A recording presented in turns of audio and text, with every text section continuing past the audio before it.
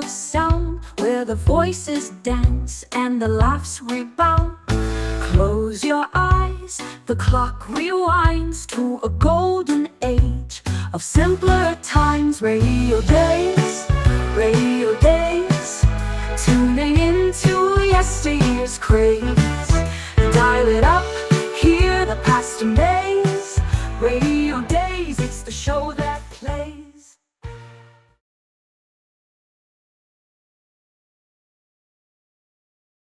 On a crooked little street in the kingdom of Once Upon a Time, there lived a pat-a-cake baker man. He was the best baker in the land. Children came from everywhere to look in at his windows and sniff at the odors that oozed from his kitchen. I want a cinnamon bun. I'll take a macaroon. I'd like some chocolate cake. I want it soon. Pat-a-cake, bake your man. Bake as the cake as fast as you can. Fill it with something good to eat and make it extra sweet. Pat-a-cake, bake your man. Hurry up, fill the pan. We've got a penny and a Sprite and you. We've saved it up for you. We can't wait all day. Our temperature is rising, and it is not surprising. For we want a patty cake right away. Patty cake, bake your man. Bake us a cake as fast as you can. Give 3 cheers and clap your hands for the patty cake baker man. Strawberry shortcake, huckleberry pie, coconut cookies, mini oh my. Jello whipping, yum, yum, yum. Yay, pour that stuff. Sugar? Yay. Spice? Yay. Vinegar and lemon? Yay. Put vanilla in it? Well, I guess we want a patty cake to be like that. Yay! We can't wait all day. Our temperature is rising, and it is not surprising. For we want a patty cake right away. Patty cake, baker man. Bake us a cake as fast as you can. Give 3 cheers and clap your hands for the patty cake baker man. Yay! Patty cake baker man. Yay! One day, an odor of hot, fresh gingerbread came drifting out of the bakery shop, calling the children for miles around. And the pat-a-cake baker man had an idea. I've a little dough left over. I'll bake a gingerbread boy and surprise the children. And he did.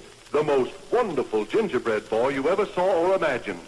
With raisins for eyes, a cherry for a mouth, and little currant buttons marching up and down his little brown coat. But the baker man had no sooner popped him into the oven than a voice was heard crying. Let me out of here. Let me out. It's hot.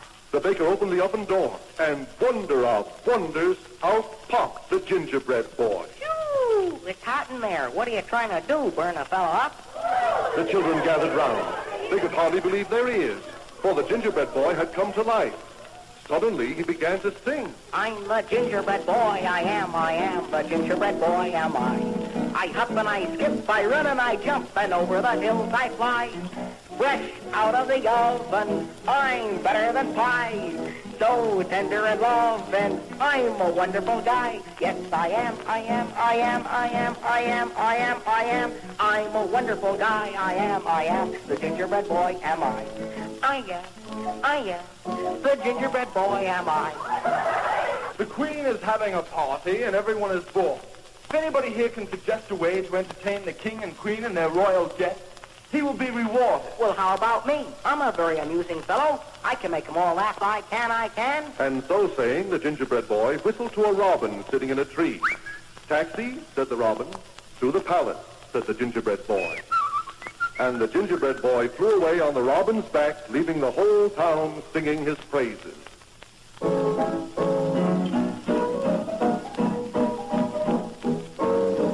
gingerbread boy was the cutest rookie cake in the town. The gingerbread boy was the rookie with the top coat of brown. Sweet little fish, everyone wish they could always have him round. He knew what to do to make Mr. Blue fall right down on his crown. The gingerbread boy went to calling on the King and the Queen. The gingerbread boy had the swellest time that he ever seen. He made a whole game, he told them to play. They made it with him today. And you can bring joy if you're happy as the sweet little gingerbread boy. Palace, the gingerbread boy walked right up to the King and Queen and said, I've come to cheer you up. Get ready. 1, 2, 3, Smile. When they saw his raisin eyes, his cherry mouth, and the little currant buttons marching up and down his little brown coat, they began to smile. They chuckled. They laughed. They screamed. They roared. Mr. Ginger went to court, saw the knocker on the door, said, I never knock, I boost. They began to roar. The king stepped out upon the floor, said, what are you laughing for? No one knew the answer, so they all laughed some more. Oh, they laughed, ha, ha, ha, ha, ha, ha. They laughed, ho, ho, ho, ho. They laughed, they wouldn't let him go. Oh, they held their sides and rolled their eyes. They shook from head to toe. They laughed, ha, ha, ha, ha, ha, ha. They laughed, ho, ho, ho, ho. Oh, they laughed, ha, ha, ha, ha, ha, ha. They laughed, ho, ho, ho, ho. They laughed, hee, hee, hee, hee, hee, hee. They wouldn't let him go. Oh, they held their sides and rolled their eyes. They shook from head to toe. They laughed, ha, ha, ha, ha, ha, ha. They laughed, ho, ho, ho, ho. The Queen's party was a huge success, and the king was so pleased, he made the gingerbread boy Knight of the Cookie Jar and invited him to live at the palace. But the gingerbread boy said, No, thanks. I'd better go back to the bakery shop. There's no place like home. and the robin carried him away just as he'd come. And when he got back to the baker's shop, the patty-cake baker man had just finished baking the loveliest sugar dolly, and the two of them fell in love at sight. And one night when the lights were low in the bakery, they were married. And all the cookies and cakes and the pies and donuts, too, joined the celebration in a grand cake war.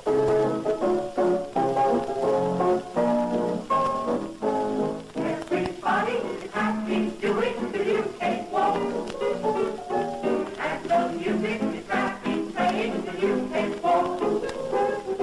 When that rhythm starts, the chug, chug, chug, and my feet cannot refrain.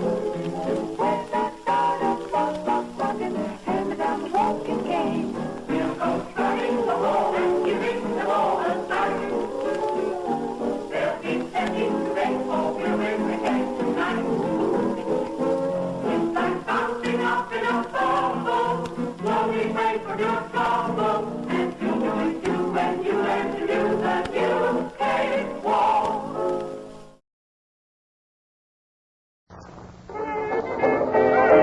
Sam, just leave that one on a while so the kids know how well off they are today.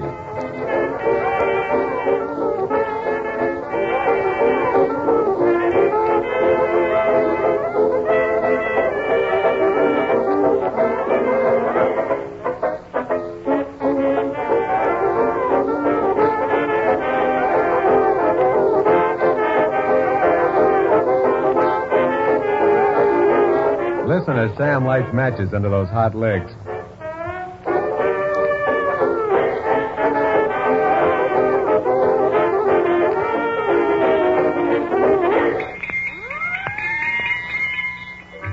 Is that the Ed Wynn show?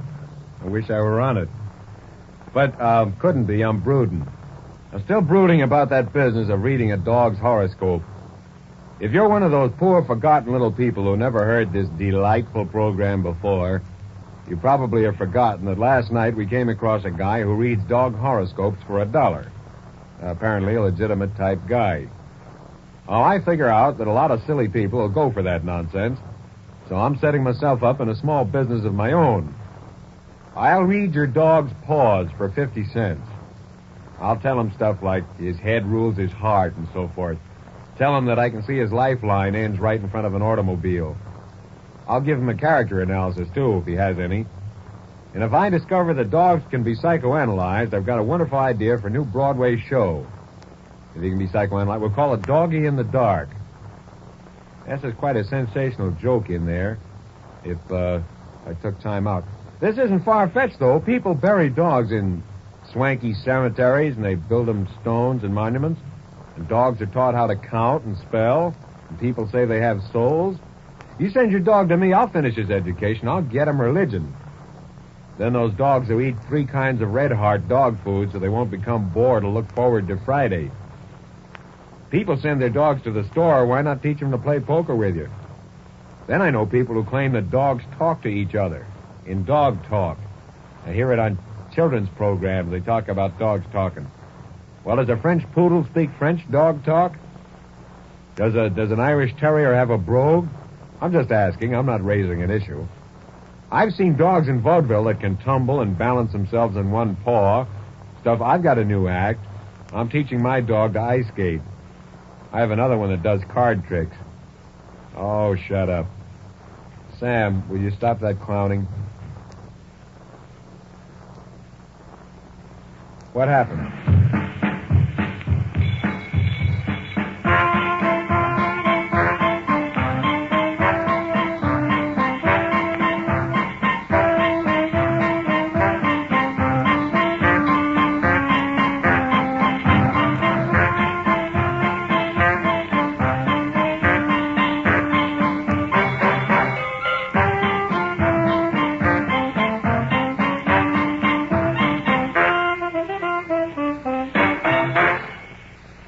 We won't mislead you. That ain't Castellanos.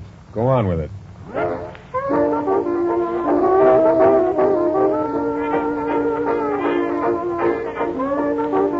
I suppose that ain't, but this is? Is that all? Are you through? Okay. This brings us to our serial. I'm glad you're finished, Sam, because now I can present my new serial, which we're just reviving because now I can sing the theme song for it. Haven't written the theme song, but it goes something like, "A life is thrilling, a life's divine." That goes something like that. His new serial is entitled Violet Ray, the true-to-life story of a woman's fight to be allowed to meddle in other people's business so that the story can go on forever. What a serial this is, folks. Why, in the first 2 weeks alone, there are 3 marriages, 2 divorces, 1 baby, a murder, a courtroom trial, a crooked doctor, that's crooked in there, a crooked doctor, a scheming lawyer, 2 funny detectives, a rich uncle, and through it all, one woman's fight to be allowed to meddle in other people's business so that the story can go on forever. This brand new series is sponsored by the makers of 3 Bell cigarettes, the cigarette that is 30% wider so you can get a grip on it. Now, originally, we made these 3 Bell cigarettes 20% longer so that the smoke would travel further and be cooler. But we found that as soon as you'd smoked off that extra length, everything was just as hot as before. So now we present 3 Bell, the 30% wider cigarette. Of course, there's no more tobacco in these cigarettes, but we just made them flatter, but they fill up more of your mouth, longitudinally. We have special matches to go with them. The matches light lengthwise. 3 Bell cigarettes are the result of having 9 architects work for 4 months to perfect their ultra-modern design. On land, in the air, and on the sea, you will find people, airplanes, and fish, respectively. And now, Violet Ray, the soul-searing drama of one woman against everything. Her chief trouble being that she's always a bride and never a bridesmaid. She's been married 7 times. And she's worth $84. That's what's left from her first husband's insurance, which took care of her and the next 5 husbands for a while. Her present spouse is in Chicago, Illinois. He's writing radio serials. He lives in a room that's been cork-lined and keg-lined to retain his natural corn flavor. As our scene opens today, the curtain catches on something after going up only a foot, and we can only see the actor's feet. The brown shoes turn left and say something to the high-heeled pumps. Can't hear any of the dialogue at all. Tune in tomorrow. Maybe we fix curtain. Tune in right now and hear transcription.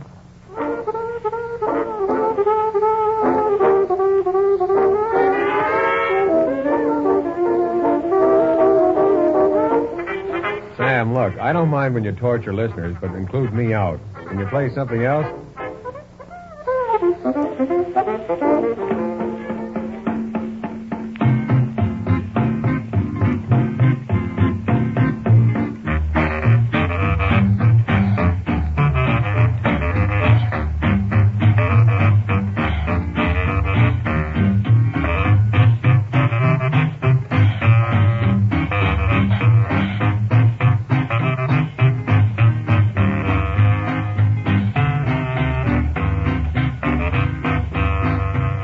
That's what radio needs, boy. I'm surprised.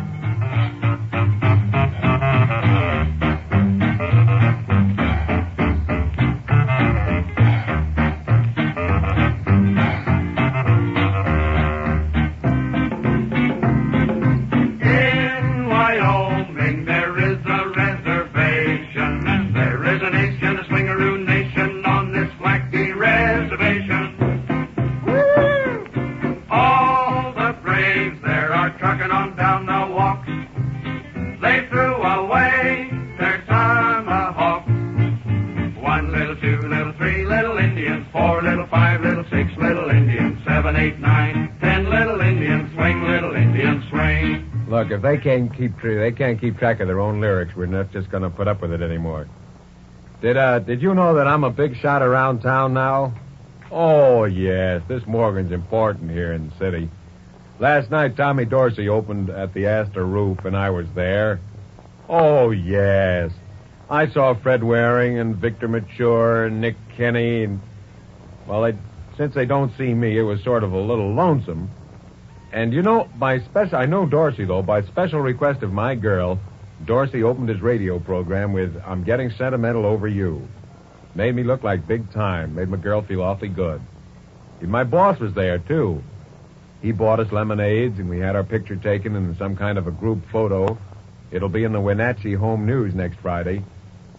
We saw Citizen Kane last night, too. Moving picture. Fine picture. Has 5 kinds of Orson Welles in it. Strawberry, chocolate, lemon, Don Wilson. They say it has something to do with Hearst, but I don't think so. I think it's about Orson. Orson as a child, Orson as a young man, Orson running for governor, Orson making speeches, Orson in love with himself. Directed by Orson, produced by Orson, written by Orson and another guy. The only thing he couldn't figure out was how to be in the picture and do the photography, too, so they had Greg Tolan do it. Kidding on the level, though, the biggest kick I got out of the whole thing was thinking how silly Hollywood must feel. Does Hollywood take this show, Sam? I'll soft pedal the rest of it. But no kidding, they must feel awful. After the terrific razzing they gave that guy, they must feel the way I do when I get my paycheck. That sudden bump in the head. It so happens, wise guy, it's a great picture. You know, I never said that before about anything. Even my father liked it, and he hasn't liked a picture since the great train robbery. By the way, my father sells insurance. Anybody care? Sells a very good brand of insurance. It'll last your lifetime. That's your lifetime, if you want me to explain these things. This brings me to the time when I got good and tired of doing radio programs for little money and for people who didn't care about anything but Fred Allen. So the next scene is the one in which I lock the door and turn on all the gas jets while Sam turns the theme on.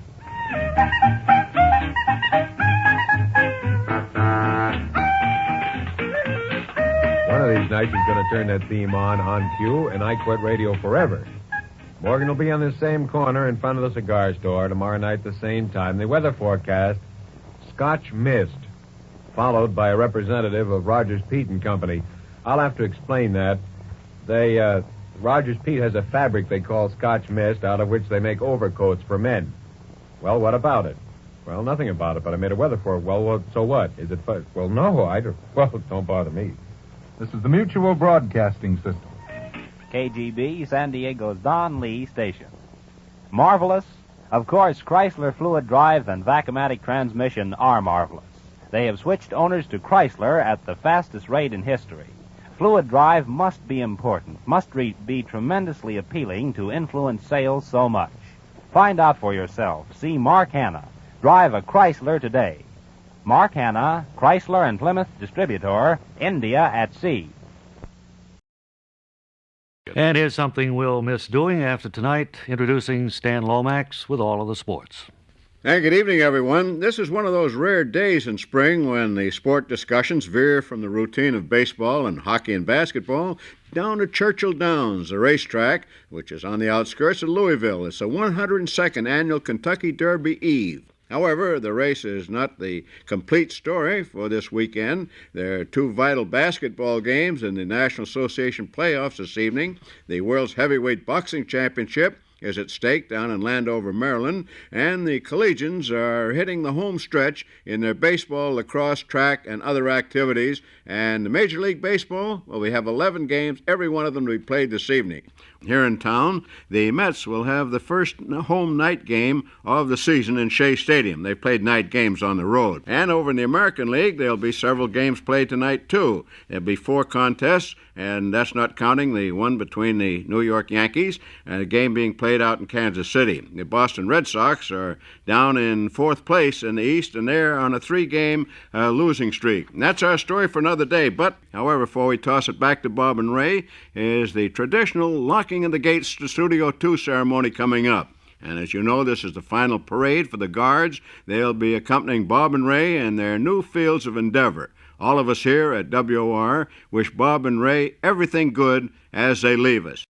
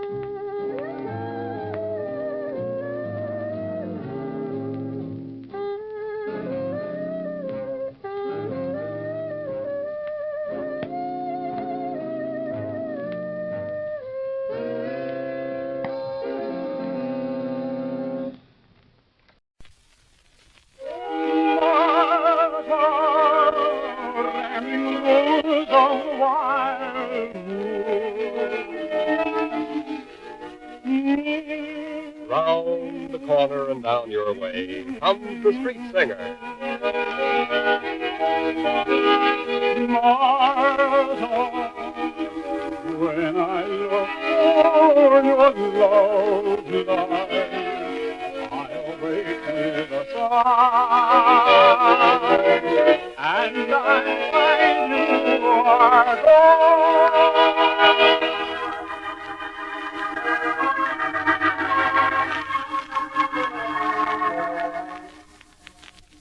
Romance is in the air.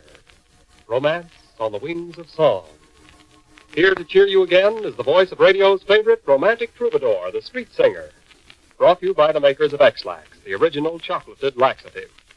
From beautiful thoughts and beautiful places he has gathered his melodies, and he offers them to you as a token of friendship.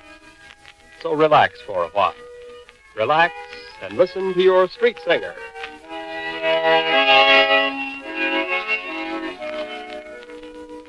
Sing me a song of the island, my serenade that the trade winds know. Sing me a song of the island, where hearts are high when the moon is low, where rippling waters seem to say, aloha, we are away. Bring me the fragrance of ginger. Strum your guitars while I dream away. Sing me a song of the island.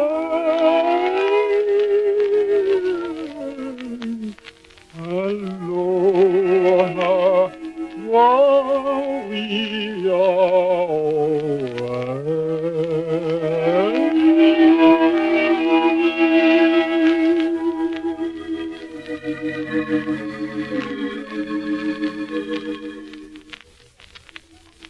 One of the most difficult problems any mother has to face is to get her children to eat properly. Some youngsters never seem to get enough. They keep stuffing themselves all day long. Others just nibble at their food, hardly eating enough to keep a bird alive. How much simpler life would be if children would only strike a happy medium and not go to these extremes. Yes, and extremes are bad in other things, too. Take, for example, the laxative you give your children. Some medicines are too strong, others are too mild, and then again there are many that really taste bad. Now, if the laxative you've been giving your kiddies is either too strong or too mild, or if it's unpleasant to take, treat them to X-Lax, the happy medium laxative. X-Lax is not too strong, not too mild, it's just right. Besides that, X-Lax is a real pleasure to take. It tastes just like swelled chocolate. As a precaution, X-Lax should be given only as directed on the label. Only 10 or 25 cents at any drugstore. X-Lax, E-X-L-A-X.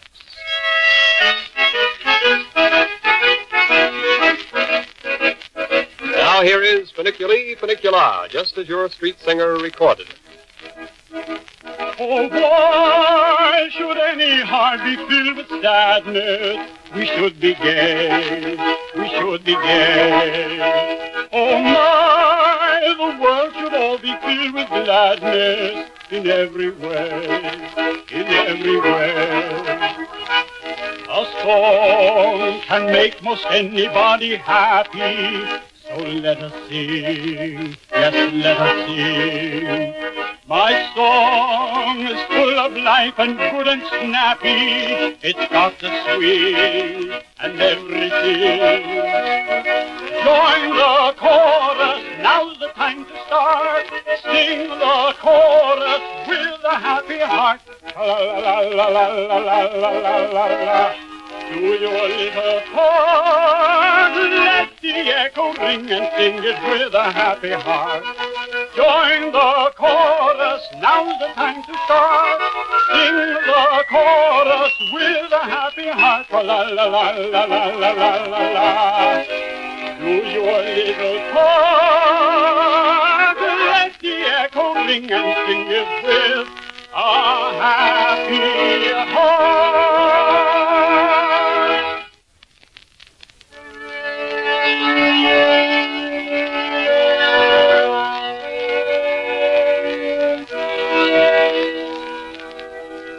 Of all the songs ever written to express a lover's yearning, I know of none more plaintive than Carrie Jacobs Bond's Just a Wearying for You.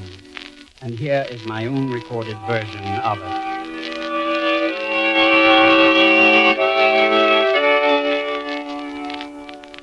Just a wearying for you, all the time a feeling blue, wishing for you, wondering when you'll be coming home again. Restless, don't know what to do. Just a weary for you.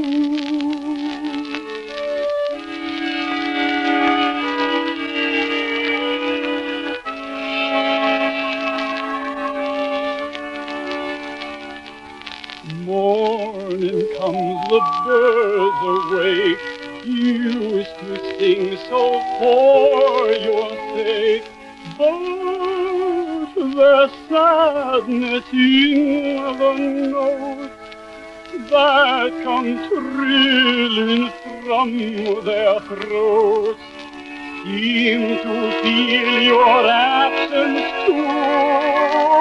Just a weary for you.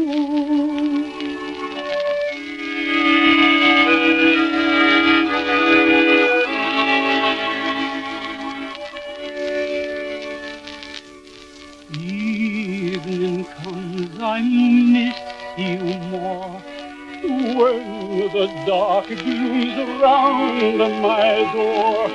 Seems just like you ought be there to open it for me. Latch goes tinkling, thrills me through, sets me weary for you.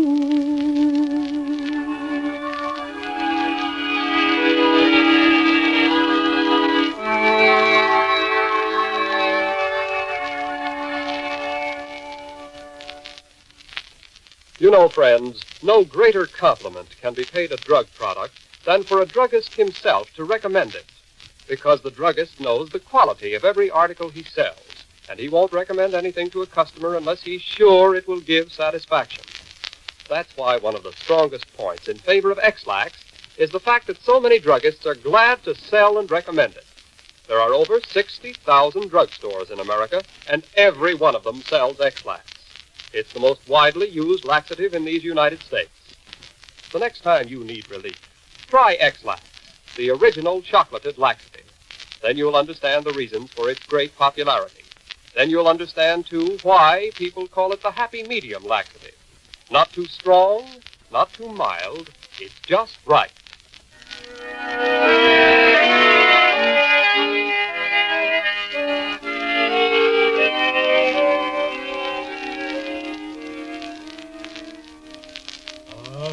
A pretty girl is like a melody that haunts you night and and day, just like the strain of a haunting refrain. She'll start upon a marathon and run around your brain. You can't escape.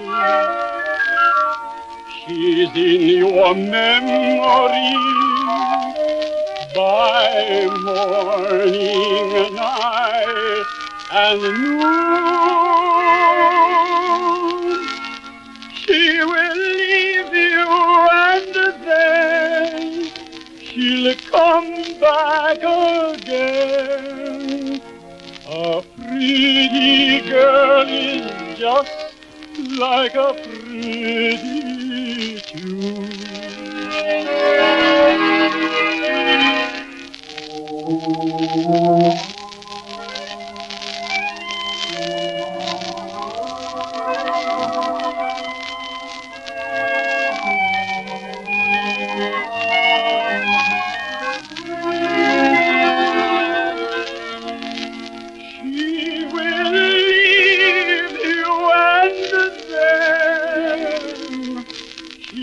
Come back again. A pretty girl is just like a melody.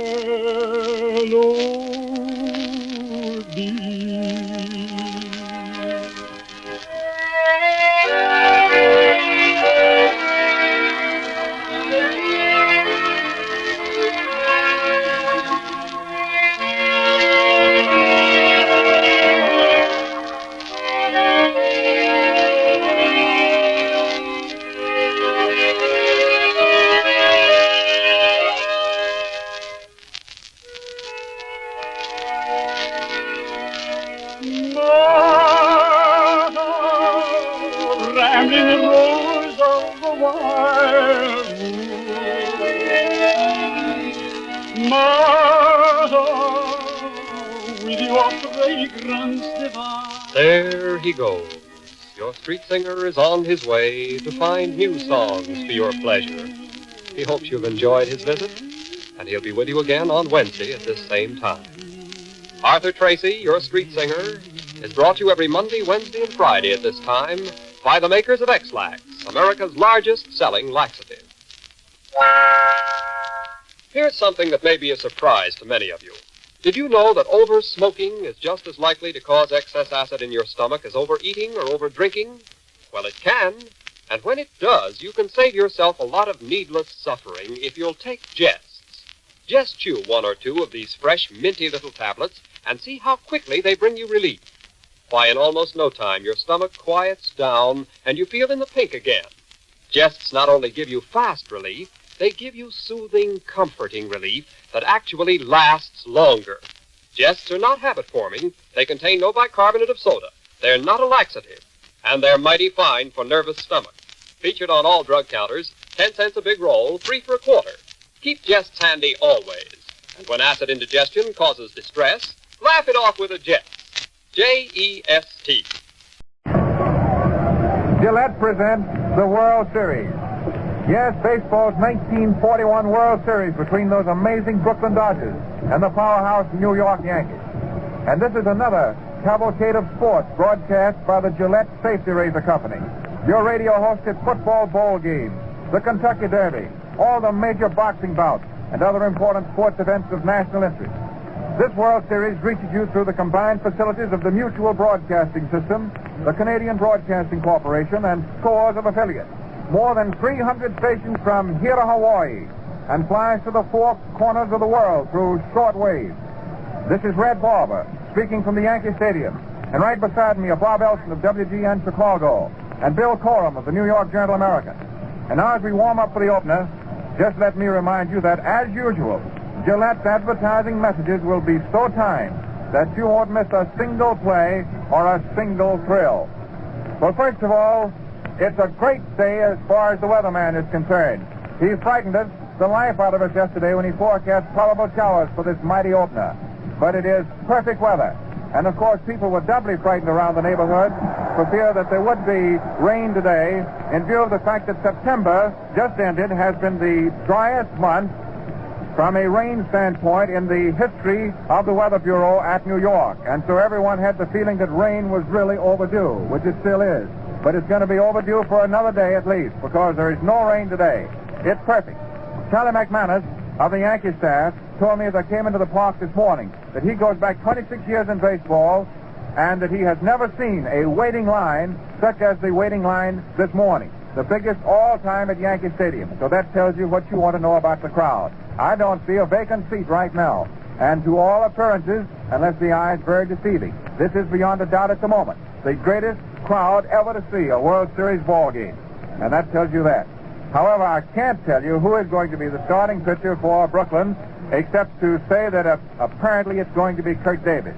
Leo DeRocha is persisting in his policy, as he said, of waiting till the last minute before he reaches into the pickle bat. And this is the moment. Here is Davis walking right out in front of the Brooklyn dugout now to start warming up with Roy Spencer, the bullpen coach and catcher. So it is going to be Kurt Davis, and that's definite. Of course, you wish to know the lineup. And as Red Ruffing comes out for the Yankees, and Kurt Davis comes out for the Dodgers. Here they are. For Brooklyn, the visiting club here at Yankee Stadium. It is Dixie Walker leading off in right field. Billy Herman playing second base. Hitting third and winning the batting crown for the league in his first full season up, Pete Reiser. That name is R-E-I-S-E-R, Reiser in center. Dolph Camilli, the home run leader of the league, and the leader in runs batted in, batting fourth. At first base, Joe Medwick in left field. Hitting sixth and playing at third is Harry Labaghetto. Pee Wee Reese is at short. Mickey Owen is to catch, and Kurt Davis, who won 13 and lost 7, but was dynamite down the stretch. Davis is to start. For the Yankees, it's the regular batting order. Sturm leading off, playing first. And this is quite a climax for him at the end of his first rookie season up. Red Rolfe, underweight, but Red, in his own words, says he's ready. And as Red goes on to say, he wouldn't be out there if he wasn't ready. Rolfe at third. Tommy Henrich, Henrich. It's pronounced as though there was a K on it. Henrich in right field. And the matchless Joe DiMaggio. Well, if we start talking about his record, we'll be talking until tomorrow. DiMaggio in center field. Charlie Keller, and he says that ankle is perfectly all right. And an important point about the ankle is that it is not the ankle on his pivot or power foot. Keller in left field. Bill Dickey is catching, hitting sixth. Then comes Joe Gordon, great second baseman, and probably just as great a tumbler. Gordon at second.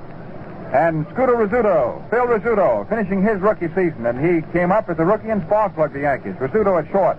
And Red Ruffing, who's won 5 and only lost once in World Series competition. And so those are the batting orders and the starting pitchers. The weather is great. The crowd, well, you couldn't get any more in. And now, with a great deal of pleasure, I give you Bill Coram of the New York Journal-American. William? Okay, Red, and thank you a lot.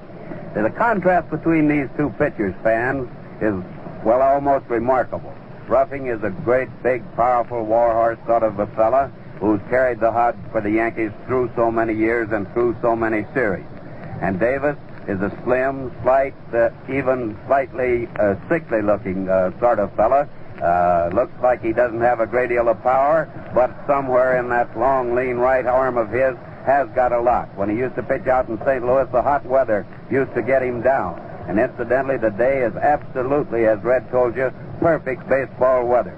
All sign of rain has disappeared. There's no question that this is going to be the biggest crowd that ever saw a World Series ball game. The Yankees are out there now taking infield practice. Ruffing is warming up.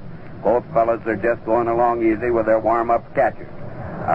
Talking to Judge Landis last night, who is Mr. Baseball in my book, in my opinion, and who is the man who saved this great national game, along with Babe Ruth, the old fellow who stood alone and hit so many homers in this stadium in baseball's time of trial. He was saying that everybody comes to these series, and there are so many important people, so many dignitaries, and so many celebrities that he just wished we wouldn't try to name them because we'd be leaving somebody out and we wouldn't have the time. I see no reason, however, not to tell you that the world's heavyweight champion just walked in and took his seat down there, and he is one undoubtedly of the greatest baseball fans in this whole country. got a softball team of his own called the Joe Louis Bombers, and tried to play first base for a time. And when he came back here a couple of years ago to train for a fight, I was talking to him. He told me how the team had gone and how many games had won and how the hitters were. And finally, I said, Joe, what was your average? And he kind of looked ashamed, and he hung his head down, and finally said, well, you wouldn't put this in the paper, would you, Mr. Bill? And I said, no, Joe, if you don't want me to. He says, I batted 190. So that's the kind of a hitter he is with a baseball bat, but then he doesn't need a baseball bat. Now we're going to be into this ball game in a very short time. There's another little story, however, that I might slip in here about Louis, because it leads to something I want to say about one of these rookies in this series. Once in a big fight of his, I went into the dressing room after it was over, and it had gone about 11 or 12 rounds, and Louis had won, of course. And I said to him, Joe, that referee did a wonderful job tonight. He said, Mr. Billy showed his. Said, what was his name? Which shows you what he thinks about those things. And there's a kid playing center field for Brooklyn here today that has that same disposition.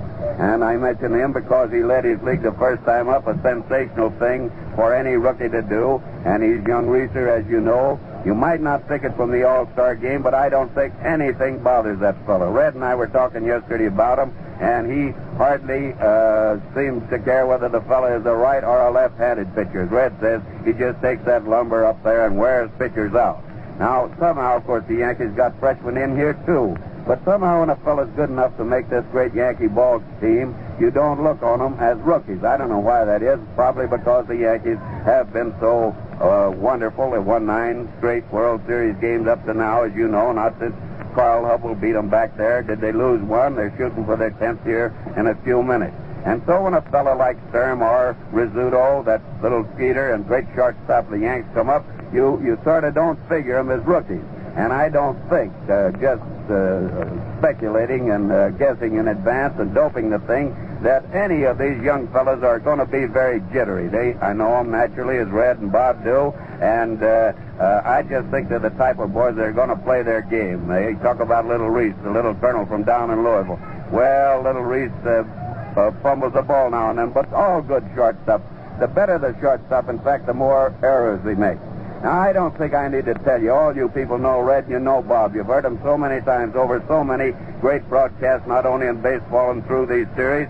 You're going to get the best possible report. In 1 second, I'm going to turn them back to you. We at Gillette are simply here to report these games as they happen, and we're going to just do the best job we can. And as far as Red and Bob go, I know it's going to be an absolutely perfect job. And Red, I want you to take it back now and take a little bow on that, and I'll be seeing you after the game. Well, thank you, Bill Corum. Any bows I take for Bob Elson right along.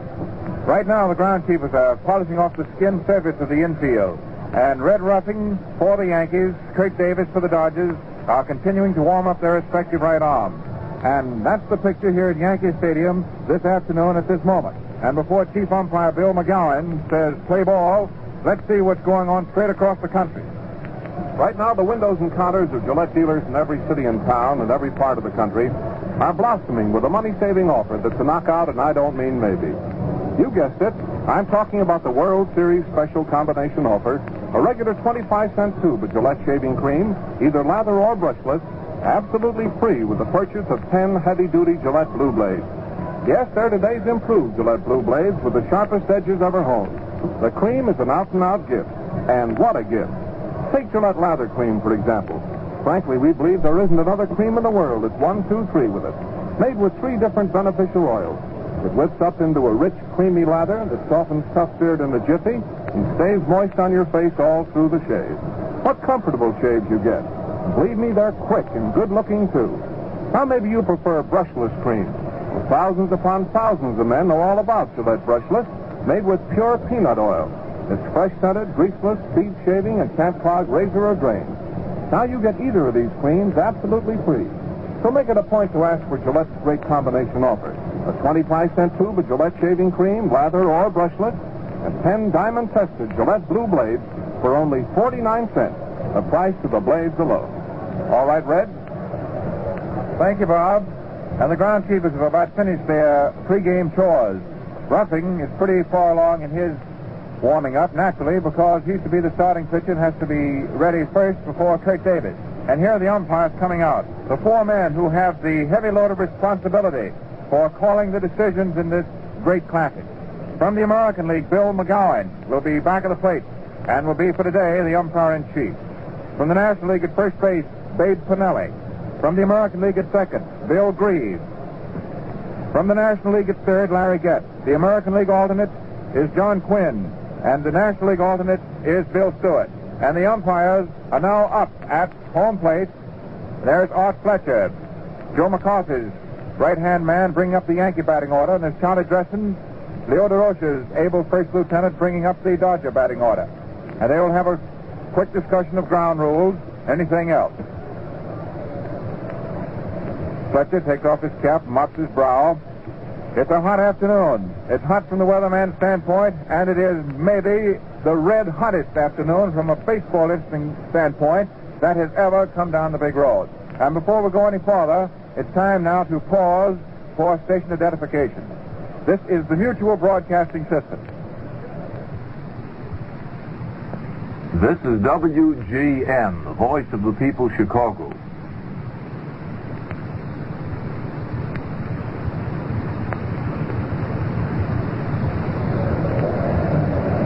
The umpires and the respective coaches are still continuing their conference up at the plate. I see that Bill McGowan is waving with his right hand down the right field foul line.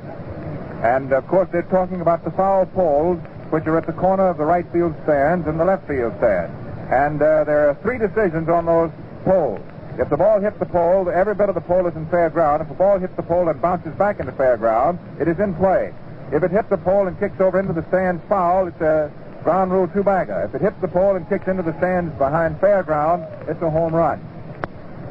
The groundskeeper's still working around, setting their attention right now on the rubber. The distances here at Yankee Stadium, 296 feet right along the right field foul line, 344 out to right center. To deep center field, 461. To left center field, 457. And right inside the left field line, it is a shade more than 300 feet. In other words, it's close just inside each foul line only, and a little closer on the right field foul line. Bob Elson moving into the microphone with a great deal of pride and pleasure. I give you Bob Elson from WGN Chicago for the first half of the action. Bob? Thank you very much, Red. Well, friends, as Red has already told you, it's a perfect day, and while the umpires are talking to the coaches down here, I want to tell you something about these two starting pitchers, Red Ruffing and Kurt Davis. Ruffing, the veteran of McCarthy's pitching staff, came into baseball as long ago as 1923 with Danville. He was born in Granville, Illinois, May the 5th, 1905. It was 1930 that the Red Sox traded him to the Yankees. Once established with a pennant-winning team, Ruffing became one of the standout right-handers of the majors. Big Red enjoyed 4 amazing years, from 1936 through 1939, winning a total of 82 games in that period and never dropping under 20 for a season. His chief stock in trade is his fastball, and it's a honey with a slider variation.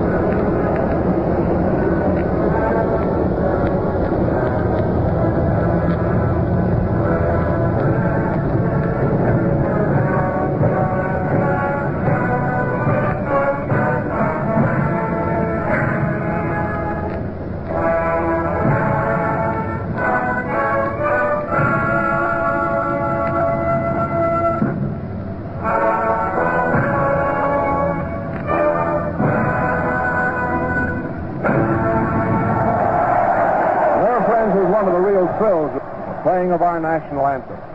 I imagine it was just as much a thrill to you and your radio wherever you happen to be listening as it was to all of us 70,000 standing here in Yankee Stadium in New York. We're all set now for the first game of the series. I want to tell you something about Kurt Davis, who's pitching for the Dodgers. He's a right-hander. He was born September the 7th, 1906. He's a spot pitcher deluxe. Lean, lanky Davis.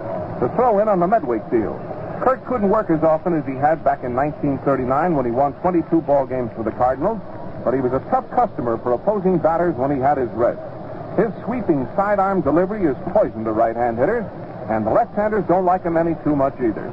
Kurt is known, you know, as the strong, silent man of the Dodger pitching staff, but he's a very genial fellow once his interest in the subject is aroused. We're all set. The umpires are still down here at the home plate. I believe that Bill McGowan of the American League is going to be back at the plate. Dave Pinelli of the National League at first. Greavy of the American League at second. And Getz of the National League is at third. It's a beautiful day. It's just about as perfect a World Series day as we've had.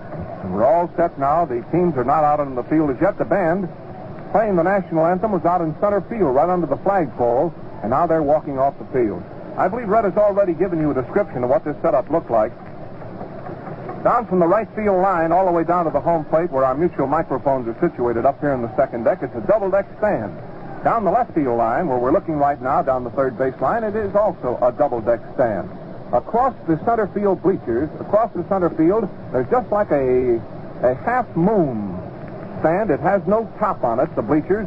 It goes all the way across left field to center field and all the way across right field to the right field foul line. It's a beautiful layout, Yankee Stadium. We're all set now for the first game of the 1941 World Series.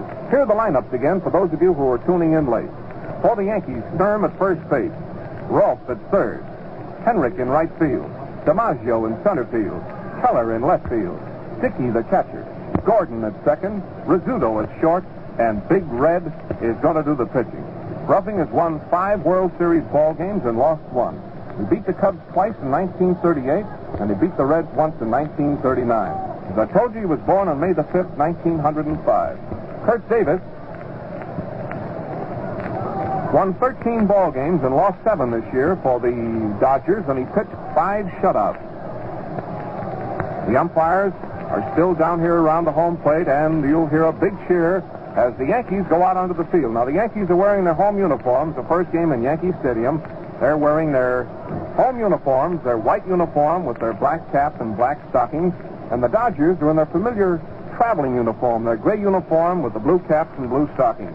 There's a last-minute huddle in each one of the dugouts. The Brooklyn dugout is down here to our right in back of first base. And the Yankees have their own home dugout, which is behind third. Red and I are in a wonderful point of vantage here, fans, to tell you, fans all over the world, about this World Series. I could almost drop a pencil right here and would almost touch home plate. There the Yankees go onto the field. Listen to that cheer.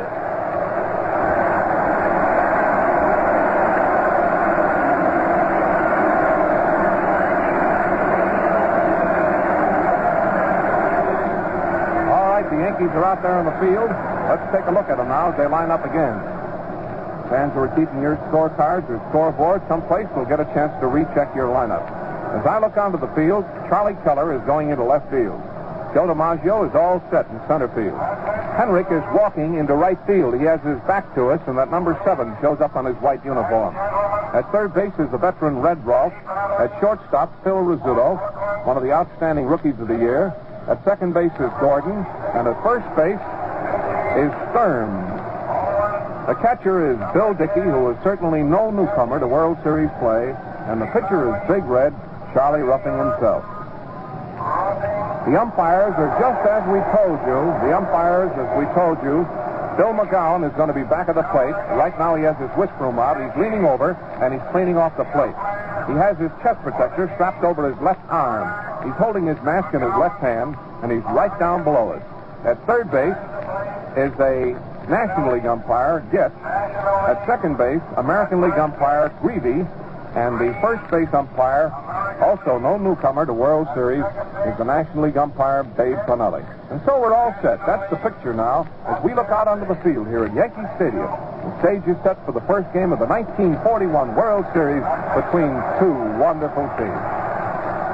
First man to bat for the Brooklyn Dodgers is standing outside the batter's box. It's Dixie Walker, their right fielder. This year he hit 311, and he drove in 71 runs. We'll give you these figures the first time down the batting order. First time down the batting order for the Yankees and for the Dodgers. We'll give you the batting averages, and we'll also give you the number of runs they drove in for the year. And so you'll have just sort of an idea of what they've done coming up to this World Series game. All right. Walker has stepped into the batter's box. McGowan is slipping his mask over his face. Now he's strapping on that chest protector. The infielders are ready. The outfielders are swung off. DiMaggio is playing. Now he's starting to move a bit. He was playing off a bit into right center. He's playing a dead center. Hendricks is playing a normal right field. And the left fielder, Keller, is playing just a few feet to the left field line. Walker is the notorious left field hitter. I mean, for a left-handed hitter, he can hit as well to left field as anybody in baseball. Here's the first pitch. It's a ball, a little bit too low that time. Ruffing threw in a fastball that was just a little bit too low, and it's ball one. This Ruffing's cheap stock in trade, of course, are his fastball. He's got a good slider, and he's got a swell curve. He's all ready. Here's the pitch. There's a ball. It's low again. The pitch was in just a little bit too low. The umpire, Bill McGowan, went way down to take a look at it. And so there have been two pitchers now in this first World Series game. Walker has not offered at either of them. Nobody on, nobody out. First half of the first inning at New York. And the World Series is underway. Ruffing gets his sign. He starts that slow windup. Here's the pitch. There's a ball. It missed the corner waist high. Ball 3 for Walker. Charlie Dresden is coaching over at third base for Brooklyn. And Lippy DeRocher, the manager of the Dodgers, is coaching at first. Brooklyn wearing gray uniforms with blue caps and blue stockings, the Yankees in white. Ruffing is 3-0 count. Gets ready. Here's the pitch. It's a ball. Walker walks on 4-pitch ball. Walker walked on 4-pitch balls, and only one of them was close. That was the third one, that waist-high pitch, you remember, that just missed the corner. The other 3 were definitely balls. Now the next man to bat is Billy Herman, the former Cubs captain and second baseman. Hit 285 for the Dodgers and drove in 40 runs. Billy's been one of the main cogs in this Dodger drive. He's up in there now with a teammate on first base and nobody out in the first half of the first inning. Walker content with a very short lead off. Here's the pitch. There he goes down, a hit and run on the first pitch, and he bounces one down to the third baseman, Rolfe, to play to first. He's out. He's out at first base. Rolfe to Sturm. The hit and run was put on the very first pitch. Billy Herman hitting the ball down to the third baseman, Rolfe, who came in fast and threw him out. And so Brooklyn has a man in a scoring position. Walker is out on second, and the next man to bat, the National League's leading hitter, Petey Reeser, who hit 343 and drove in 74 runs.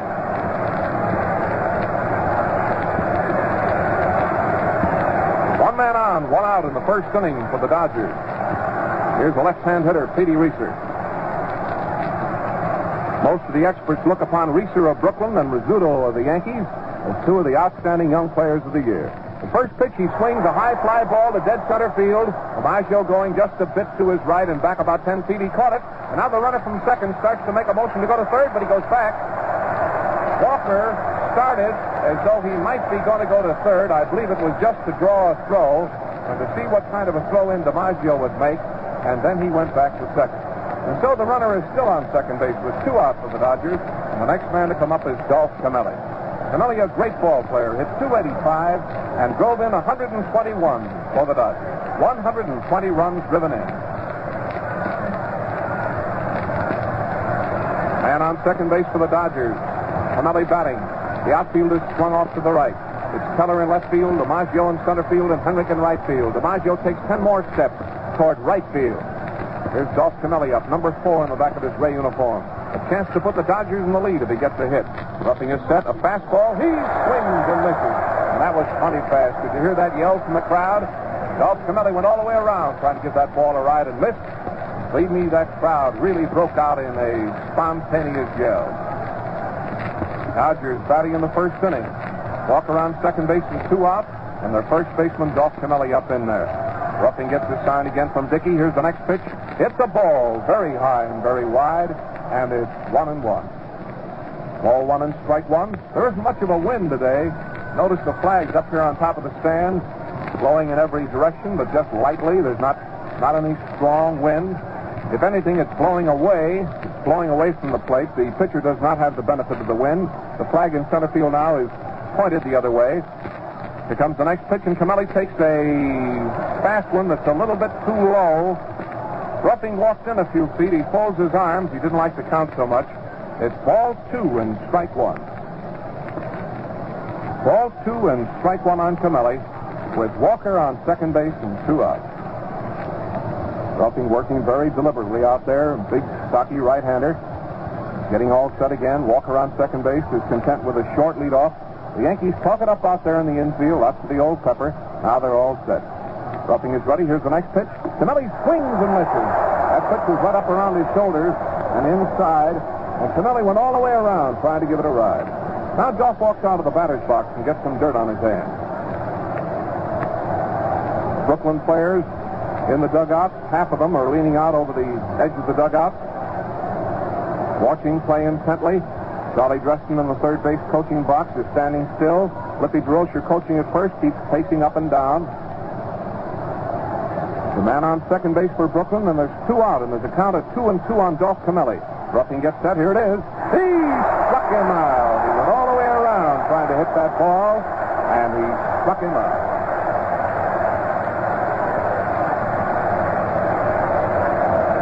And so, friends, in the first half of the first inning of this ball game, the first game of the World Series, Walker walked, Herman bounced to Rolfe, Reeser flied to DiMaggio, and Camelli went down swinging. So it is no runs and no hits as the ball game goes into the last half of the first inning, and now the Brooklyn team is going onto the field. There's little Petey Reeser going out to center field, putting on his sunglasses, getting his cap on. Going into left field is Joe Medwick, a veteran World Series play. Going into right field is Dixie Walker, who's played great ball for Brooklyn all year. And around the infield for the Dodgers, Lavagetto is playing third. Reese is playing short. Billy Herman at second. Camelli at first. Owen is catching, and Kurt Davis, a slender right-hander, is doing the pitching. I told you before that Kurt Davis is what is known as a real low ball specialist.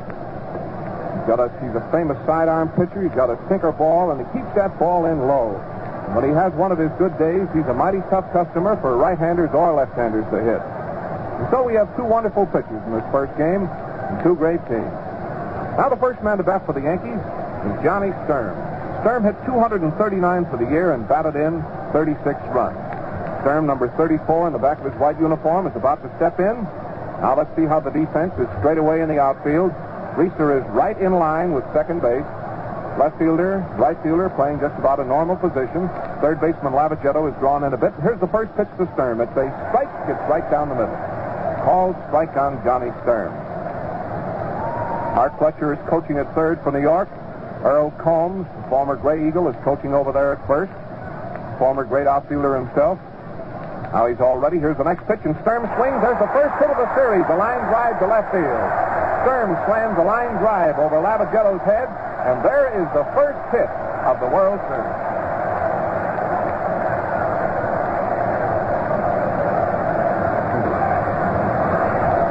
Now the next man to come up is Red Rolfe, the left-handed batter.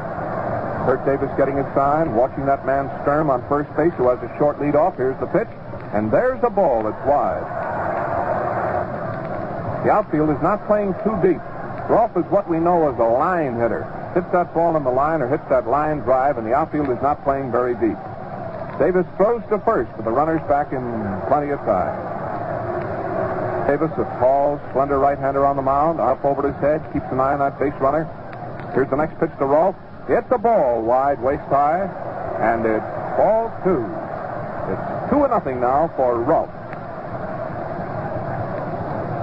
The umpire back at the plate today is Bill McGowan of the American League. Lavagetto steps in a few feet at third base. Sturm on first base, edging off again. Nobody out. Here's the pitch. There's a swing and a ground ball to Camelli. Camelli makes the play at second base. It is out at second. A very close play over there. Camelli threw that ball to second base where Reese was covering, and it was a forced out on Sturm, and it was a very close play. It was a bouncing ball down the first base line to Camelli, and even though that runner was well down to second base, Dolph took a chance, and he got him at second base on a very close play. 1 out.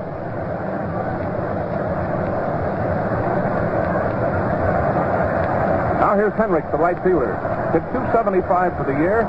Yankees have a man on first base with 1 out in the last half of the first. There's no score in the game. Davis is ready. Here's the pitch. A beautiful curve and around his knees, and it's a called strike. The outfield is swung a bit to the right. The center fielder, Reeser, is beat. He's moved back for Henrich. He's off a bit to the right. Now somebody's wig-wagging from the Brooklyn dugout and motioning Medwick to move over a bit toward center field. And so they're playing Henrich as a right field hitter, as a pull hitter. Davis is ready again. Here's the next pitch. There's a curve, and he hits the ground ball down to the second baseman. Over to second base, out, back over to first. He's safe. No double play. The play went from Billy Herman to Reese Cicchinelli. The play at first was not close. So there's 2 outs.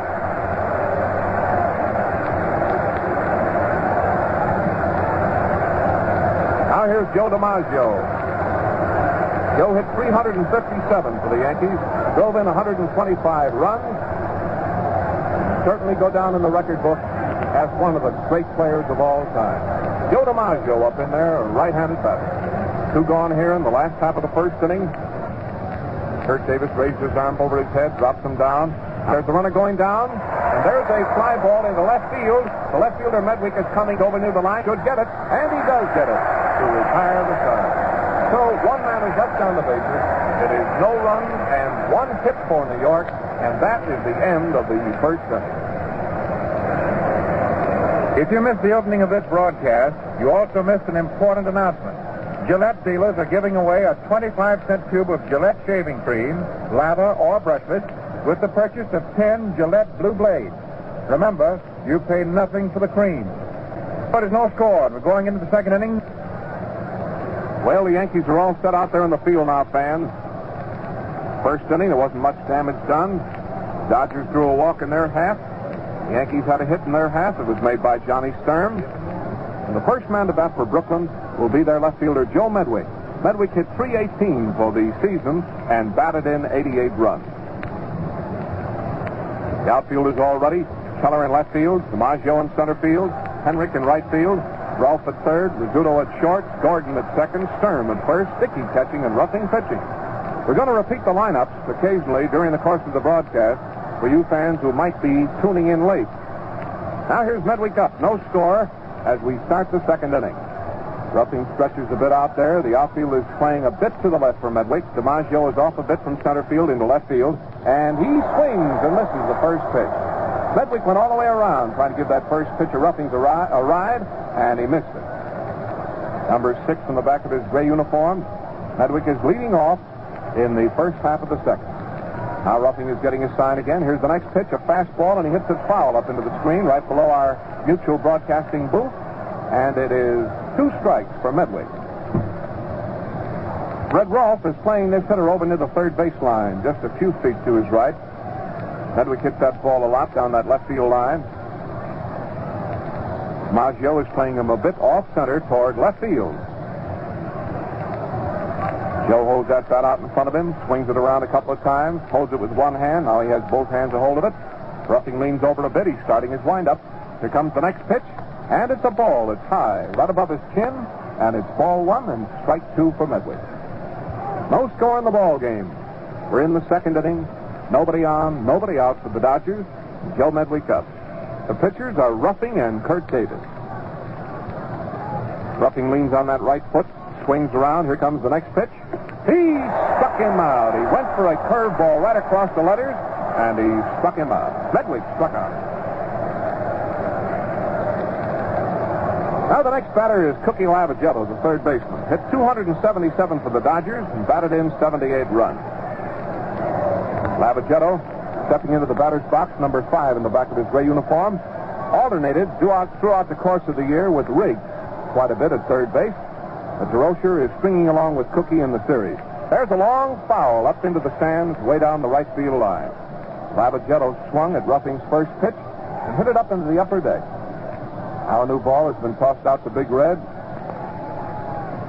Walks around out there, has his back turned to the hitter. Now he turns around facing him. Juggles that ball around in his glove. Lavagetto in sort of a semi-crouch. Ruffing starts his wind-up again. Here's the next pitch to Lavagetto, and Lavagetto swings and misses. That pitch was right in around his waist, and Harry went all the way around trying to give it a ride, and he missed. And so it is 2 strikes for Lavagetto, 1 out and nobody on in the first half of the second. No score in the ball game.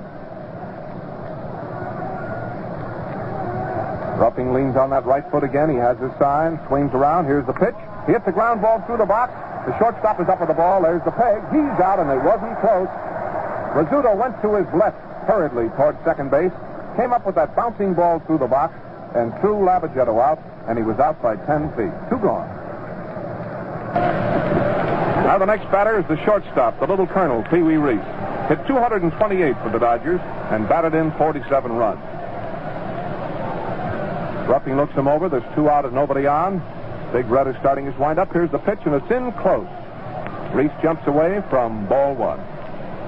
Steps out of the batter's box and dries his hands.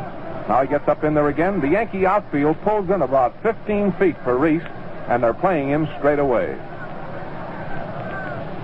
Ruffing has his sign. He starts his windup. Here's the next pitch to Reese, and Reese takes a beautiful fastball right down the middle with a lot of zip on it, and it's a called strike. It's 1-1. So far, there's only been 1 hit in this game.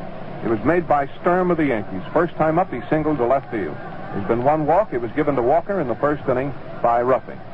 Red starting his windup. Here's the next pitch, and Reese swings, and here's a foul. It's out of play. It's up into the stands to the right, and it's ball 1 and strike 2 in the batter.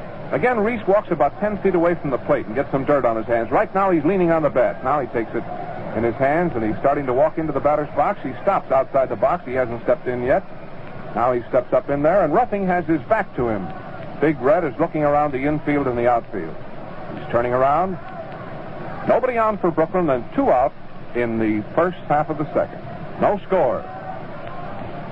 Now Ruffing, arms at his side. He's getting ready. He leans on that right foot. He's starting his windup. Here's the next pitch to Reese. It's a ball. It's in close, and it's 2-2. Ball 2 and strike 2 for Reese. Remember the second game of the series here at Yankee Stadium tomorrow, and then the 3rd, 4th, and 5th, if necessary, at Brooklyn, and then, if necessary, the 6th and 7th back at Yankee Stadium. Yankee Stadium is jammed today to the rafters. Ball 2, strike 2 for Reese. Here comes the next pitch. He swings, and there's a high fly ball into left field.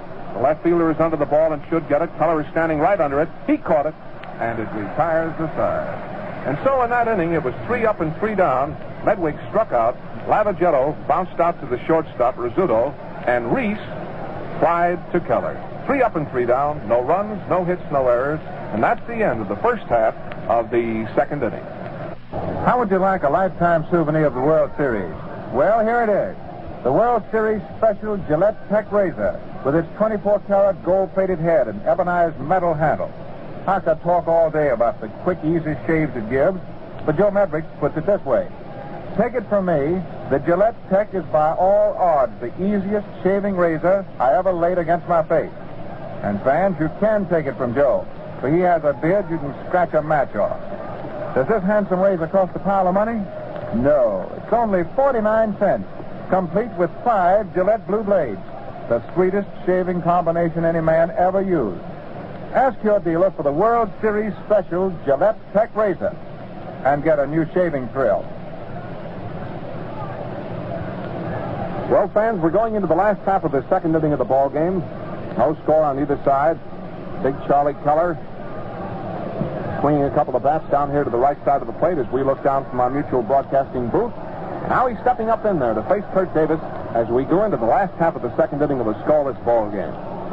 Dodger outfield is playing in deep and around a bit to the right. Keller, in this season, hit .298 and drove in 122 runs. The first pitch from Davis is wide, knee-high for a ball. Charlie, by the way, was second only to Joe DiMaggio in runs driven in. He led Joe for quite a while, but in the last 2 weeks of the season, DiMaggio caught him, and he drove in 125 and Keller 122.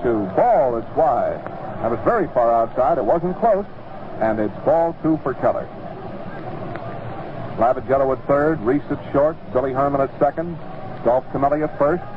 The outfield is Medwick, Reeser, and Walker. The next pitch he swings, and there's a high fly ball into right center field that Reeser should have no trouble with. It's very high. He's under it, and he caught it for the first out. Into right center field, caught by Reeser, and there's 1 gone.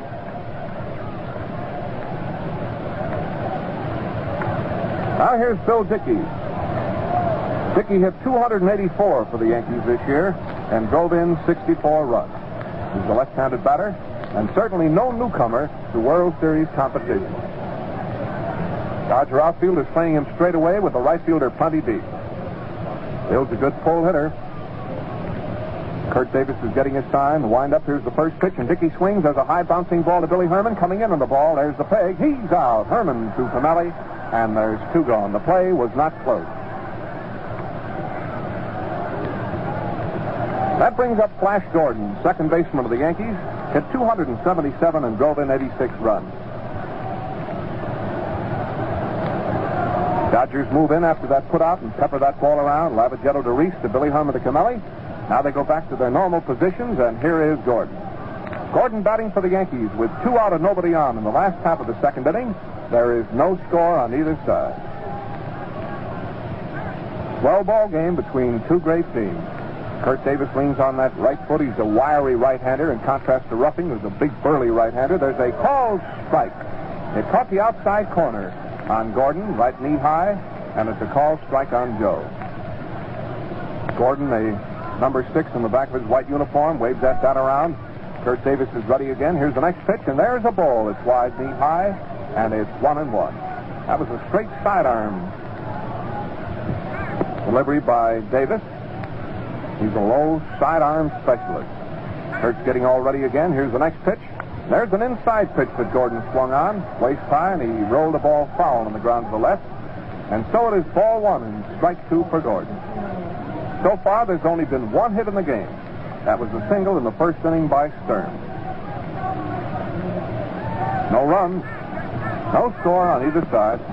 Third baseman Lavagetto is playing Gordon almost on the third baseline, just about a foot from the line. Davis is getting set. Here's the next pitch. It's a ball, very close. It almost hit him in the knee, and it's ball 2 and strike 2 for Gordon. The Dodger outfield is playing Gordon as a left field hitter. They're swung way over toward the left side of the outfield. Reeser is playing him way over in dead left center. Kurt Davis is getting his sign again. Ball 2, strike 2. Here's the pitch. A high bouncing ball is fouled down the third baseline. Fletcher gets it and tosses it back to Davis. Artie Fletcher coaching at third, and Earl Combs over at first. Gordon walks out of the batter's box, dries his hands, fidgets around a bit. Now he steps up in there again and pounds his bat on the plate. Ball 2, strike 2, 2 out and nobody on. Davis is winding up. Here's the pitch. He hits a foul. It's out of play. It's up into the stands here to the left, and it's still 2-2 in the batter. Now the Dodger catcher, Mickey Owen, takes his mask off, gets a new baseball from umpire Bill McGowan of the American League and roughs it up in his hand.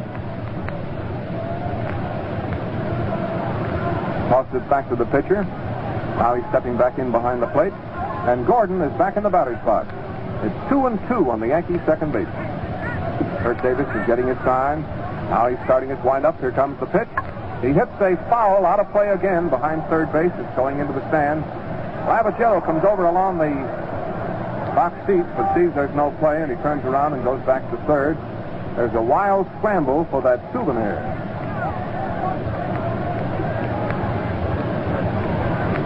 Davis is getting all ready. Practically everybody out here in the stands in shirt sleeves. It's a wonderful day. Pitcher's all set. Here it comes. He hits a long fly ball way back in the left field. Way back. It may be a home run. It's a home run for Gordon. And the Yankees lead 1-0.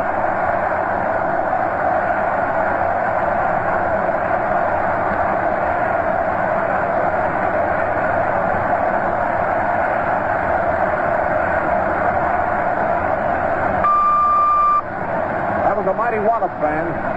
That ball went very high into the air and it went very far out. Somewhere around 365, 370 feet from home plate and way up into the stands. There was no doubt about it. It was a long home run. So the honor of the first home run in the World Series goes to Gordon. Now here's the shortstop, Rizzuto. He had a fine year and he batted in 46 runs. Score, the Yankees won, the Dodgers nothing. 2 out and nobody on in the last half of the second. Davis is getting all ready. Ball 1 for Rizzuto. Here's the pitch. He swings. There's a fly ball back into left field. Left fielder going back, turns around a couple of times. He caught it. Medwick backed up, turned around a couple of times, and he caught Rizzuto's long fly ball to retire the side. Incidentally, I want to tell you fans that on that home run by Gordon, Medwick, the left fielder, didn't move. He knew it was a home run from the time the ball was hit. And so in the last half of the second inning, the total's 1 run, 1 hit, a home run by Gordon. At the score at the end of 2 innings of play in the first game of the World Series, the Yankees won and the Dodgers nothing. Now we're going to pause for station identification. You're listening to the broadcast from Yankee Stadium in New York City of the first game of the 1941 World Series. This is the coast-to-coast network of the Mutual Broadcasting System. This is WGN, the voice of the people, Chicago. Well, this is Bob Elson talking to you again from Yankee Stadium. We're going into the first half of the third inning. The Yankees are out on the field. Red Ruffing is getting in his practice throws. The Dodgers are coming to bat. And the first man to come up is going to be their catcher, Mickey Owen. His average for the season is .231, and he batted in 43 runs. Owen bats right-handed. He's walking up now, and he's standing alongside the left side. He's standing alongside the plate on the left side, and he's watching Bill McGowan, the umpire, get out his whisk broom and clean off the plate.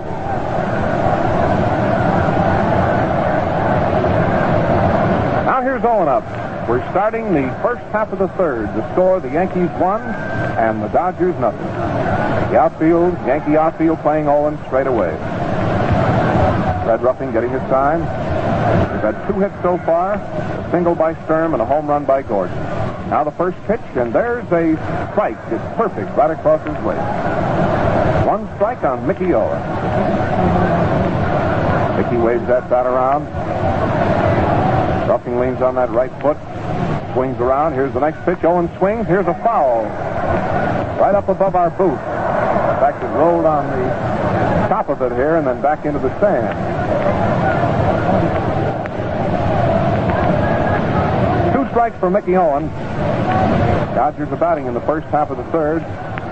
Yankees scored a run on Gordon's homer. He swings that war club around. Ruffing juggles the baseball in his glove. Now he has his sign. Starts his windup. Here comes the pitch. It's a slow one low outside, and it's a ball. Makes it 1-2. Owen stands in the batter's box pretty far back from the plate with his feet wide apart. Keeps moving that bat around a lot.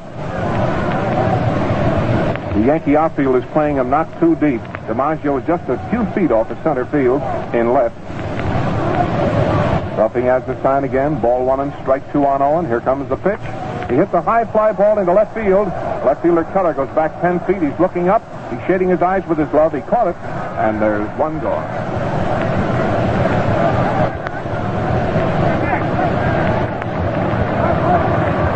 Now here's the Dodgers' great right-hander, Kurt Davis, coming out. He stops on the way out and gets the rosin bag from the bat boy and dries his hands. Davis gets a nice hand as he walks up to the plate. Going behind the umpire around to the left side, he bats right-handed. Kurt Davis. And by the way, he's a pretty good hitter for a pitcher. Here's Davis up in there. Ruffing is getting his sign. Here's the first pitch, and it's a strike call right across his knee. 1 strike. Both these pitchers having fine control out there today. Ruffing has walked 1. Davis has walked none. Red starting his windup. Here's the next pitch, and Davis swings. There's a high fly ball to left field. Keller going 10 feet to his right. Again, he's shading his eyes with his glove. Moves in, takes it, and there's 2 gone. So that's 2 putouts for Keller in the first half of the third. Now we're back to the leadoff man again, Dixie Walker. Dixie Walker stepping into the batter's box. A blue 11 on the back of his gray uniform. A left-handed batter. He walked the first time up. Steps up in there now. Batting left-handed. Ruffing is all ready. Here's the pitch, and Walker swings. There's a fly ball to left field. Keller coming over near the foul line, and he's there. He caught it. And so Keller makes all the putouts. He had to run for Walker's fly ball down the left field line. He caught it about 10 feet from the foul line after a pretty good run, and it retires the side. 3 up and 3 down. No runs, no hits, and no errors.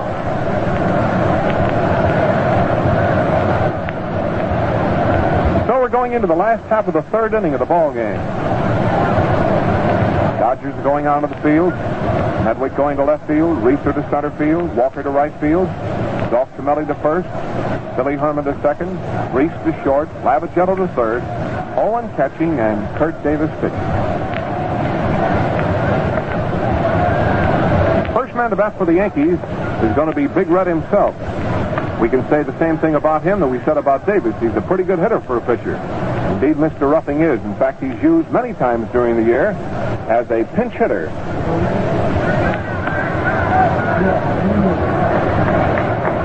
There's Ruffing coming out. He's getting a nice hand, as did Davis.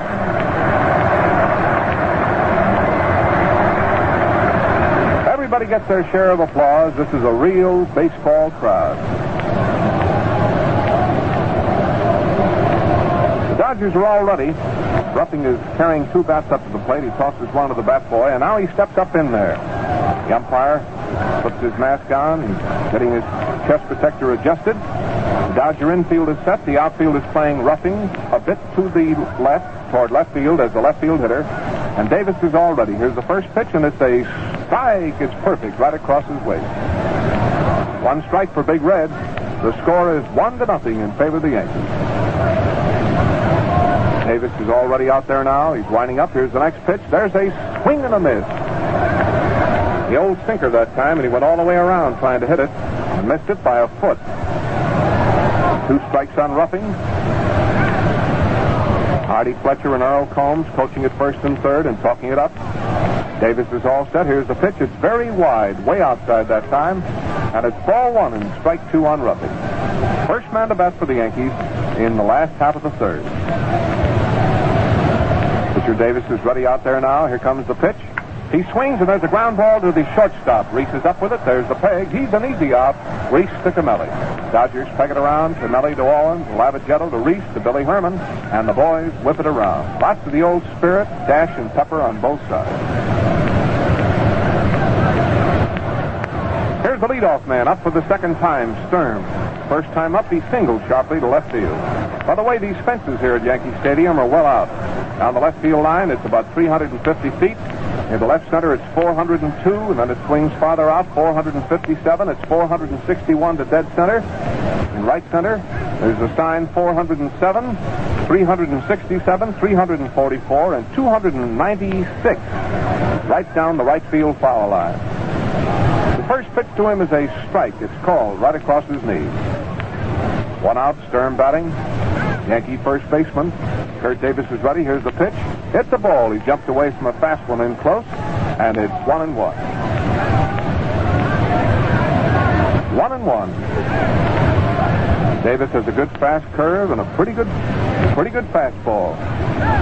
Kurt's already out there again. Here's the next pitch. There's a ball. It just missed the corner. Waist high. Johnny was going to go for that, but he stopped in time. And umpire Bill McGowan says ball 2. So it's 2-1. Lavagetto, the third baseman, is playing in close. Davis is ready again. Here's the next pitch, and there's a swing and a bouncing ball to Camelli. Camelli has it. He's tossing the ball to the pitcher, Davis, who comes over and takes the throw, and it's an easy play. Camelli to Davis, retiring Sturm for the second out. The first baseman gets the assist, and the pitcher gets the put out, and the play was not close. Now here is Rolfe up for the second time. First time up, he bounced out to Lavagetto. Red Rolfe batting. 2 out and nobody on in the last half of the third. Red stands up in there, batting left-handed, waving that bat around. Kurt Davis stands there in the center of the diamond with his arms on his sides. Now he starts his windup. He's getting all ready. Here's the first pitch, and there's one over the plate, and he swings and fouls it. It rolls on the ground to the right of the plate, and it's 1 strike. Again, the Yankee outfield, or the Dodger outfield, moves in. They play Rolfe as a sharp hitter, a line drive hitter. They don't play him too far out. I believe that the right fielder Walker is playing just about 10 or 15 feet deeper than the center fielder or the left fielder because Rolfe is a pretty good pull hitter. When he pulls that ball into right field, gets pretty good distance on it. There's the next one, and he bounces it foul down the first base line. Earl Combs, the coach down at first base, grabbed it and tosses it back to Davis. Davis stands out there on the mound, his right foot forward. Rolfe waves that bat around. There's 2 out. Nobody on in the last half of the third. The score, the Yankees 1, Brooklyn 0. starting his windup again. Here's the pitch. He swings, and there's a long foul up into the upper deck down the right field line. Looks like a customer up there stabbed it. Mickey Owen gets a new baseball from Bill McGowan, steps out in front of the plate, roughs that ball around in his hand, says something to Kurt Davis, and then throws him the ball. Kurt has a count of strike 2 on Rolfe. Here comes the pitch. It's a ball wide, and it's 1-2. Ball 1 and strike 2 for Red Rolfe. Dodgers keep up the old chatter out there in the infield. Davis is getting his sign again. He's starting his windup now. Here's the pitch. He struck him out. He went all the way around for a fastball across his waist, and Rolfe struck out. And so in the last half of the third inning, Ruffing bounced out. Sturm was out on an easy play at first, and Rolfe struck out to retire the side. That's the end of the third inning. Here's an invitation to you World Series fans. Accept from your dealer a 25-cent tube of Gillette shaving cream, either lather or brushless, free, with the purchase of 10 easy-shaving Gillette Blue Blades for only 49 cents. We are sure, yes, absolutely sure, that you'll get matchless shaving speed and comfort. Bob? Well, here are the 3-inning totals, fans. Just for checking purposes, I imagine a lot of you fans across the country, or wherever you happen to be listening to this Gillette broadcast, are keeping your own scorecard or scoreboard. The Dodgers, nothing across for 3 innings, and the Yankees across for 3 innings, 1 run and 2 hits. There's only been 1 walk so far in the ball game. That was to Walker. You know, shaving as easy as taking a base on balls when you use one of those World Series Gillette Tech razors. The first man to bat for the Dodgers in the first half of the 4th inning is going to be Billy Herman. There's Bill down there waving that bat around. He's just walking into the batter's box now. The first time up, he bounced out to Rolfe, and he's coming up now for his 2nd World Series appearance in this game. The right-handed batter, and remember the Dodgers are trailing by a run. It's 1-0 favor the Yankees as we go into the first half of the 4th. All right, here's Billy Herman. Yankee outfield is playing him around a bit to the left. But Billy's the kind of a hitter, it's pretty hard to play him. He can hit that ball any place. Pitcher's getting all set. Here's the first one, and it's a strike call. It's right over the outside corner, waist high. Billy Herman up. Billy stands pretty far back from the plate. He's waving that bat around. Big Red is getting his sign. Here's the pitch. There's an attempted bunt, and he popped it into the stand. Attempting to bunt that ball, a fastball, high. Billy Herman popped it into the stands just back of the Yankee dugout. And so it's 2 strikes on Bill. Walks back up in there again. Ruffing has his back to him, and now he's turning around. He has his glove off. Hooked on his left arm. Smooths that ball around, getting some of the shine off it. Nobody on, nobody out. It's the first half of the 4th inning. Now Billy Herman's waiting. Ruffing is all set. Here comes the pitch. It's a ball, a little bit high that time, and it's 1-2. Ball 1 and strike 2 for Billy Herman. Billy fidgets around with his cap a bit. Now he leans over, swings that bat around. Ruffing is all set. Here comes the next pitch, and it's very wide. A ball makes it 2-2. Ball 2 and strike 2 for Billy Herman. Batting for the Dodgers in the first half of the 4th, with the score against them 1-0 on Gordon's home run wallop in the 2nd. A long smash into the left field seat. Red scrapes his left foot across the pitching rubber, slips his glove back on, thumps the ball in the glove a few times. Infield, outfield, all set. Now Ruffing leans on the right foot, swings around. Here comes the next pitch, and Billy Herman takes a ball. It missed the corner, knee high. Ruffing fired in the fastball that time that just missed the corner, knee high, figuring that Billy might go for that, but Bill wouldn't, and he's worked up a count now of 3-2. After having a 2-strike count, Herman has been very patient, and it's now 3-2. Ruffing is already out there again. Here's the next pitch. He swings. There's a long foul. It's out of play down the left field line. It's going into the stand, and it's still 3-2 in the bat. Bill McGowan tosses a new ball into play. The outfield for New York, Keller in left field, DiMaggio in center field, and Henrich in right field. Ruffing pitching for the Yankees and Davis pitching for the Dodgers. A swell ball game. Now Red stands there. He's starting his windup again. Here's the next pitch to Billy Herman. He swings, and there's a foul. It's up here into the stands to our right, and it's still 3-2 on Bill. Bill's got his eye on the ball. Walks out of the batter's box again. Number 16 in the back of his blue-gray uniform. He's walking up in there again. Billy Herman played a lot of baseball for the Dodgers this year after coming to Brooklyn from the Cubs. Ruffing adds his sign. He's starting his windup. Here comes the next pitch to Herman. Herman swings, and there's another foul. Off to the right. It goes into the lower stands. And it's still ball 3 and strike 2 for Billy Herman. Batting for Brooklyn in the first half of the fourth. Nobody on, nobody out. The score, the Yankees 1 and Brooklyn nothing. Next man to come up will be Reeser. And then the first baseman, Dolph Camelli. Ruffing takes considerable time out there between every pitch. Walks around, picks his cap off, fidgets with the baseball. Now he's facing the batter, but he's not ready. Now he drops his arms to his sides, and that's the tip-off that he's going to start his windup. He does.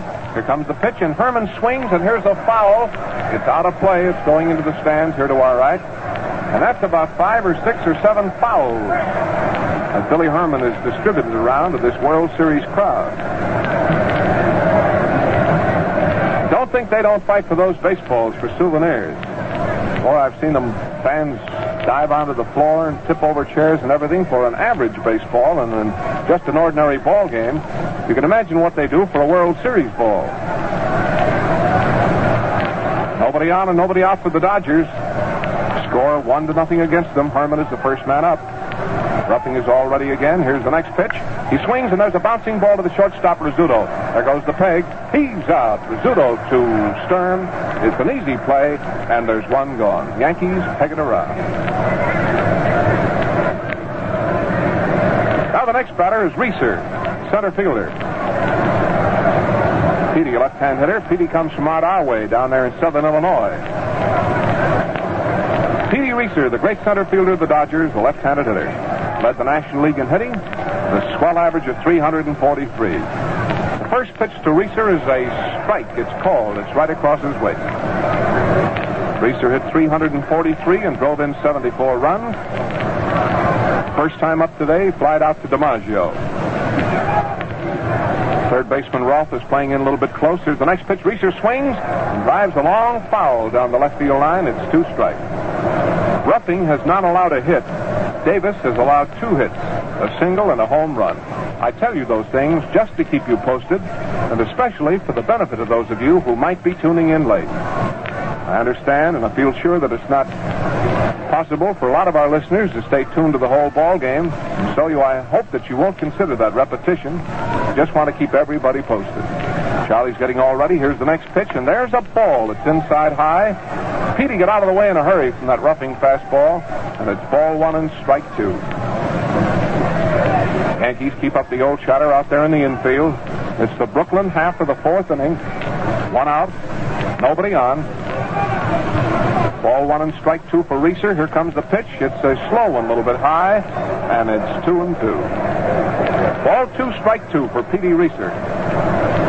Petey walks out of the batter's box and dries his hands. Now he's up in there again.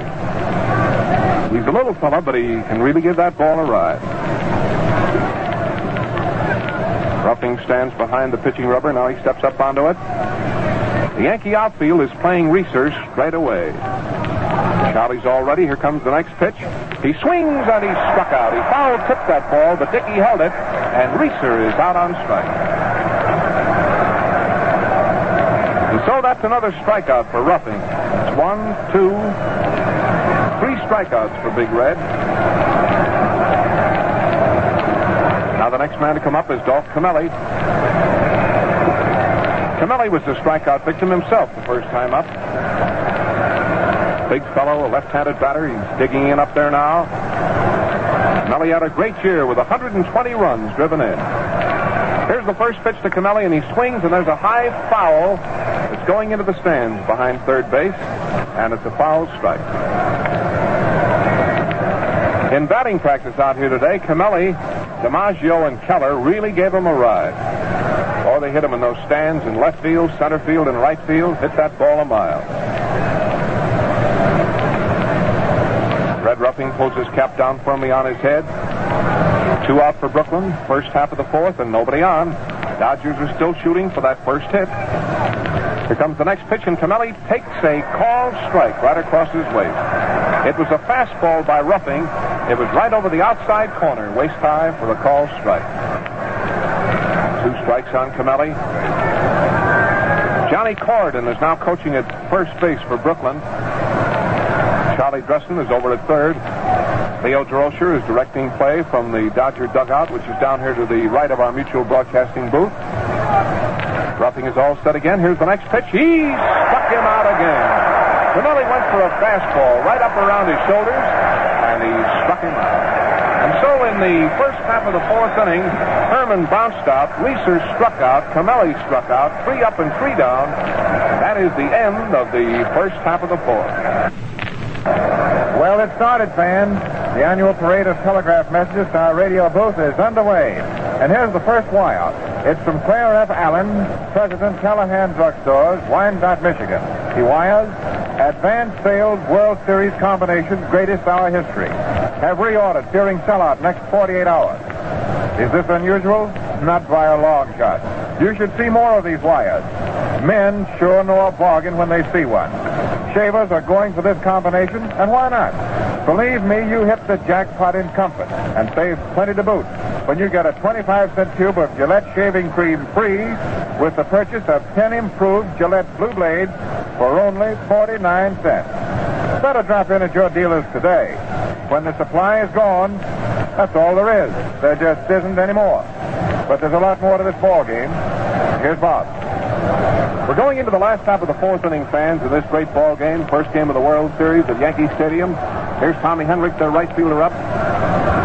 Tommy bounced into a force play the first time up. He's a left-handed batter. Here's the first pitch from Davis, and it's a strike. Gets called right across his waist. Henrich batting. Nobody on, nobody out. The Yankees lead 1-0 in the last half of the fourth. Both teams playing airtight ball. Pitcher's ready. Here's the next pitch, and Henrich hits a pop-up in the infield. The shortstop is backing up. It's an easy play, and the shortstop, Reese, backs up just about 10 or 15 feet for Henrich's pop-up, and there's one gone. Here's Joe DiMaggio. DiMaggio, the first time up, flied out to Joe Medwick in left field. Joe's backing up a few feet out there in left field. Reeser is playing DiMaggio in left center. And the right fielder, Walker, is moving over now a bit towards center field. They play DiMaggio as a left field hitter or a center field hitter. Kurt Davis is getting ready. Here's the first pitch to Joe, and he swings. There's a long fly ball way back into left field. Left fielder Medic is back. It may be. He leaps up, and he caught that ball with one hand. What a play. Joe Medwick went back to the wall in left field, 370 feet from home plate, leaped up and made a gloved hand stab of DiMaggio's long drive. Listen to the cheering.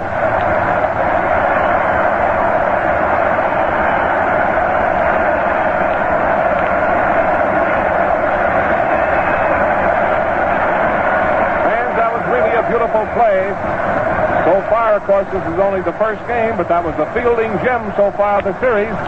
It looked like a home run. I hesitated because the ball was very high, but it was way back. Medwick backed up right against the fence in front of the box seats, which extend across in front of left field and out into center field.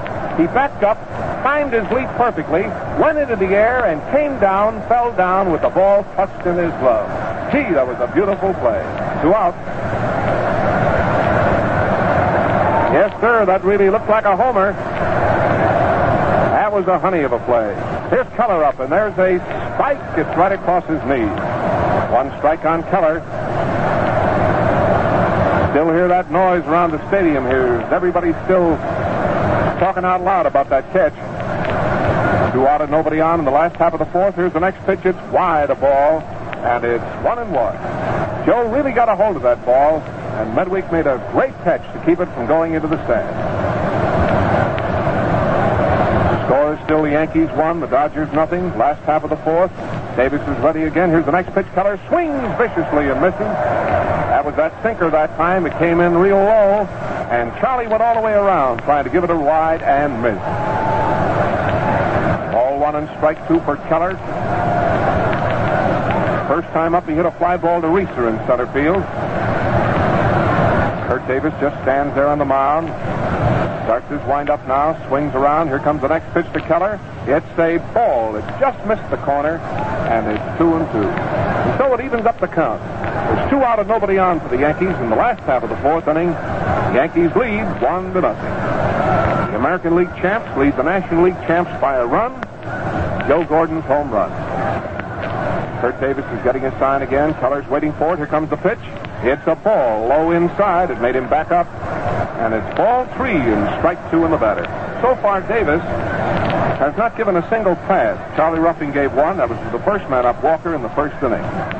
Davis is getting all ready again. Here's the next pitch. It's a ball low outside, and there's a walk apiece. Keller gets the base on balls after 2 out in the last half of the fourth.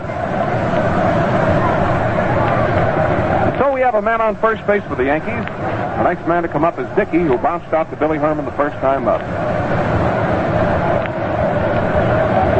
Man on first, Dickey batting. Dodger outfield is playing this hitter straight away. Left fielder Medwick moves in a bit. Right fielder backs up a bit.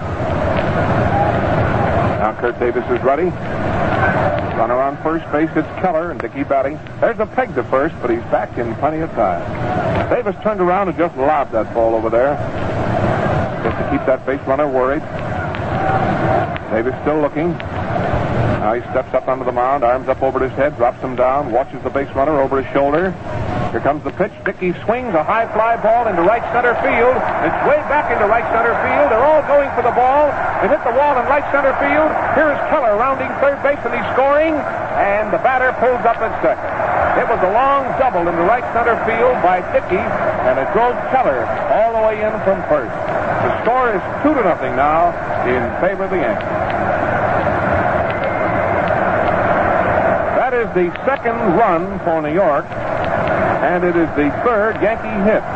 A single in the first inning by Sturm, by Homer in the second inning by Gordon, and a double after a base on balls in the fourth inning by Dickey.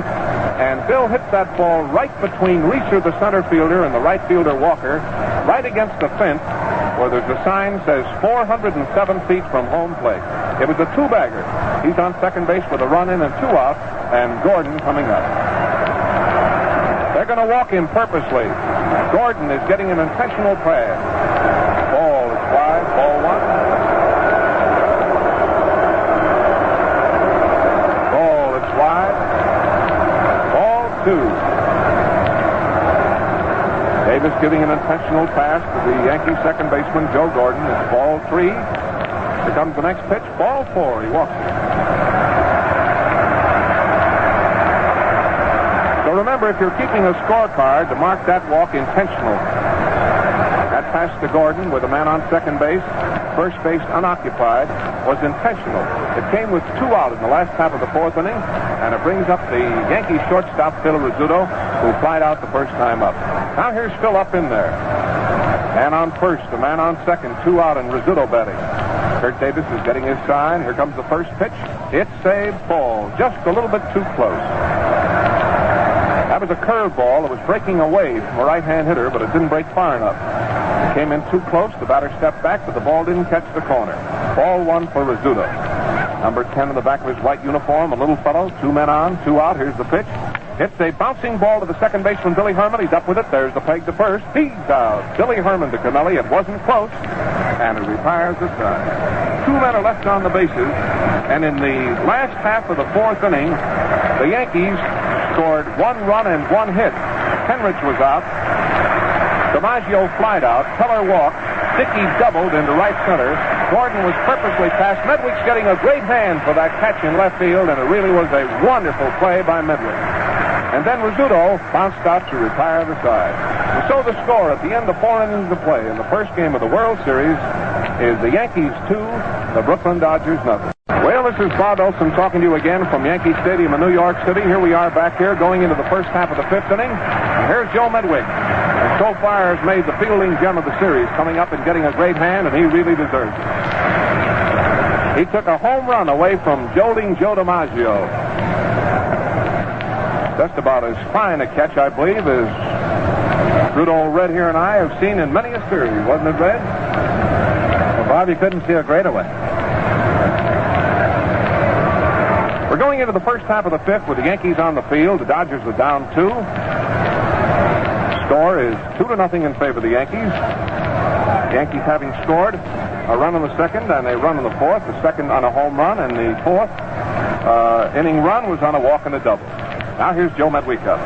Joe was the strikeout victim the first time up. The first pitch is a ball. It's wide, ball 1. Joe Medwick batting for the Dodgers in the first half of the fifth. Red Rolfe, Rizzuto, Gordon, Sturm talk it up. Roughing is all ready. Here's the next pitch, and he swings. There's a fly ball into left center field. DiMaggio going over fast. Keller going too, and DiMaggio caught it. Both men moved for the ball, and Joe caught it for the first time. Now the next batter is Cookie Lavagetto. Cookie bounced out the first time up to Phil Rizzuto. He's a right-handed hitter, and he's stepping up in there now with 1 out. Nobody on in the first half of the fifth. Red Ruffing is getting his sign. Now the windup. Here's the first pitch, and there's a swing. A high fly ball into short center field. Joe DiMaggio comes in those long strides of his, takes it, and there's 2 gone. Lavagetto flied to DiMaggio in short center field. 2 out. That brings up the Dodgers shortstop, Pee Wee Reese. Reese flied to Medwick, or to Keller the first time up. Harold Pee Wee Reese, famous shortstop of the Brooklyn Dodgers, batting. He's right here below us now, waving that bat around. 2 out. Here's the pitch. It's a spike. It's right down the middle. It's called. Red Rolfe, Phil Rizzuto, Gordon, Sturm around that infield. Keller, DiMaggio, Henrik around the outfield. First half of the fifth inning, the Yankees lead 2-0. Red's getting his sign. Here's the pitch. It's a swing and a line drive. It's a hit into right center field. Reese gets the first Dodger hit. A line drive over Gordon's head into right center field after 2 out in the first half of the fifth. Base hit to right center. It brings up their catcher, Mickey Owen.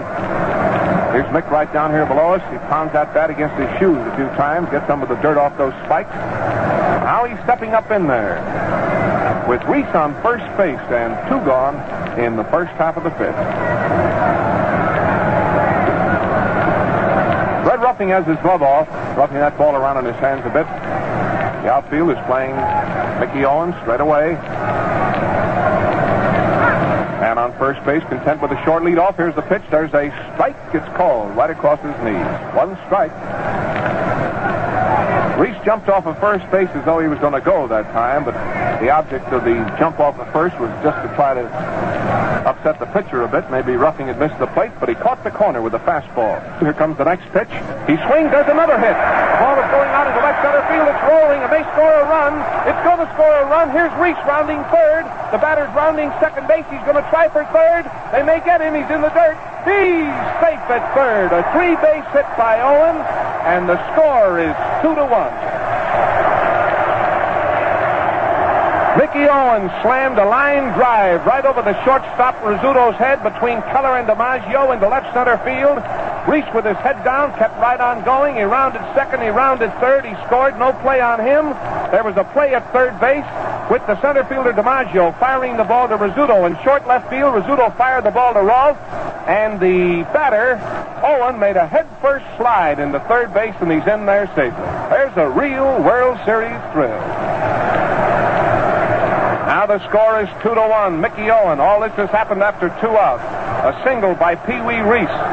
A triple by Mickey Owen. The tying run is on third with 2 gone, and the pitcher, Kurt Davis, is coming up. In that head-first slide into third base, Owen got some dirt in his face and a little in his eye, and the umpire over there gets calls time while they get it out. Talk about hits. Fans are sure going for that World Series special Gillette Tech razor. Boy, that was a hit. Now the score 2-1. First game of the World Series. We're in the first half of the fifth inning. with the Yankees leading the Dodgers and Davis up with a chance to tie it up. Here comes the pitch. He swings. Here's a foul. It's out of play. It's up into the upper deck, and it's one strike on Davis. After getting the first two men, Medwick on a fly ball to left field and Lavagetto on a fly ball to center field, Reese got the first Brooklyn hit. He slammed a line drive over Flash Gordon's head. And then Mickey Owen, with a 231 batting average, drilled a triple between Keller and DiMaggio. He's on third base, and the score is 2-1. Ruffing's getting all set. Here's the pitch. It's a ball. Just missed the corner, and it's 1-1. A lot of excitement here in Yankee Stadium. Boy, what a crowd, and what a ball game they're seeing. In the first game of the 1941 World Series between two wonderful teams, the Dodgers and the Yankees. Red Ruffing doubles that ball around in his glove. Tying runners on third base, remember, with 2 out. A run is scored. The score is 2-1. The pitcher, Kurt Davis, has a chance to tie it up and aid his own cause. Ruffing working cautiously on him. Owen takes a long run down that third baseline. Here's the pitch to Davis. Davis hits the ground ball to the shortstop, Rizzuto. He's up with it. There goes the peg. He's out. Rizzuto to Sturm. The tying run is left on third, and that retires the side. And so in that inning, Medwick flied out, Lavagetto flied out, Reese singled to right center field, Owen tripled to left center field, scoring a run, and Owen was left on third base while the pitcher, Kurt Davis, bounced out to retire the side. And so, friends, that's the end of the first half of the fifth inning, and that is the half of the ball game. And this is Bob Elson, who's had the pleasure of bringing you this first half of the ball game, turning our mutual microphone over now to my good friend, who I've had the pleasure of working with for many, many World Series, and I don't think we'll find a more exciting series that we're in right now. One of the country's best-known baseball broadcasters and a voice known to all of you, my good friend from station WOR, the old redhead Red Barber. Come in, Red. It's a swell ball game I'm giving you, too. I'll say it is, Bob. And at the end of 4.5 innings, at the halfway point, it is 2 runs, 3 hits, and no errors for the Yankees. It is 1 run, 2 hits, and no errors for the Dodgers. And everything is earned in the way of runs. And the hits have all been sharp and clean. There have been no scratches. Or as the boys in the trade say, no bleeders. 2-1, favor the Yankees. And a great spectacular catch by Medwick, who took a home run away from DiMaggio in the 4th inning, as Bob so graphically pointed out for you. And Red Ruffing has been smoothness personified. Ruffing, after walking on 4 straight pitches, Dixie Walker, the first hitter of the game, then retired in order the next 14 men.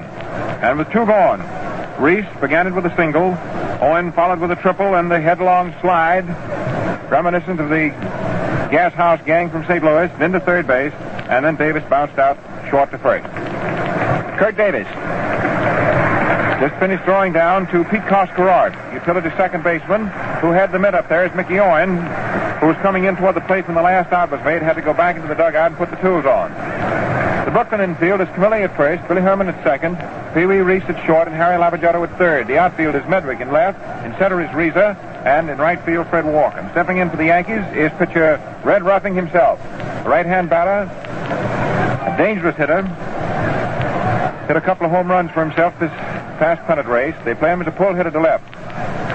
There's a sidearm curve that is over right off the hands for a called strike. First pitch by Kurt Davis, last half of the 5th. This is the Yankee pitcher up to be followed by the top of the order, Sturm, and then by Roth.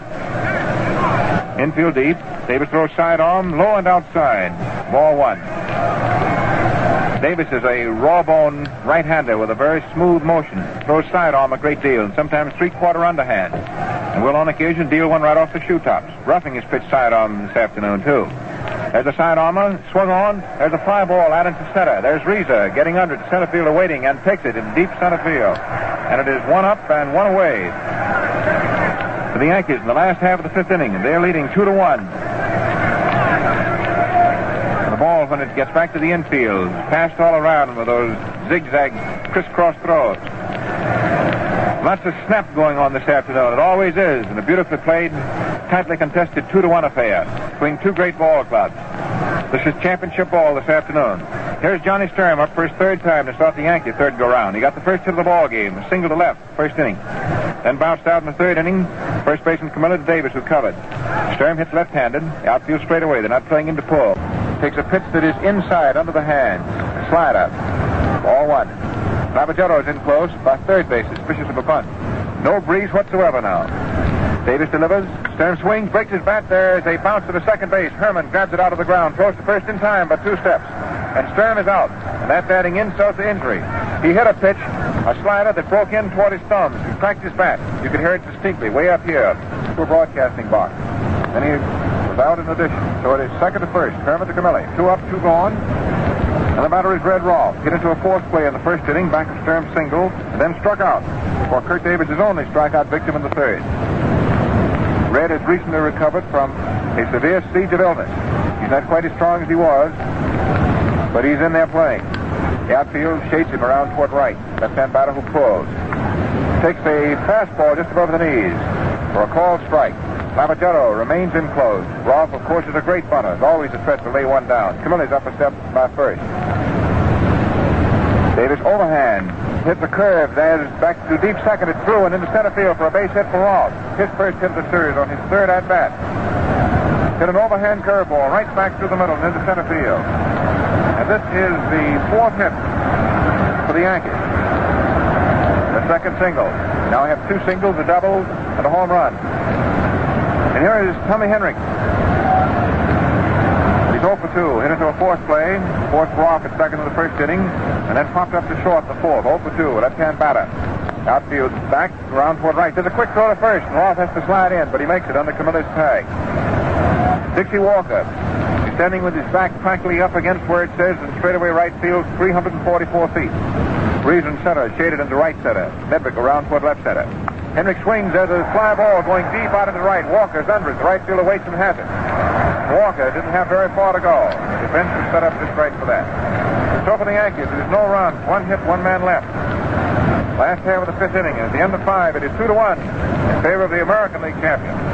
That's the end of the 5th inning. Man, it gives me a real kick to tell you about the comfort you get with today's Gillette Blue Blade and the World Series Gillette Tech Razor. Just try this easy shaving combination, and you'll know what I'm talking about. The store near you has it, so ask for the Tech with 5 Gillette Blue Blades in souvenir wrapper. The price? Man, it's a positive steal, only 49 cents. Now the ball game. By the way, as you know, this is another great sports feature brought to you by the shaving headquarters of Gillette Safety Razor Company, which reminds me that Gillette will again bring you the Sugar Bowl football game direct from New Orleans on New Year's Day, as well as the Orange Bowl game from Miami, and the East-West game played in San Francisco the same day. Now we're going into the 5th inning, or the 6th inning of the World Series, and back to Red Barber. Come in, Red. On the mound for the Yankees. Getting ready to pitch against the top of the Brooklyn hitting order. Walker, Herman, and Reeves is the great Red Ruffing, who's always at his best when the going is the roughest. In other words, when the chips are down, that's when Red Ruffing is out there. Out of 6 World Series decisions, he's picked up 5 games won. Back at the plate is the veteran, Bill Dickey. At first base, Johnny Stern. At second, Joe Gordon. The shortstop, Scooter Rizzuto. And at third base, Red Rolfe. In the outfield is Charlie Keller in left. The great Joe DiMaggio's in center. And in right field, Tommy Henrich. Dixie Walker, who is 0 for 1. To a base on balls in the first inning, hit a fly ball to left field in the third. And for Walker, this means something to be playing in this World Series game today because he came up to the Major Leagues first of all here at the stadium. Takes a fast call strike right off the hand. Outfield around toward right. They're playing Walker to pull. Right side of the infield is deep. The left side is up a step at short.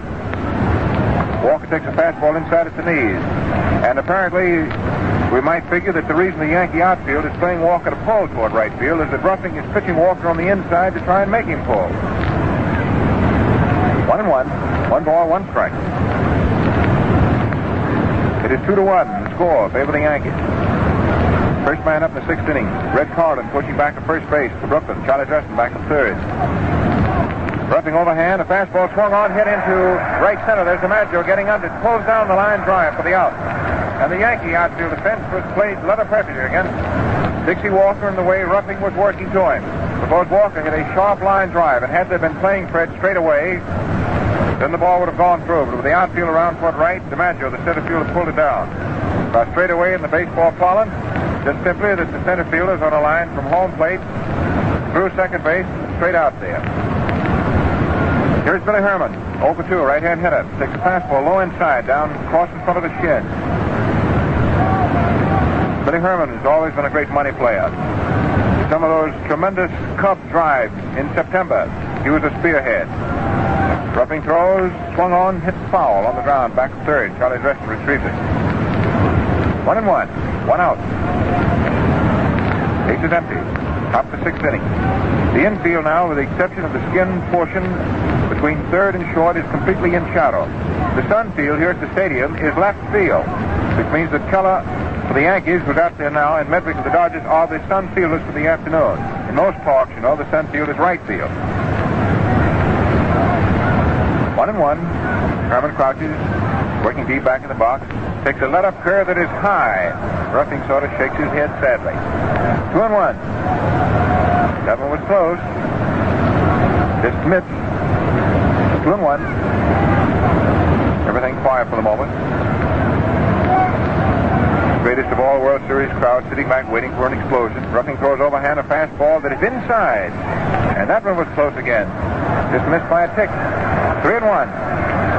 Herman, now that the count is his way, looks down to third base coach Charlie Dresden to see if the hit of the take is on. And then Herman turns around and looks right back toward DeRocher, who is standing in the front of the Brooklyn dugout. The Dodger dugout is behind first base. The Yankee dugout, the one they always use, is alongside third.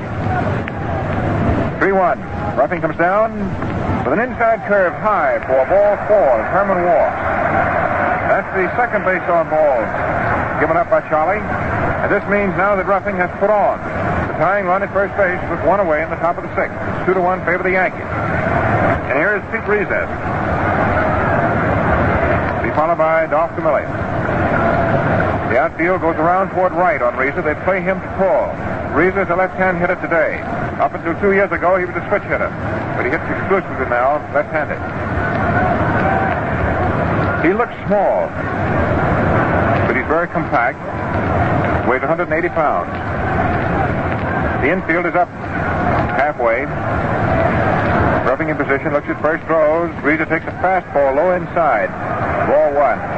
Johnny Sturm is holding first base against Herman, the runner, and then, of course, goes out in toward second base a couple of steps on the plate with motion of Roughing's right arm. Gordon is a step over toward first. Rizzuto a step in toward second. Roughing throws. Reza takes low inside, a sharp curve right off the kneecaps for ball 2. 2-0, and Bill Dickey walks halfway out the mound and says something to Roughing. Here's Gordon coming in from second base. In this World Series, the American League custom is set up and established, in which that only 2 players, that's the catcher and 1 infielder, or 2 infielders, plus the manager, will be allowed to come up at any time and talk to the pitcher. The National League custom is the whole infield can come around if it wants to, but not in the World Series this year. Roughing in position delivers 2-0. On the outside, a fastball that missed the ball 3. And Roughing did not want to miss with that one, but that was a big pitch, that 2-0 pitch. And when he missed with it, a fastball on the outside thrown by a right-hander to a left-hand hitter.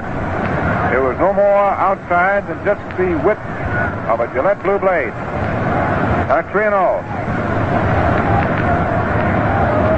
Herman at first, 1 out. Roughing pitches 3-0. Low. He got it over, but under the knees. The ball 4. 2 straight walks. And the tying run is moved down to second base. And here is Camilli. Stepping in.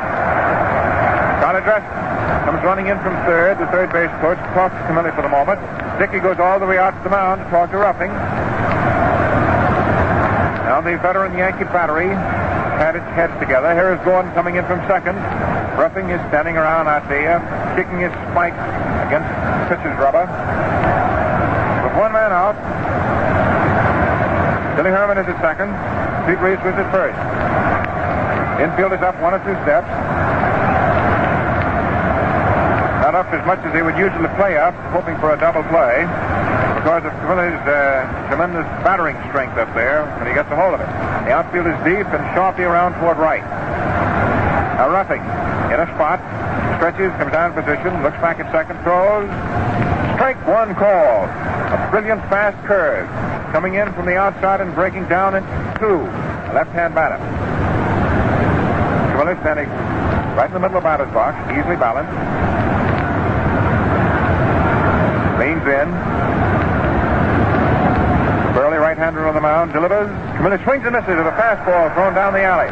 0-2. And Ruffing, who got behind and walked Herman and never threw a strike to Reza, isn't wasting any time for that strike going to Camilli. He's pitching right in there, the first two. First was taken. Call strike. The second swung on and missed.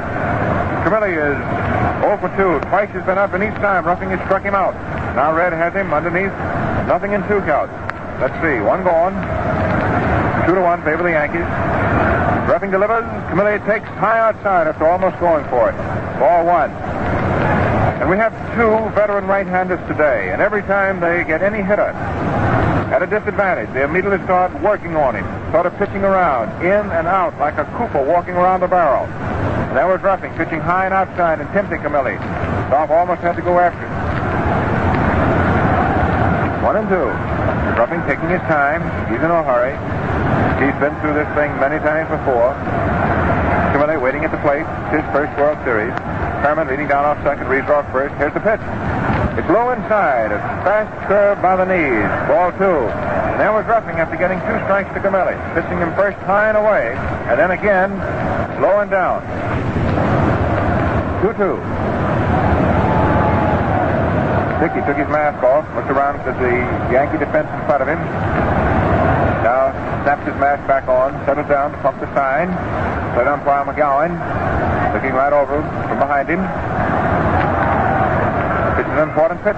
This 2-4. Ruffing looks back at second. He doesn't pay any attention to the runner at first. Second occupied. There's Big Red stretching, easily coming down. Delivers. Camilli swings and misses for strike 3. And Ruffing for the 3rd straight time struck Dolph out.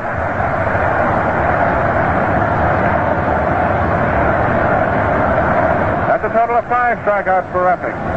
And so far, Ruffing is having no trouble with the National League's home run king and runs batted in leader. 3 times Dolph has been up. 3 times Ruffing has struck him out. And now it is 2 out in the top of the 6th. The Yankees are still defending every bit of their 2-1 lead. The hitter is Joe Medrick, who has the fielding played to his credit. Right-hand batter. 0 for 2. Outfield toward left. Medrick swings as a bounce to the third. Roth is up with it. Runs over, steps on third for the unassisted force on Herman. The runner coming down from second. That's all for the Brooklyn bid. In the top of the 6th. No runs, no hits, 2 men were left. There were no Yankee errors, and it's 2-1. Favor the Yankees. That ends the first half of the 6th inning. Friends, I heard the other day that more and more women are buying blades for their husbands. So here's a special word for you millions of women fans. Now, you certainly know a bargain when you see one. So all I ask is that you take a look at Gillette's combination offer. 25-cent tube of Gillette shaving cream, either lather or brushless, free with the purchase of 10 improved Gillette Blue blades for 49 cents. That's the price of the blades alone. And believe me, they're well worth it. They have the sharpest edges ever put on steel and whisk off tough beard without the slightest irritation. The shaving cream, either lather or brushless, makes shaving double easy. The supply of these combinations is limited, so see your dealer before he's out of stock and get a supply for the men in your family. Now this first World Series game is going into the last half of the 6th inning, and here's Red. And there's a great hubbub and a commotion that is stirring through the packed stands here at the stadium. DiMaggio is to be first up from the last to the 6th, followed by Keller, then by Dickey. Any one of the 3 reaches base and stays on, then Gordon. Here's Kurt Davis, tall, lean, string bean right-hander. Outfield deep and around toward left on DiMaggio. Great right-hand batter.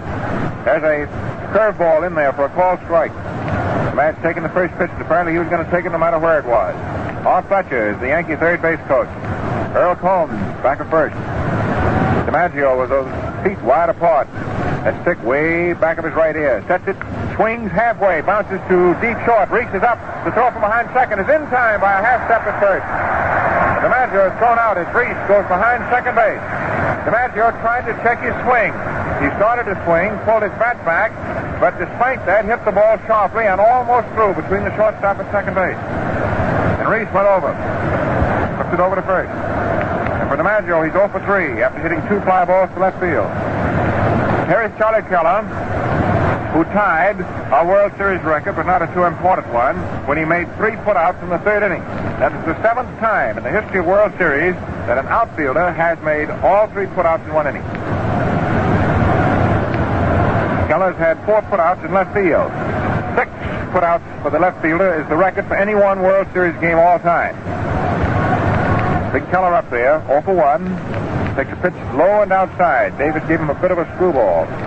Ball 1. 1 out, nobody on for the Yankees. Back to the 6th. They're leading 2-1 in this first game. Outfield very deep, way around toward right on Keller, who pulls him. Charlie swings and fouls it straight back onto the screen. 1-1. It was feared in the Yankee camp after September the 11th, and Keller was found to have a chipped bone in what was at first thought to be merely a sprained ankle. And Charlie wouldn't be available for today. But Keller, with an amazing recuperative prowess, showed up. Here he is, fit and ready. Drops, and there's a pitch high inside. If he hadn't dropped, it would have turned the peak of his cap around. 2 balls, 1 strike. Right side of the infield, very deep. Keller, one of the most powerful men physically that baseball has ever known. Set, starting to place from behind, left-hand hitter. Takes from the outside for ball 3. Davis is behind. 3-1. 1 away. Keller hit a fly ball to center field Louise in the 2nd inning, then was walked in the 4th. Davis pumps. Twist throws on the outside, a curve that did not come down and in. Thrown by a right-hander to a left-hand batter. Keller for the 2nd straight time is walked. That's the 3rd ball given up by Davis. Each pitcher has now given up 3 passes. Bill Dickey, last time up, hit a tremendous 400-foot double. And Keller, running with 2 men out after he had been walked, scored. And that was the making of the run, which is now the difference between the two teams. It's Bill McGowan of the American League staff working balls and strikes this afternoon. Babe Pinelli, the National League staff at first. Bill Grieve of the American League staff at second. Larry Getz of the National League staff at third. And magnificent umpiring. Davis in position, checks his runner at first.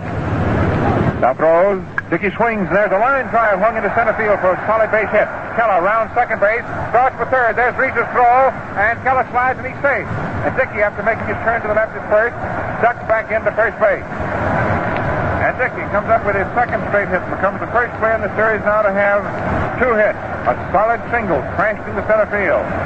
You can hang the claws on that one.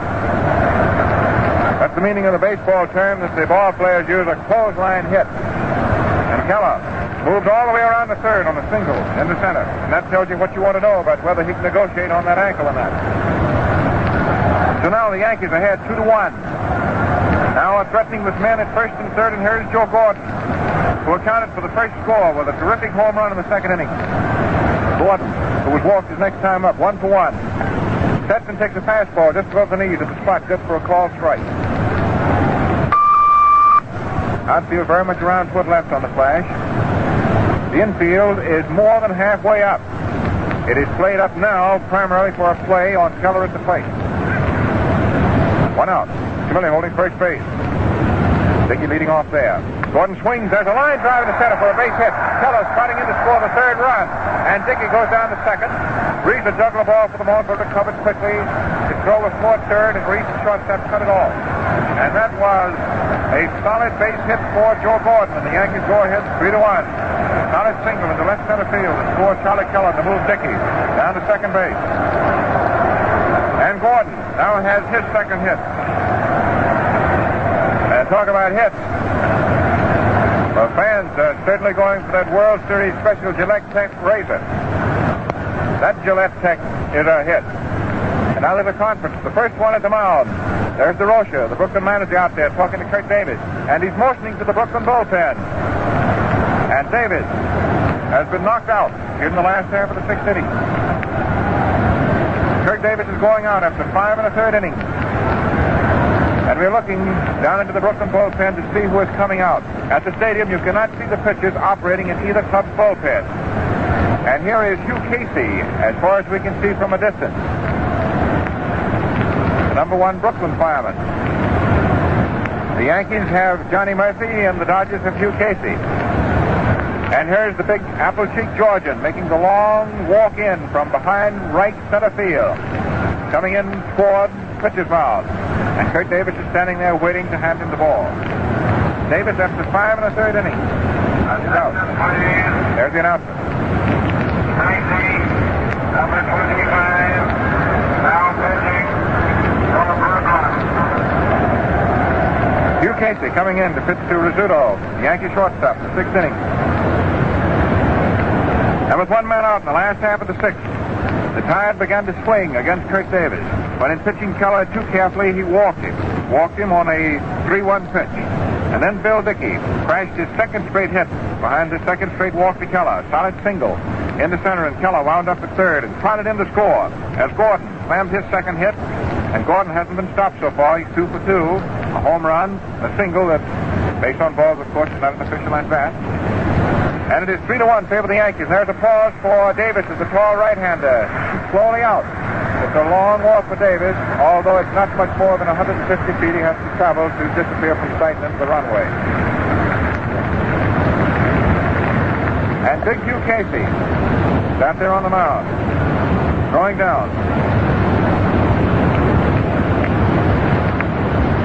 Kimmerly, Billy Herman, and Reese as they head together, standing midway between the mound and second base.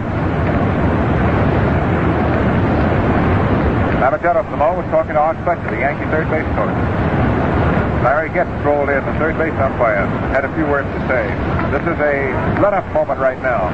The relief pitcher, Hugh Casey, throwing down to Mickey Owen. There's Rizzuto stepping in, and Casey is ready to go. It's the first time that a fireman has been sent for. It is now 3-1 favor the Yankees. They're scoring in the even-numbered innings. A run in the 2nd, a run in the 4th. They've gotten one here in the 6th. 1 man out. Runners at 1st and 2nd. Rizzuto, who is 0 for 2. Fly ball to left. Bounding ball 2nd, 1st. Rizzuto swings and misses. It Casey's low outside curve. Right-handed pitcher.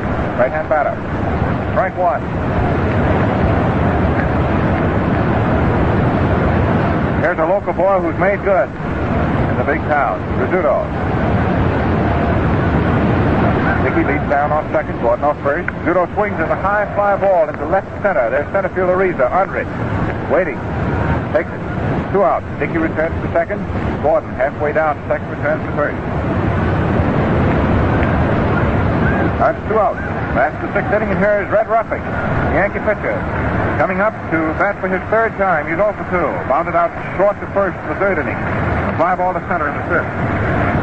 And before Ruffing steps to the plate, let's pause very briefly on this Gillette broadcast for station identification. This is the Mutual Broadcasting System. This is WGN, the voice of the people, Chicago.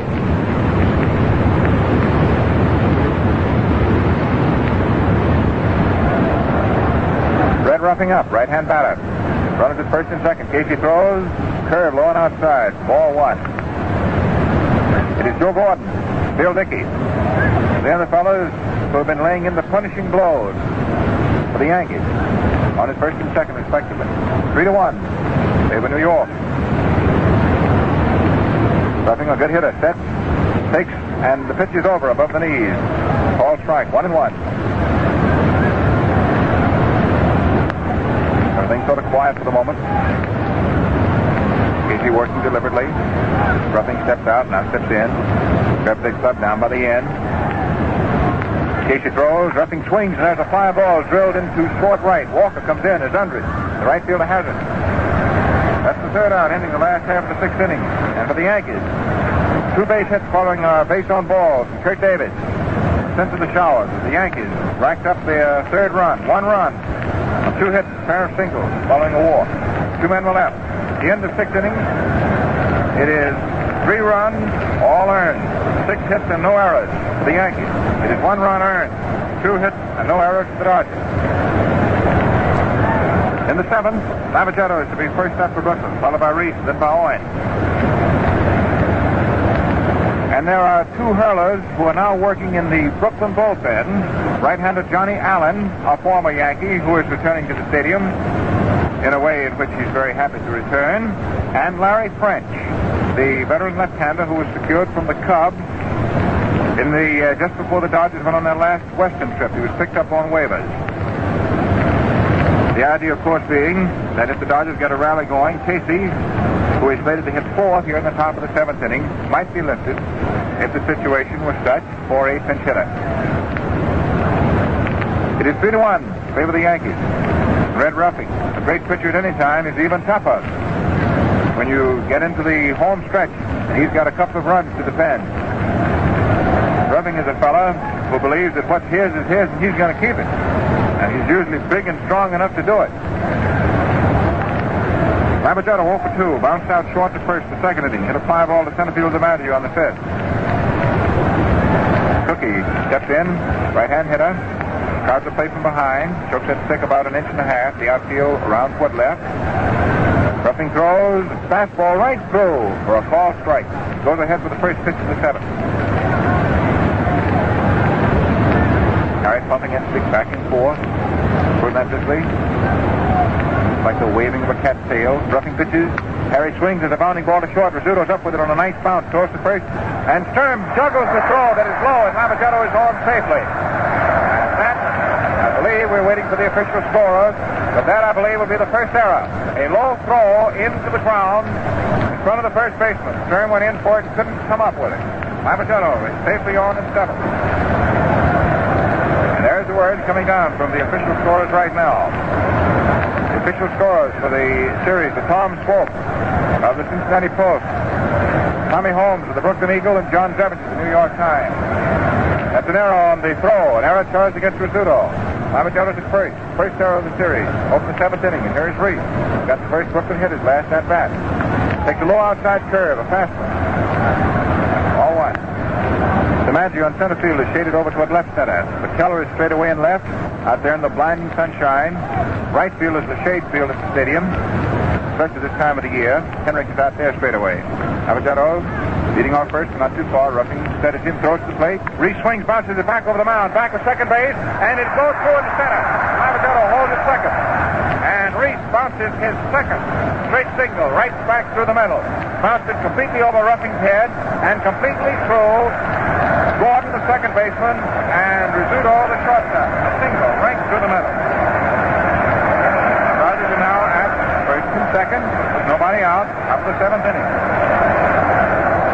That's the third hit off Ruffing. And Joe Gordon comes in from second to talk to the big Yankee right-hander. Now Dickey goes walking out from back of the plate. And Mickey Owen goes up to the plate, but he is being called back, and Lou Riggs is coming in to pinch hit for him. Lou Riggs, utility third baseman who bats left-handed, and who was the eighth pinch hitter for the Dodgers in that drive for the pennant. And now there is a great star and a hubbub here at the stadium. As the writers would say, the plot thickens.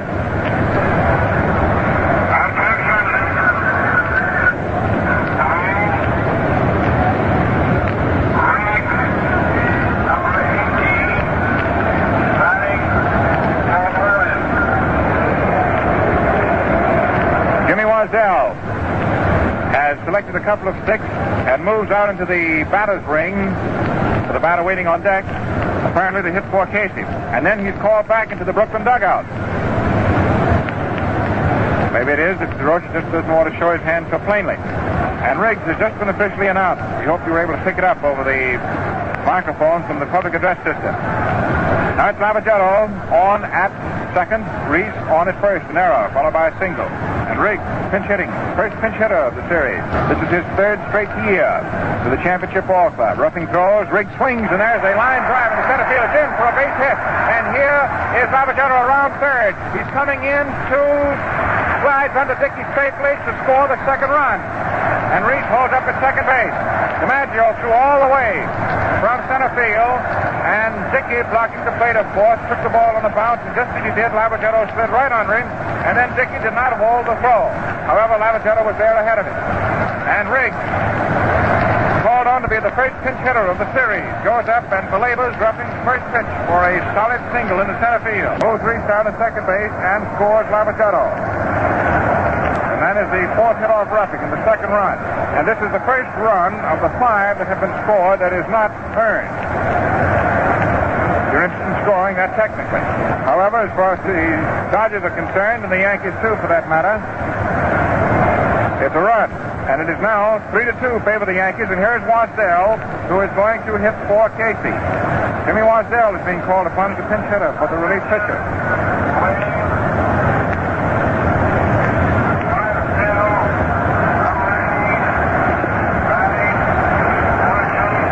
was being announced over the public address system, we sat back, but we could barely hear it ourselves. We don't imagine you could. So Wasdell is up. The tying run is at second base. Riggs is at first. It's 3-2. Favor the Yankees. Wasdell swings and misses, going after a sinker. Strike one swinging. He's a bulky left-hand batter. Of course, pleases Wasdell coming back to the stadium because he was an American leaguer. The Dodgers picked up 2 years ago from Washington on waivers. Outfield around somewhat right on Wasdell. Riggs off first. Reese off second. Roughing throws. Wasdell swings and fouls it into the stands behind third. It is strike two. And there is number 13 for the Dodgers, Kirby Higbee, with his glove on a trot, going around skirting behind right field, going to the Brooklyn bullpen to get ready.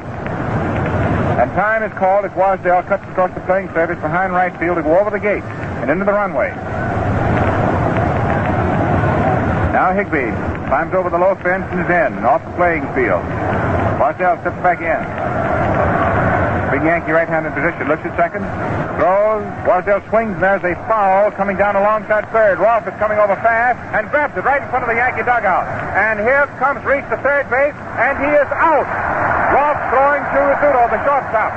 Reese trying to advance after the catch of the foul in front of the Yankee dugout is doubled up. The first double play of the World Series. Reese came down from second. And Red Rolfe, after making the catch, quickly whirled to shortstop Rizzuto, who knew where to be and was there at third base. And so Wasdell, in fouling out to third baseman Rolfe, fouls into a double play. Lou Riggs remains at first. Third baseman for the shortstop. First double play of the day. So it is 3-2 favor the Yankees. For just a second ago, there was nobody out. Now it is two gone. Brooklyn at bat, top of the seventh. And the potential tying run is at first base, 270 feet away. And Red Ruffing breathed a lot easier. That was the play that helped him. So far, his roughest moment of the day. And Dixie Walker, leadoffer, 0 for 2. Is up, left-hand batter, former Yankee. There's a fastball missing outside. Ball what? Walker crowds the plate, over the close stand, feet close together, stands fairly erect. Chucks it thick about an inch. Riggs ready to go at anything, leads off first, and Sturm is holding the bag against him, roughing in position, checks his runner, has that 15 on the back of his shirt. That's how many games he won this last year, too. Big fella comes down. Walker swings at the bounding ball straight to second. Joe Gordon up with it. The throw goes to first in time by 7 or 8 steps. Walker is easily out. Second to first. And for Brooklyn, it is 1 run on 2 hits. There was 1 man left, and there was 1 Yankee error. And we had the first error, first unearned run, the first double play, first pinch hitter, etc. in the top of the 7th inning. Well, those are a few things to remember. And friends, too, let's not forget that a swell way to talk turkey to Hitler long before our November Turkey Day is to walk into your bank or post office and say, "Give me a U.S. defense bond," or just fork over a few pennies for United States defense stamps. Let's confine our scrapping to the baseball diamond, or the gridiron, or the ring. Last half of the 7th inning. Johnny Sturm, the rookie first baseman, to lead it off for the Yankees. He is their leadoffer. He got the first hit of the ball game. He's 1 for 3, to be followed by Rolfe and then by Henry. And we're waiting now for relief pitcher for the Dodgers. And coming out of the bullpen is Larry French, the veteran left-hander. But now he's starting back. Just a moment, maybe he's not the one that DeRocher wants. Apparently he isn't, because French comes over the fence and walks at least 10 paces into right field. And then he's waved back, and he stands at the fence looking back into the bullpen. And Herman Frank, who is coming in to catch, as Mickey Orrin, the catcher, gave way to pinch hitter Riggs, is motioning for a right-hander to come in. There's the announcement. And Johnny Allen is announced.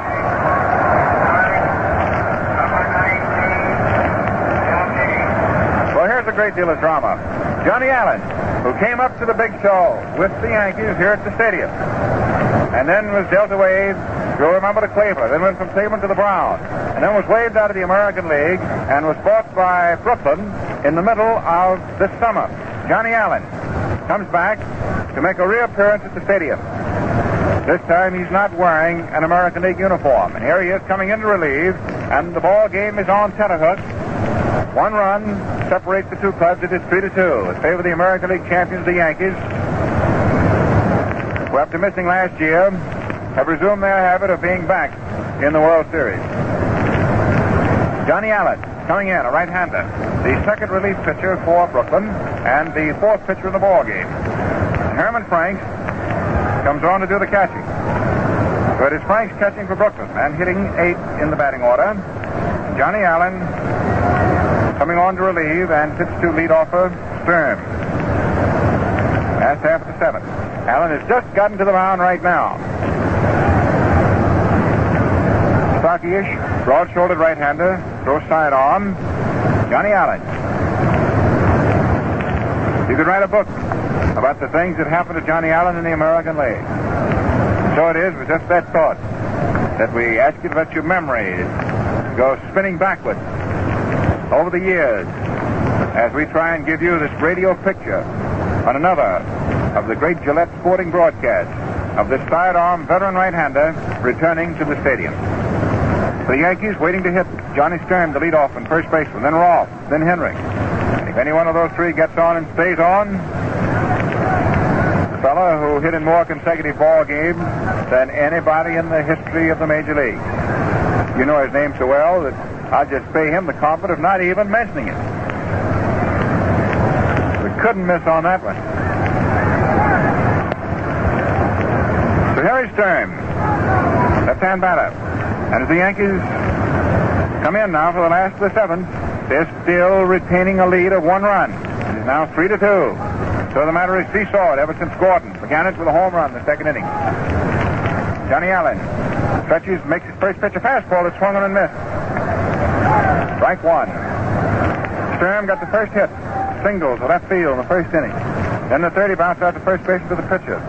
Then in the 5th, he was out second to first. So he's 1 for 3, starting the Yankees' 4th go-around. Outfield shaded toward right. And Sturm is hit right on the outside of the right hip. The pitch was thrown right into him, sidearm, and apparently he couldn't move. He just stood right there and took it. Sturm could move no more from that pitch that came and hit him on the outside of his right hip than Nova in the closing seconds of that 6th round could move when Lewis finally maneuvered him into position. Sort of a case of, should we say, fixed hypnotism. So that's the first hit batter. Johnny Sturm is on at first. Here's Red Rolfe. Singles. Last time up. He's 1 for 3. Hit into a forced play.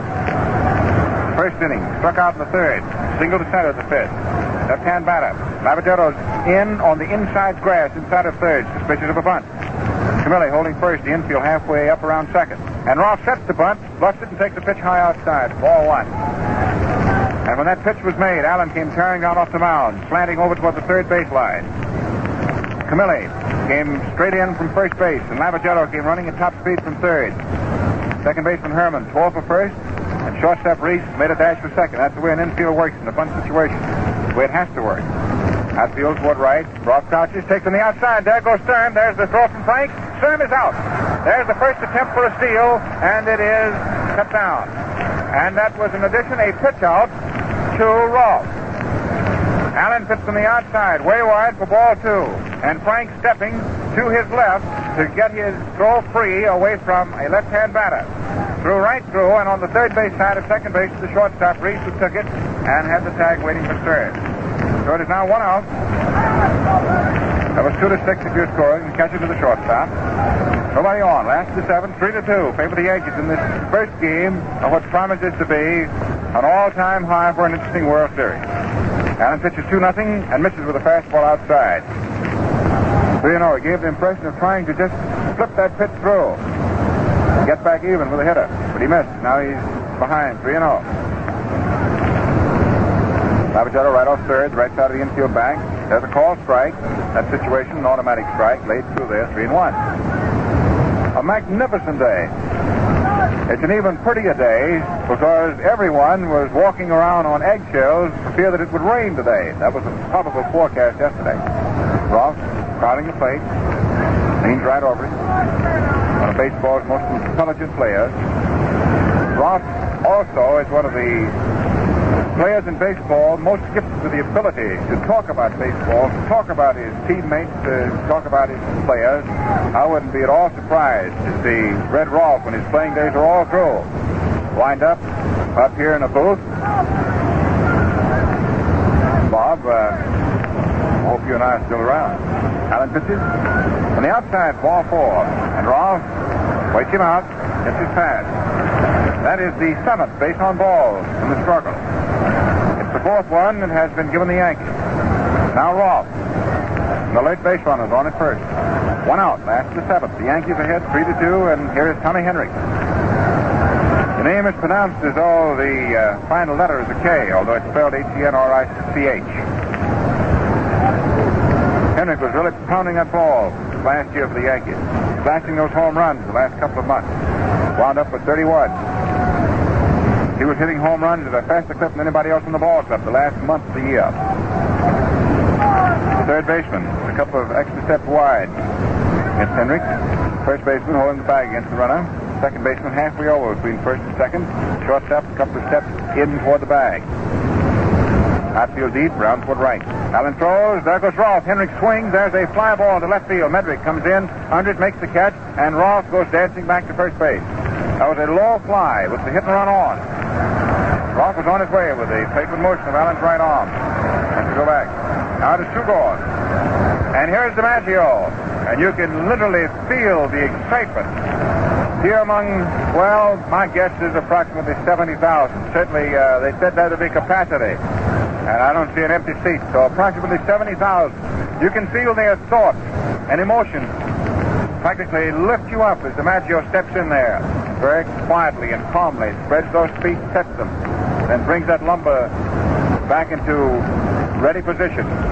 Deep over his right shoulder, tucks it behind the back of his neck. Rolfe ready to go on anything, leads off first. 2 out. There's the pitch. Swung on and fouled right back off the catcher's mask. Carries back to the stand. Strike 1. In this present World Series, when new balls are put in play, the umpire gives them either to the catcher or throws them directly to the pitcher. As a time-saving gesture, there is to be no throwing in of new balls to infielders and passing of new balls around. That sets the great ball player's record for the afternoon. The first inning, a fly ball to left field to Medrick. In the 4th inning, looked like a home run to everybody in the park with Medrick. And Joe timed it, and as Bob told you, leaped up and pulled it down with one hand and landed flat on his shoulder blades. That's how high and how much momentum he lost when he was coming down after making the catch, but he held on to it. And then he was thrown out by the shortstop in the 6th. So he's 0 for 3. Johnny Allen nods to Herman Franks' sign. New battery. DiMaggio waiting. Almost coldly. Set. The pitch is swung on. There's a long fly ball into center. Reese is getting under it after a short run. Waits. Takes it. And DiMaggio is now 0 for 4. Johnny Allen pitches out of trouble with a hit batter and a base on balls. And at the end of 7 innings, it is 3-2 in favor of the Yankees. And it's the no runs and no hits. And that was the end of the 7th inning. Friends, I could talk from now until the last out and still not wise you up to all the comfort you get with the new Tech Razor and the Gillette Blue Blade. 4 major improvements make this the sweetest shaving instrument you ever laid hands on. Now your dealer offers you the World Series Special Gillette Tech in souvenir wrapper with 5 of today's improved Gillette Blue Blades for only 49 cents. Get it and experience real shaving comfort. Now we're going to pause for station identification. You're listening to the broadcast of the first game of the World Series from Yankee Stadium in New York City. This is the Coast to Coast network of the Mutual Broadcasting System. This is WGN, the voice of the people, Chicago. This is the old redhead sneaking in against this Mutual microphone. And another Gillette broadcast as we start the 8th inning. And the announcement that was over the public address just a few seconds ago while Bob was talking to you was nothing more than a standard announcement made in the Major League Park warning spectators from throwing anything out onto the playing field because it might interfere with the play of the game. Just standard practice. There's been nothing thrown. And, well, I don't remember anything being thrown in the World Series since that 1934 ball game at Detroit. But that was enough thrown that day to go for many years. The 8th inning. The Dodgers come into bat against Red Ruffing. A big, burly right-hander. It's a run to the good, and he's always tough. And he's tougher when you get down into the closing stages. It is 3-2 the Yankees. Billy Herman, first up in the 8th. Takes a pitch that is inside by the hands, dismissing. Ball 1. Herman bounced out third to first with a hit and run on the first inning and moved Walker down to second. The 4th inning, grounded out, short to first. And the 6th, to a base on balls. That was a spot that Ruffing had trouble on the 6th. He walked 2. Herman and Reza. 1 out in the 6th, but he got out of it. Pitches now to Herman. Swung on. There's a bounding ball to deep short. Rizzuto up with it. The long throw is in time, but 2 steps. Billy Herman is out. Short to first. 1 up, 1 away. And here's Pete Reza. And the National League batting champion has this afternoon been stopped. Fly ball to center field. DiMaggio pulled it in the first inning. Then he struck out in the 4th. Drew a walk in the 6th. Left-hand batter. Outfield around toward right. Left side of the infield up, the right side upper step. Here's Reza at the end of his first full season, a batting champion, and he cost the Dodgers $100. Swings and has a line drive, which Rizzuto at short holds right by his ankles, and it doesn't get away from him. And he takes a base hit away from Reza. Hit an outside pitch. Sharp line drive, which shortstop Rizzuto grabbed right down between his ankles, and he stayed with it. Now there's 2 out. Top of the 8th. And here's Camilli, who's been up 3 times, and each time Ruffing has struck him out. And he's pitched here, and he's pitched there, and he's given him some of this and some of that. Pitched all around him. Camilli digs in, swings, and there's a high fly ball going into deep center. DiMaggio goes back, and pulls it down. It's hit well over 400 feet. But in the Yankee Stadium, it's 461. The way that ball was struck to the wall. So it was just the 3rd out. Another put out for DiMaggio. And that ends the first half of the 8th inning. You know, just before I left the doctor's dressing room this afternoon, I popped a question to a few of the boys there, and here's what I learned. These fellows from DeRocher, Herman, and Reeser to Riggs and Johnny Allen say the World Series Gillette Tech razor is really tough. Can't match the shaving comfort I get with that new Tech, said Jimmy Wasdell. The less time it takes me to shave, the better I like it, said Harry Lavaghetto. And that's why it's Tech for me. Blades last longer in my World Series Tech. And so they go. Find out why the new Tech makes such a hit. Just see its 24-karat gold-plated head and contrasting ebonized metal handle. Ask your dealer for the World Series Special Gillette Tech razor in souvenir wrapper bearing the official pennants of both leagues. And with 5 Gillette Blue Blades included, you pay only 49 cents. Buy it. Try it. And if you don't agree this is the easiest shaving combination you've ever used, your money back. Last half of the 8th, and here's this. Charlie Keller, Bill Dickey, Joe Gordon. That's all that Johnny Allen has to face the last of the 8th. It's quite an assignment when you're pitching to this Yankee batting order. Any one of those fellas, this Yankee batting order this afternoon, is good for a home run at any time. The Yankee batting order today represents a total of 141 home runs, hitting the pennant race. Brooklyn's starting batting order, and we're counting in the pitchers, represented a total of 84. And there's been only 1 home run struck. Yankees lead 3-2. Here's Keller. Walks his last 2 at-bats. Swings as a hot one down to second base. Herman up with it. Throws to first, and Keller is out. And he was running at full steam ahead, going down the line. When he saw it was out, he slowed down, and you could see a shade limp on that right ankle. So Keller bounces out in the first pitch, the last of the 8th inning. And here's Dickey, his last 2 at-bats, double and the single. 2 very important blows in building up the Yankees' 2nd and 3rd runs.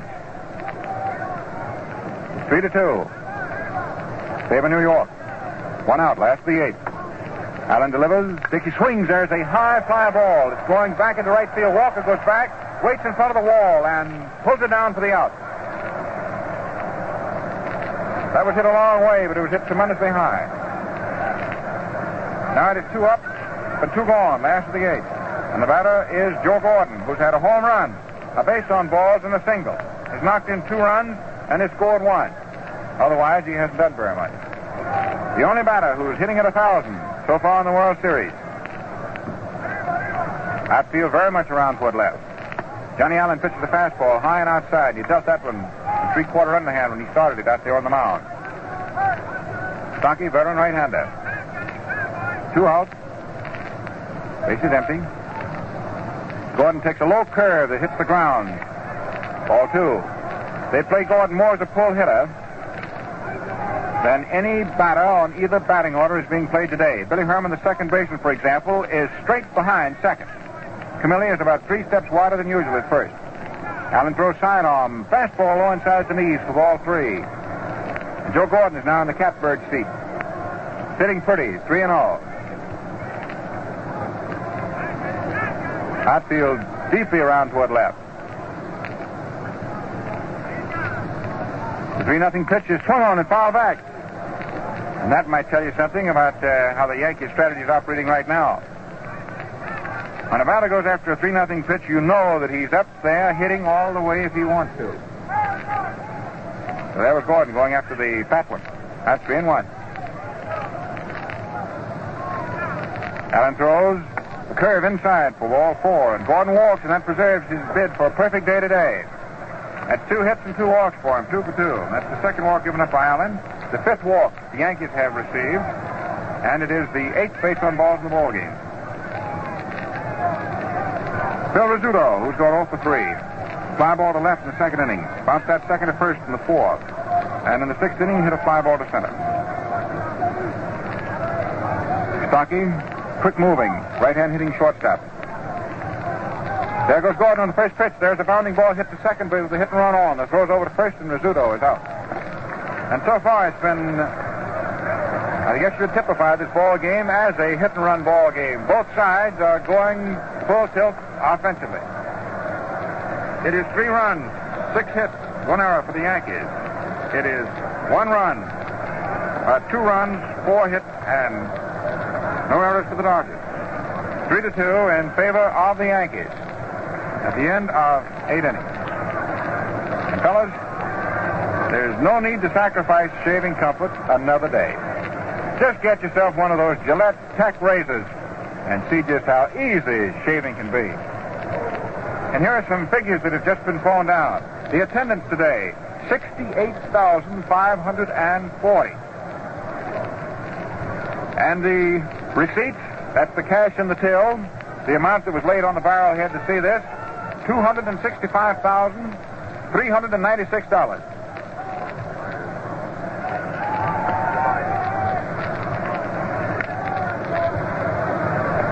Start the 9th inning. Joe Medvick to be first up, followed by Lavagetto, then by Reese. Those figures that we just gave you on cash, a new world's record, and a new world's record for attendance. And I'm certain there's no way of measuring it, but I think there's a new world's record for interest in this very important sporting event, which is a very important part of the nation's life. The Gillette Safety Razor Company is very happy to bring you a description of it.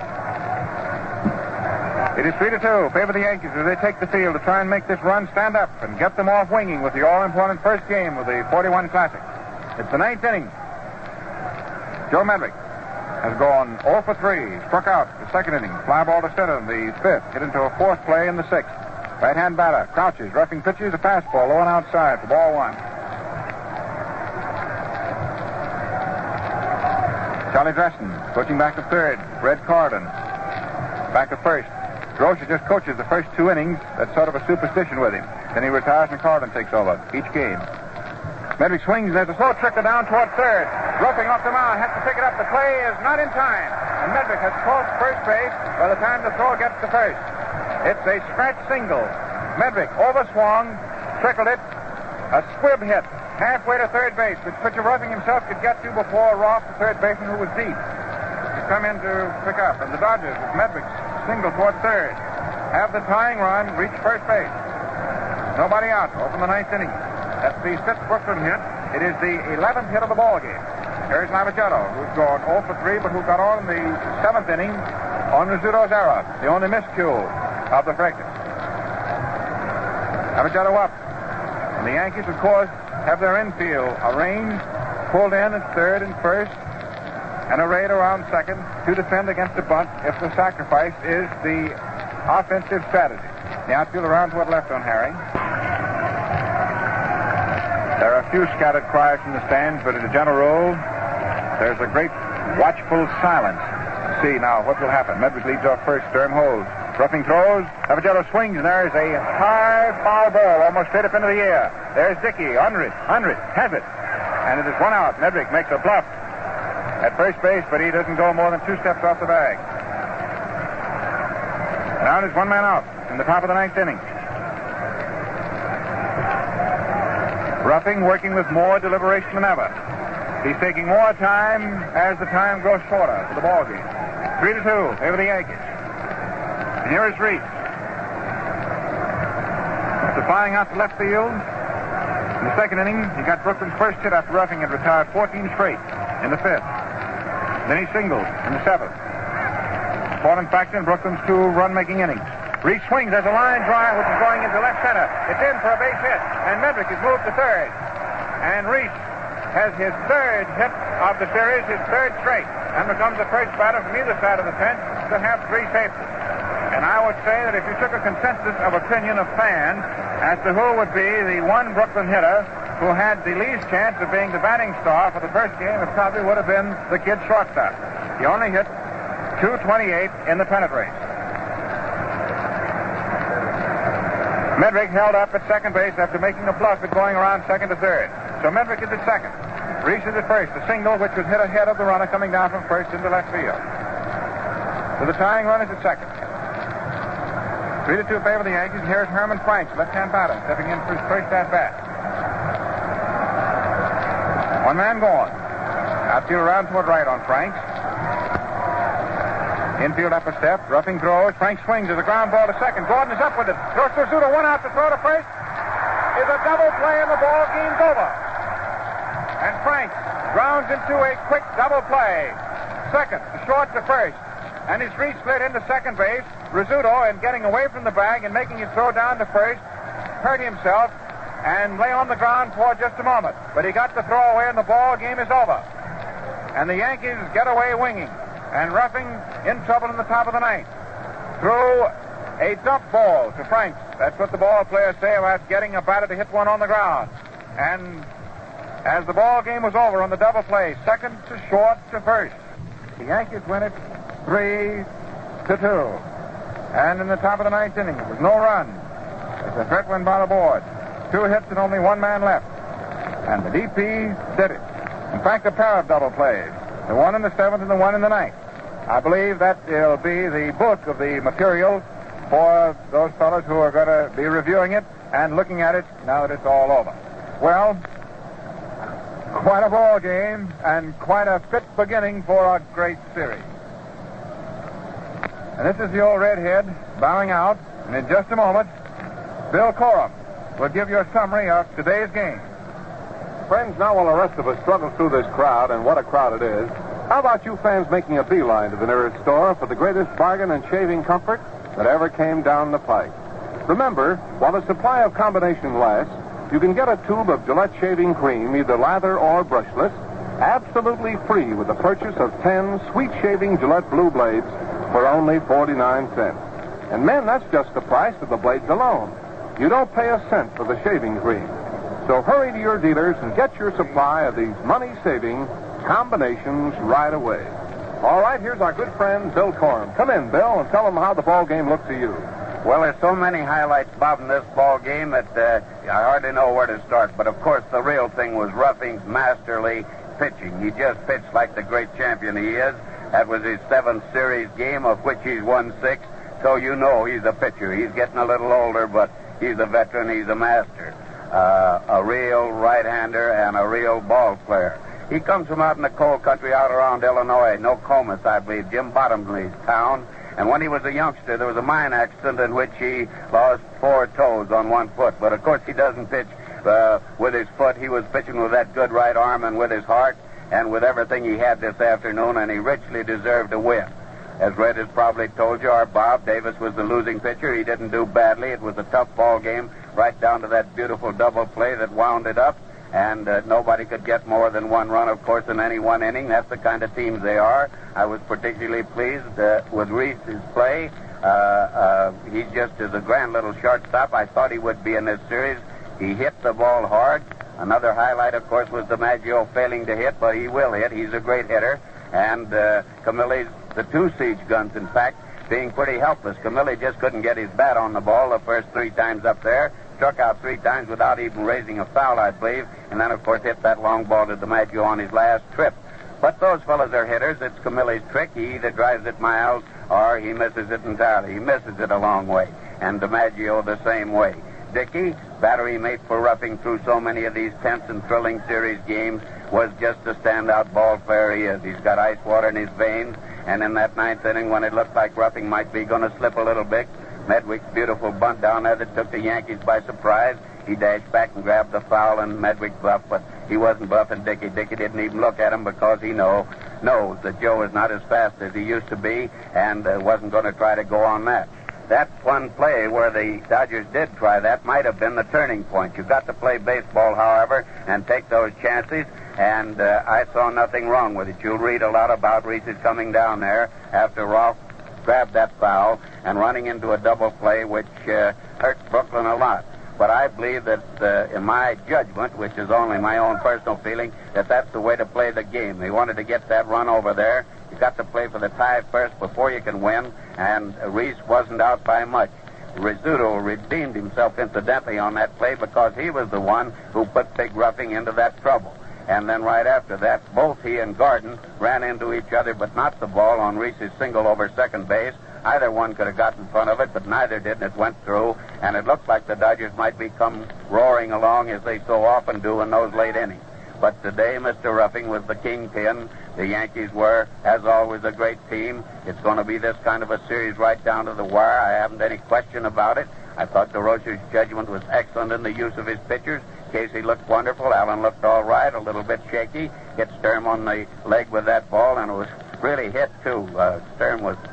Johnny was pretty well knocked around by that one, but of course it was unintentional, as everybody understands.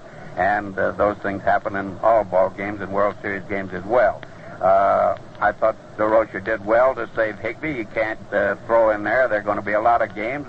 Naturally, everybody who knows baseball and all you listeners and all this record crowd here, a record crowd both in attendance and in money paid in for any World Series and all the history of the game, know how important that first game is. You just can't take it away. It was a great break for the Yankees to be able to get through. It was tough for the Dodgers not to get it because it's going to count a lot, and it gives McCarthy a chance to jockey his pitchers a little. I sort of have a hunch, I may be wrong, that Gomez will go for him tomorrow. Lefty's never lost a World Series game. Joe would like very much to see him win one in this series, and this would look like the spot here on his home ground where he might take a chance with him, and I sort of have a hunch that he will. I don't believe he would if Ruffing hadn't pulled through with that great job of pitching. Of course, with DeRocher, he might have led with his ace, and there'll also be plenty of second-guessing about that. That's one of the privileges and prerogative of baseball fans and writers and radio announcers, too, to second-guess a little bit. That's just part of the game. And Leo may be criticized, but I think that the pitching was so good, there was no big uprising, never a time, most of the runs scored with 2 out, where you could say, well, anybody might pitch that way, Wyatt or anybody else. I assume now that he will have to come back in there with Wyatt, a great pitcher, and that's just my guess of the pitchers for tomorrow. Gomez against Wyatt may turn out to be 2 other fellows from Buffalo. I don't know, but that's the way I sort of figured it'll break. And all the play, the Dodgers, as I said before up here when I was here before the game started, I didn't believe that Reese or Rizzuto or any of these freshman players were going to show any jitters, and they certainly didn't show any jitters. I mean, Rizzuto's error was just one of those errors that shortstops make, and the ball getting through there, just skipping over second base. As I said, both Gordon and Rizzuto might have got it, but it's the kind of a play that comes up all the time, and nobody was jittery. It wasn't the fact that the kid was scared or that Gordon pulled a bad play, because he didn't. That was the big chance for the Dodgers. The Yanks had the game all the way unless Brooklyn could break through, and they couldn't. And I have the summaries here that they sent up from downstairs. They don't agree with mine, but I'll give them to you. It's 3-6-1 and 2-8-0, they said, but I have it 3-6-1 and 2-6-1, and that's what Red has, and I believe that's correct. However, they just phoned from downstairs, and sometimes those things take a little while to settle with official scores. But when you do get the official count, I think you will see 3 runs for the Yankees, 6 hits and 1 error, 2 runs for the Dodgers, 6 hits and 1 error. And the crowd, as Red probably told you, or Bob, I'm not up here, during the broadcast. I'm down in the press box, but it was 68,540 a record, $265,396 paid in, a record, a perfect baseball day, a perfect beginning, no complaint at the umpires, no squabbling on the field. Only once McGowan turned and said something to somebody on the Yankee bench, just as a gift. I'd say Fletcher, because he's their leading jockey. And he waved to him and said, pipe down, and I'm sure he did pipe down, and that's the way the ball game went. There was no squawking anywhere, no anything, but just good, clean, fine baseball, a wonderful crowd, a wonderful day, and 2 wonderful teams, and I guess that about winds it up until tomorrow. And now I'll turn you back to Bob Nelson, and he'll give you what he's got there. Thanks very much. Thanks very much, Bill Corn. That was nice summing up. Fans, people are streaming out now through the various exits here at Yankee Stadium. You can hear some music right down under our mutual booth here as one of those make-up bands is walking by, 5 or 6 pieces. But that's all there is. There's one thing certain, however, and that is if the weatherman gives us a good day here tomorrow, you'll be at your radio, we'll be here at these microphones, and Gillette will bring you another wonderful ball game. And so this is Bob Elson saying goodbye for all of us, for Red Barber, Bill Corm, and myself. We'll be back here tomorrow at 1:15 Eastern Standard Time to give you the play-by-play description of the second game of the World Series through the courtesy of the Gillette Safety Razor Company. This is the coast-to-coast network of the Mutual Broadcasting System.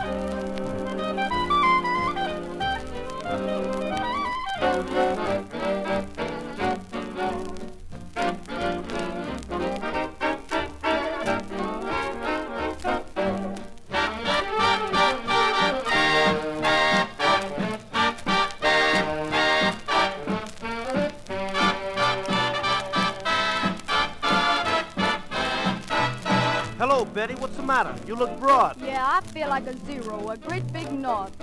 How come, baby, you feel that way? Well, you just listen, Butch, to what I've got to say. Everybody's making money but Tchaikovsky. The music boys are giving him the runaround ski. Did Tchaikovsky make the grade? Just consult your hit parade. Then you'll know the old boy was a wild ski. Everybody's making money but Tchaikovsky. Everything you hear is his and Howski. Now, if you want to write a hit, here is how they're doing it. Grab a spade and dig, dig, dig Tchaikovsky.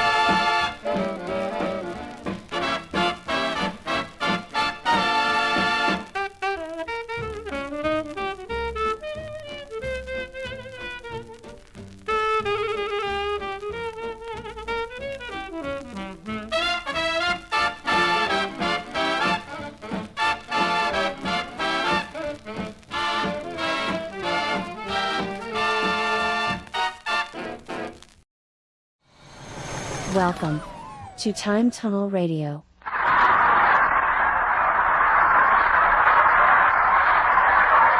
you top this?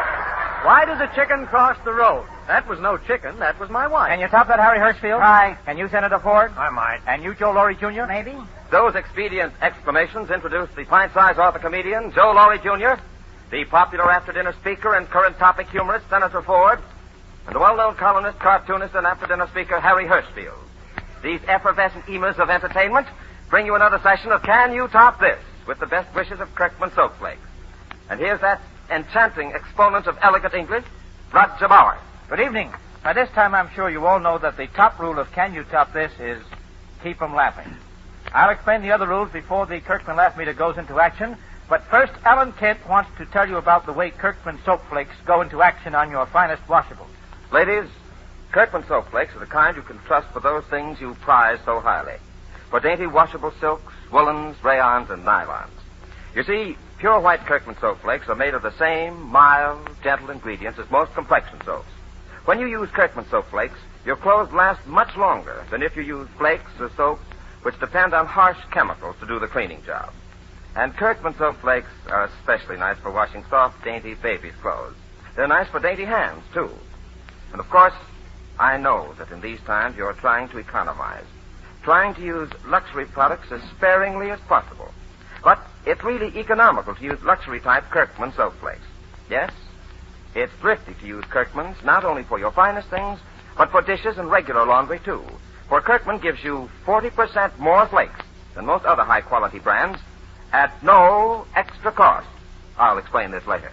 But now, Roger's ready with the other rules of Can You Top This? Can You Top This is unrehearsed and spontaneous. Anybody can send in a joke. If your joke is read in this program by the well-known actor and storyteller Peter Donald, you are credited with $11. Then each of our three gag specialists, Harry Hirschfield, Joe Laurie Jr., and Senator Ford, who have not heard your joke until Peter Donald tells it, gets a chance to top it with another joke on the same subject. Every time your joke is topped, your credit is chopped by $2. If all three jokesters top you, Kirkman sends you $5 and a joke book. And everyone whose joke is told by Peter Donald gets a big gift package of 6 Kirkman soap products. Laughs are registered on the Kirkman Laugh Meter in full view of the studio audience, and in all cases, the decision of our judges is final. All right, gentlemen, are you ready? Ready. That's fine. The first subject comes from John Ratcliffe of Fall River, Massachusetts. And the subject is restaurants, or restaurants. Eating places, Joe, you know. Yes. Beaneries. Now I know. Peter Donald, will you read Mr. Ratcliffe's story, please? Well, Pat and Mike, who had just come to this country, went into a restaurant one day, and on the table was a big jar of horseradish. So Mike said, I wonder what in the world that white stuff is there in the little pot. So he said, why don't you taste it and see? So Mike took a big spoonful of the horseradish and he put it in his mouth, and of course the tears came streaming out of his eyes. Like this. Pat says, what are you crying about, Mike? He said, I was just thinking about me poor old grandfather who was hanged in Ireland. He said, here, you taste the stuff. So Pat put the spoon in, he got a big mouthful of this stuff, and of course he started coughing and choking and the tears coming down his face. So Mike said, What are you crying about now, Pat? He said, I was thinking it's just so bad you wasn't hanged with your grandfather. That joke got 100 on the Kirkman Laugh Meter. 100 is the amount. The subject is restaurant or restaurants, and I see that Harry Hirschfield had his hand up first. Well, this is a gag in 2 parts. I can use it 2 parts. 2 Scotchmen went into a restaurant. Before they went in, they agreed not to tip the hat check girl, get the cheapest meal. And when they sat down, they noticed that Sandy was buttering the bread on both sides. And the waiters were looking at it, and the boss was looking. It was getting embarrassing. And finally, the other Scotchman says, Sandy, I never saw that before. What's the idea of buttering the bread on both sides? And he says, don't you think my lower lip likes butter, too? Well, there's another part. So going out to the hat check girl, they got the stuff, and as they started out, he says, Sandy, you said you wouldn't give any tip. He says, you gave her 10 cents. I saw you get it back. He says, shh, look at the coat she gave me. That was, you tied Mr. Ratcliffe's 100, but you did not top it, Harry. On both of them? No, the first one. Oh, you missed in the first half. That was 74 3/4 in the first half. But the second half got 100. It tied Mr. Ratcliffe. It didn't top. He still holds his own, still has $11. And Joe Laurie has his hand up second. Well, this one is just making the rounds lately. It's about the refugee that came to this country, didn't have any friends, didn't know the language, and he got hungry and went into a restaurant. He waited around. He didn't know what to ask for. He didn't know anything about English, so he looked at a man, and the man next to him says, bean soup, and he got bean soup. So he says, bean soup. The fellow brought him bean soup. He says, I got to remember that, bean soup. So that night he went in for supper. He says, bean soup. So they gave him bean soup. This kept on for 3 weeks. That's all he knew, bean soup, and he got a little tired of bean soup. So he says, well, I'll wait for another fellow to order something. So a fellow next to him ordered a ham sandwich. So he says, a ham sandwich. So the fellow says, how you have it, buddy? White or rye? So he looks up and says, bean soup. That was very good, Joe. You got 80 on the Kirkman laugh meter. However, it didn't top Mr. Ratcliffe's 100, and so he still holds his own. He still has $11. Senator Ford, are you in this round? Yeah. You know, we're doing this without a beard, you know. Well, with or without a beard, I'm going to tell this one. 2 newspaper reporters met. One was a bright, alert sort of a fellow and quite a kidder. And the other fellow was, he was what is known as a news moocher. He was very lazy and used to go around and get news the easiest way. So he said to the brighter fellow, he said, anything doing around the neighborhood? And the bright fellow said, yeah, I just got a report that a fellow choked down in a restaurant down the street here. And the other fellow says, yeah? He says, give me the lowdown. How did he choke? So the first fellow said, well, he was eating some horse meat and somebody hollered, whoa. Senator, that was 100 on the Kirkman laugh meter. That also tied Mr. Ratcliffe's 100. That one wore a beard, didn't it, Joe? However, since none of you wits has... that extra laugh, ladies and gentlemen, You're is not the wearing fact a beard, but the jokes are. Peter Donald is sporting a beard tonight. Not at all unbecoming, either. And a sporty beard. Sporty beard, yes. That also accounts for Mr. Hirschfield's remark about beard. All right, Joe says beavers. Well, since none of you wits has topped Mr. Ratcliffe's 100, we send Mr. Ratcliffe $11 and that big Kirkman gift package.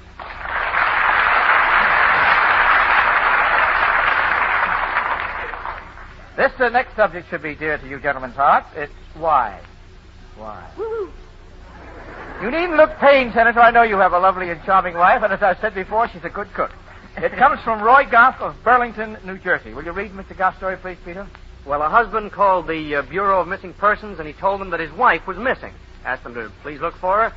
And a few days later, the Bureau phoned the husband that they had found a woman who answered the description of his wife. So the guy was very relieved. He said, oh, I'm so glad to hear that you found her. He said, what did she have to say? And they said, oh, she hasn't said a word. He says, brother, that's not my wife. That was 32 on the Kirkman laugh meter.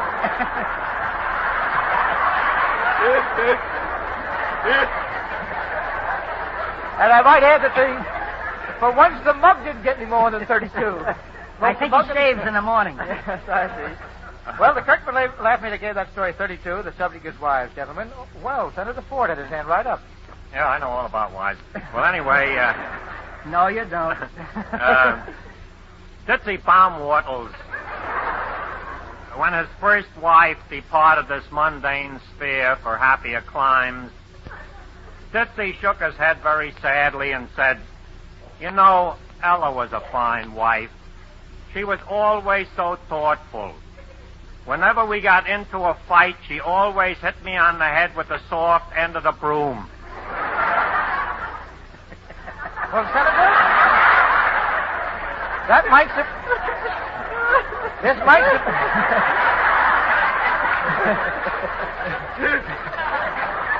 This might surprise you, Senator, but you topped Mr. Goff. You got 36. 36. 36 in the Kirkman laugh meter. You topped him by 4, and so we chop away $2, giving him now $9. And Joe Laurie had his hand up second, Harry. Well, the fellow's wife didn't feel very well, so he called the doctor. And the doctor went in to examine her. When he come out, he says, what is it, doctor? What would you advise me to do? He says, well, he says, I'd advise you to send it to a warmer climate. He says, oh, I haven't got the heart to do it, doctor, but if you'll do the job, there's an axe behind the door. 61 in the Kirkman laugh meter, Joe. 61, definitely top Mr. Hobson. 32, And so we chop away $2 more, giving him now $7 and giving us now Harry Hirschfield. I got an ipsy-pipsy. A woman went on, she was one of these fat mamas, and she went on a diet. She became one of those martyrs. You know, everybody had to suffer along with her.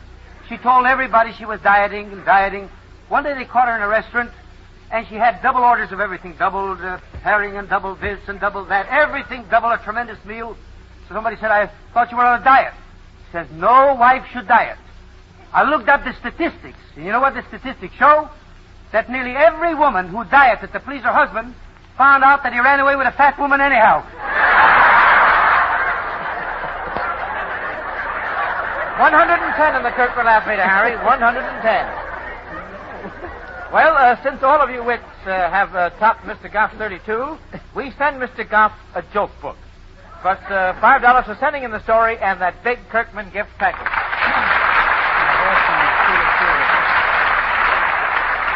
And a hair from Peter's beard. Hair from Peter's beard, yes. Well, we're snip and tuck tonight. One for the customers and one for you boys. Let's see how we go from here on in. This next subject comes from Mrs. Annie E. Smith of Bremo Bluff, Virginia. And the subject is also dear to your heart. Wages, gentlemen. Wages. Oh, I thought you said remuneration, Senator. Peter Donald, will you read Mrs. Smith's story, please? Well, there was a very, very timid little guy named Brown, and for a long time he wanted to ask his boss for a raise. And every morning he'd say, well, I'm going to ask him today. Now, no fooling. I'm going to get up and I'm going to tell him something. I'm going to... And just then the boss would come along and the guy get off right and he'd sit down and wouldn't say a word. So one morning, just as the boss came along, the fellow sitting next to Brown said, hey, Brown, why don't you ask the boss what you said you were going to ask him? Go ahead. So the boss came over. He said, yes, Brown, ask me what?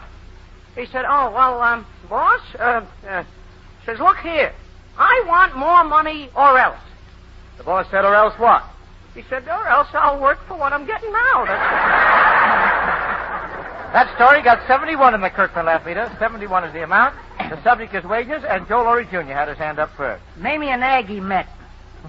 And Aggie says, hello, Mame. Says, are you still working down a beauty parlor? She says, no, I'm not. She says, gee, you made some swell wages there, too, didn't you? She says, yes, and tips. She says, what'd you leave for? She said, I didn't leave. They fired me. So what'd they fire you for, Mamie? She says, well, I'll tell you. Some dame came in one day, and she wanted an egg shampoo. So I gave her the egg shampoo. And I guess I didn't rinse her hair very well because when she walked home in the sun, an omelet broke out on her head. 81, Joe, on the Kirkman laugh meter. 81, top. Mrs. Smith, 71. So we chop away $2. He now has $9. And Harry Herschel had his hand up second. Pincus met a lawyer for the first time. It's socially. So socially, he said to him at the club, he says, how does the international situation look? The lawyer said, very serious, and he sent him a bill for his fee, which was his wages, for $25 for advice. He was awful sore about it. Next day, he meets him again, and he says, is Buffalo near Canada? The fellow said, it is.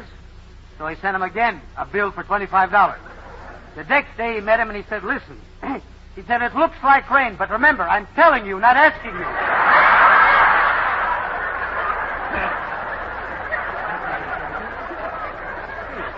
114 in the Kirkman laugh meter. 114, yes. You top Mr. Smith, 71, so he chop away $2 more, giving her now $7.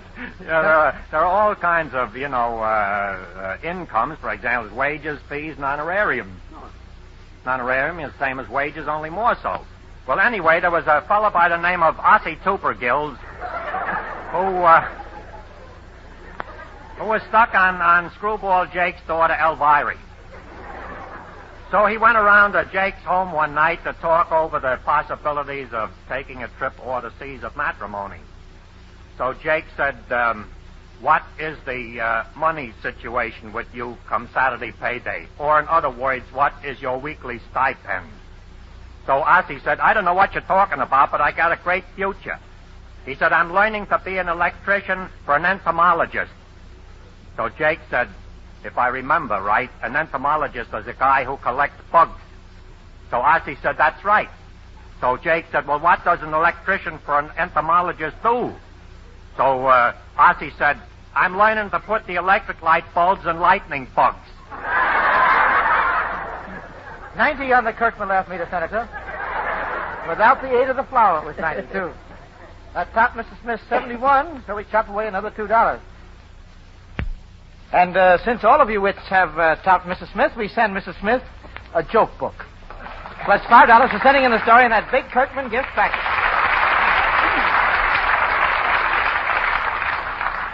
Well, you're doing very well tonight, gentlemen. Exceptionally well. There's another subject I know you know something about, too, the theater. What's happened to it? Joe, don't you often wonder about your part of it? Yes, I do. Well, this comes dream about it. You dream about it, I see. This comes from Mrs. Irene Dobray of Newark, New Jersey. And as I said, the subject is the theater.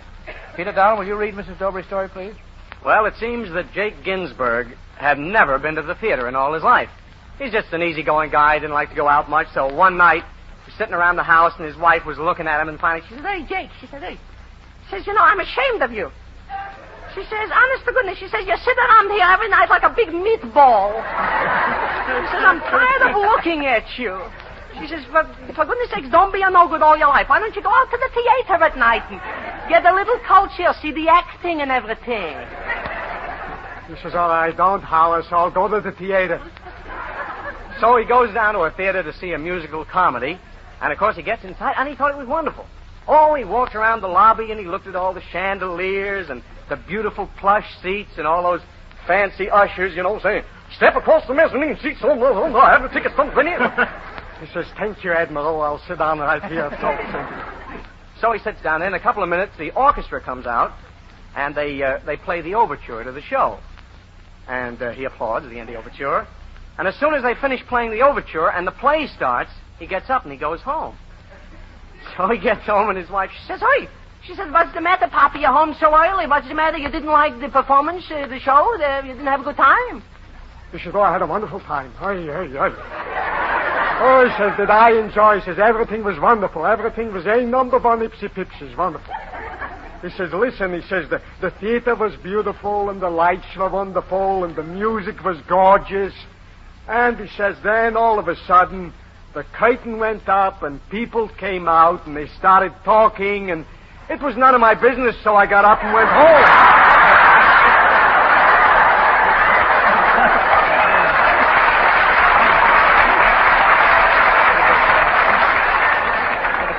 Well, that went to the top of the Kirkman laugh meter. The top is 130, gentlemen.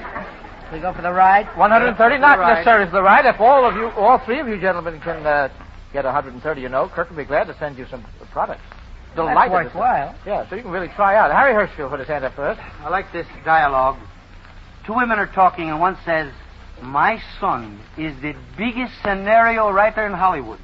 Such a scenario, he's the biggest." And she says, "And your son?" Says, "My son is a commentator in front of a burlesque theater."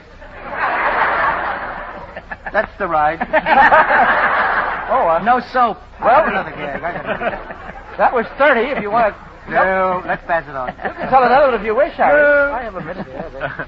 Well, that was 30. It didn't top Mrs. Dobray's prices. It didn't top Mrs. Dobray's 130, so she still holds her own naturally, $11. Joe Laurie had his hand up second. I always liked the one about the old fella in the moving picture house, and he's down front, and he's looking around, he's making people get up, and they're looking around, and he lights matches, and finally the usher comes down. He says, "What's the idea? What's the matter? What'd you do? Lose something?" He says, "Yes, I lost a caramel." He says, "Out of my mouth fell a caramel." He says, well, all this fuss for a caramel?" He says, "Yes, but my teeth were in it."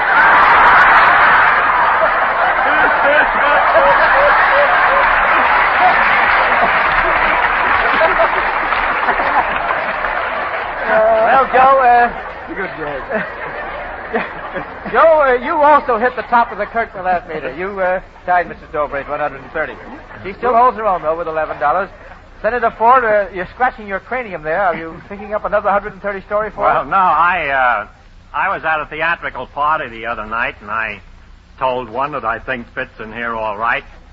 You know, the first show I ever saw was a railroad melodrama called The Brakeman's Daughter or Fun on a Signal Tower.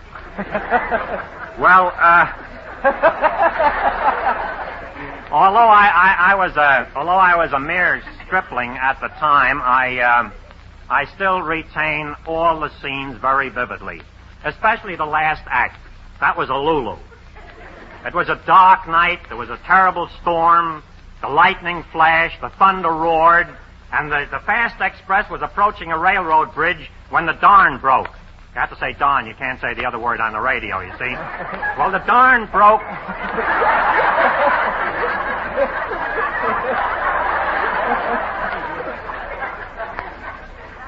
The water cascaded down in torrents and washed away the railroad bridge. There was the fast express approaching, roaring toward the railroad bridge that was washed out with its human cargo of 90 souls and as many heels. And there was the railroad bridge washed away, the signal tower gone, no lanterns, in fact, nothing with which to signal the train, when out of the darkness dashed the brakeman's daughter. She rushed down to the track and waved the clothespin. The train approached. The engineer saw the clothespin in the beam of his headlight and stopped the train. Thus, the fast thinking of the brakeman's daughter averted a catastrophe. For every engineer knows that a clothespin is a sign of washout on the line.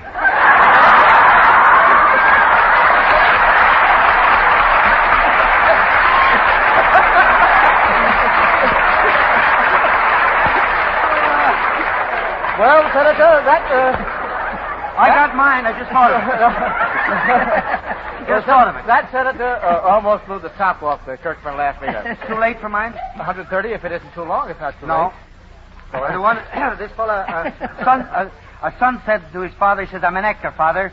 So the father decided to, got all his friends, they all bought tickets to see the show.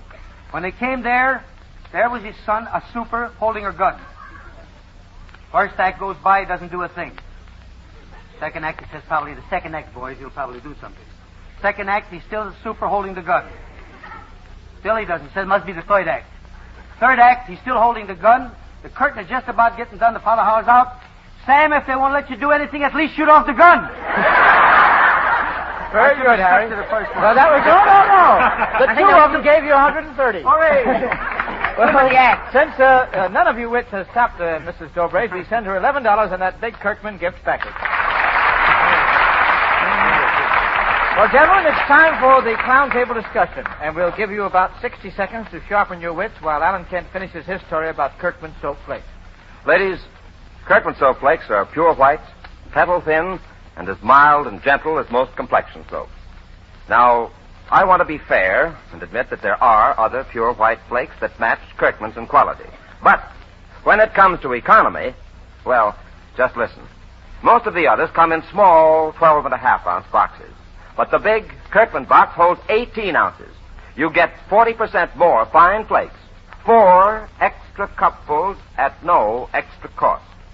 This bargain is possible because the makers of Kirkman's frankly follow a policy of taking less profit and giving you more for your money. And because Kirkman's give you so much more, you can afford to do all your washing with these luxury-type flakes, not only for your finest things, but dishes and regular wash, too. Why not resolve right now never to dip your hands in anything but complexion soap quality suds? Start using Kirkman Double Duty Soap Flakes tomorrow. Say, Alan, you ought to sing your commercials like so many other announcers do. Yeah. You could sing Kirkman soap flakes hit the spot, 18 ounces, so what? Or you could sing like that fellow Gaston sings, I'm nuts about the good old Kirkman Yankees.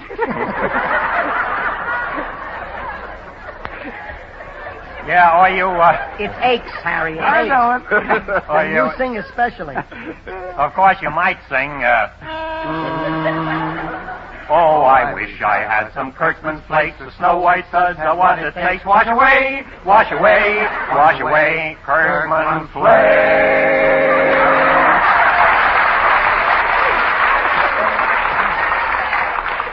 Well, boys? Yeah. I can honestly say I never heard singing like that before. Oh, thanks, Alan. Much obliged. Yeah, he knows something about singing. Maybe it'll be better music to our listeners' ears if I mention the 3 valuable coupons on every box of Kirkman soap flakes. You can redeem them for a beautiful free gift. A big special this spring is a beautiful ice lip jug for only 50 coupons. Start saving tomorrow with Kirkman Double Duty Soap Flakes. Thank you, Alan. Well, gentlemen, how about that clown table discussion? Have you thought about it? Yeah, we've been thinking of humor and stuff like that, you know. You know, most humor is about women. Marriage, matrimonial stuff, that's the biggest. Matrimony isn't a joke either, you know that. Huh? And peculiarly, it isn't professional humor. It isn't professional humorist that talks about marriage and the institution of marriage.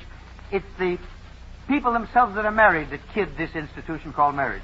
Yeah, institution. That's what it is. But who wants to live in an institution all his life? You know, one of the gags of marriage that's one of the famous ones is the girl saying to the fellow, I wouldn't marry you if you were the last man on earth. He said, listen, if I was the last man on earth, you wouldn't have to. I like the one about the servant girl that applies for a job, and she says she's a good cook. And the woman says, you know anything about stews? She says, I should. I married one. Well, that stew thing kind of reminds me of one of the old babies. Has a beard longer than Peter's here.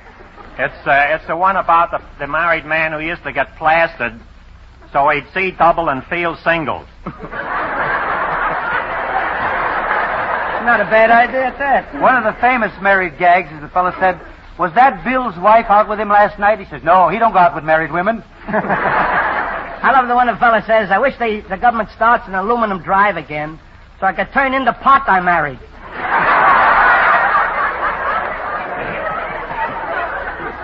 Well, I suppose it's time for me to love one, too. You know, everybody, I love this one, I like that one. One fella said to another, what would we be without women? The other fellow said about $5,000 a year better off. And remember the wife arguing with the husband? She says, you don't know what love is. He says, yes, I do. That's something the minister chucked in with honor and obey. I love the one about the woman says, how you getting along with your husband? He says, oh, I got him eating out of my hands. She says, ain't that great? It saves washing dishes, don't it? Well, gentlemen, I'm afraid that's all we have time for tonight in the clown table discussion, and thank you.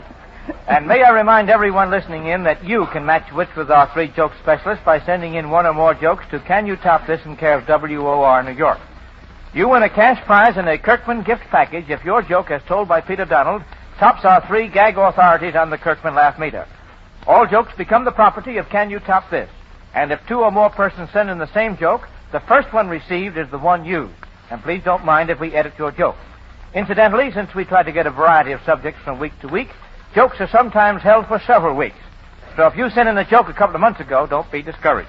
It may still be read by Peter Donald. And so ends another session of Can You Top This, brought to you by Kirkman Double Duty Soap Flakes.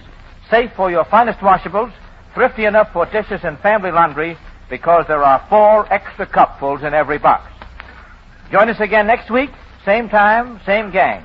Other jokes, some new, some old. Until then, we remain yours for bigger and better laughs. Edward Hastings Ford. Harry Herschel Hirschfield. Joe, no middle name, Laurie Jr. Beaver Donald. And G. Roger Bauer.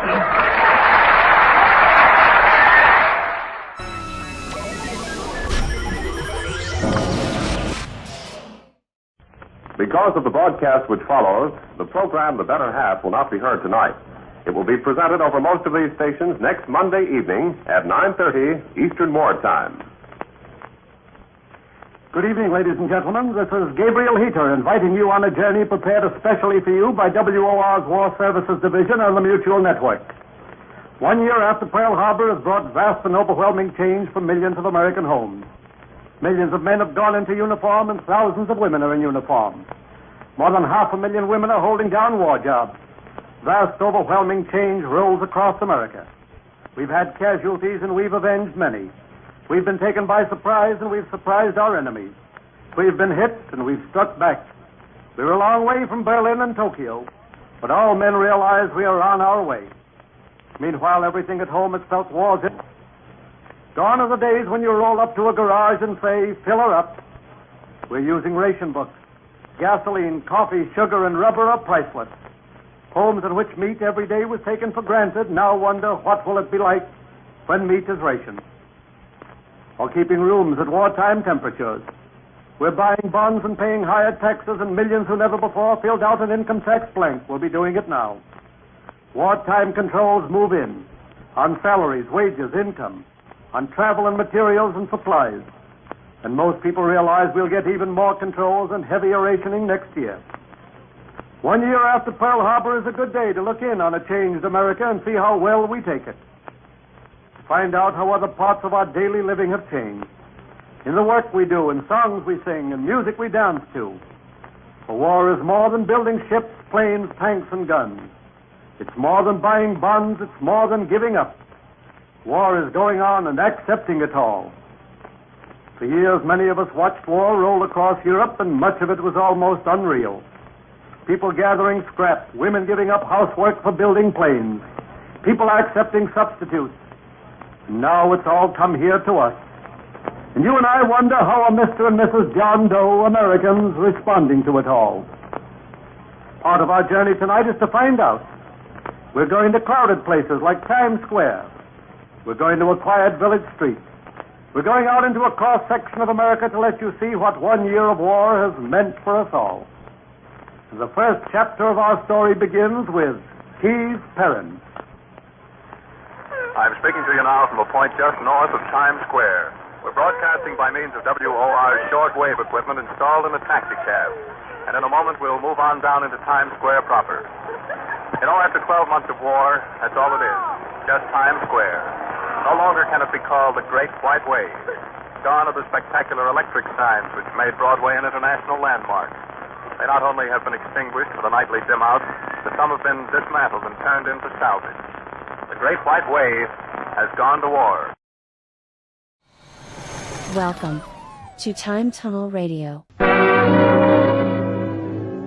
Tonight, the National Broadcasting Company presents its new dramatic series, Author's Playhouse, radio adaptations of great modern short stories, tales written by acknowledged masters of their craft. We are privileged to open our series with a tale from one of America's foremost writers, Stephen Vincent Benet, poet, critic, novelist, short story writer. In Elementals, our story tonight, he departs from his widely known historical fiction and offers a vivid and dramatic study of conflicting personal philosophies. Author's Playhouse presents Elementals by Stephen Vincent Benet.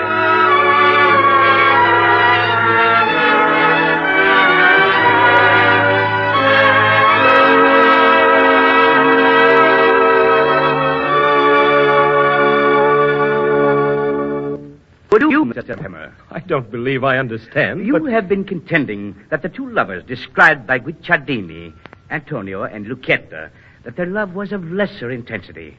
You say that some people in love could withstand Alessandro's test of elemental hunger. I'm certain of it.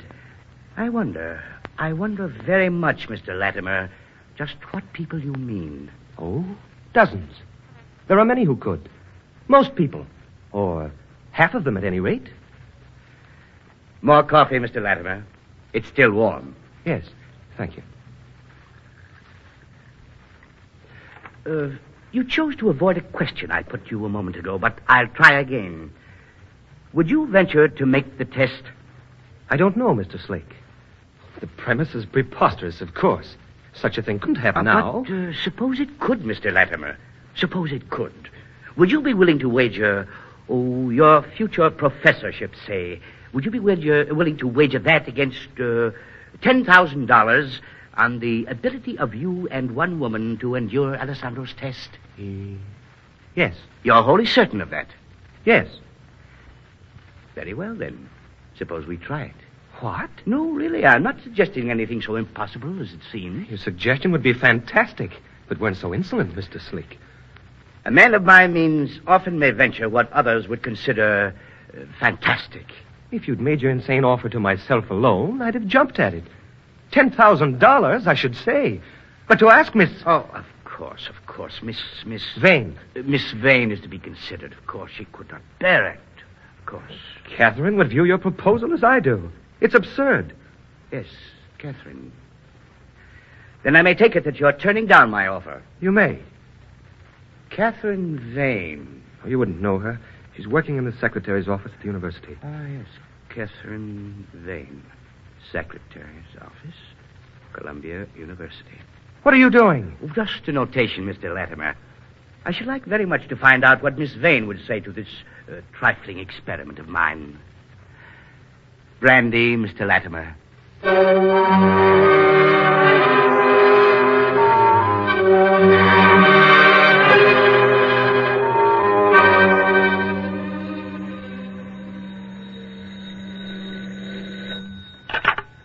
English department. You, Sherry? Oh, hello, Kathy. I was just going to I call know you. about it, Sherry. John Flake was just here. Oh, Sherry, isn't it wonderful? Wonderful. Kathy, you didn't say you'd be willing to...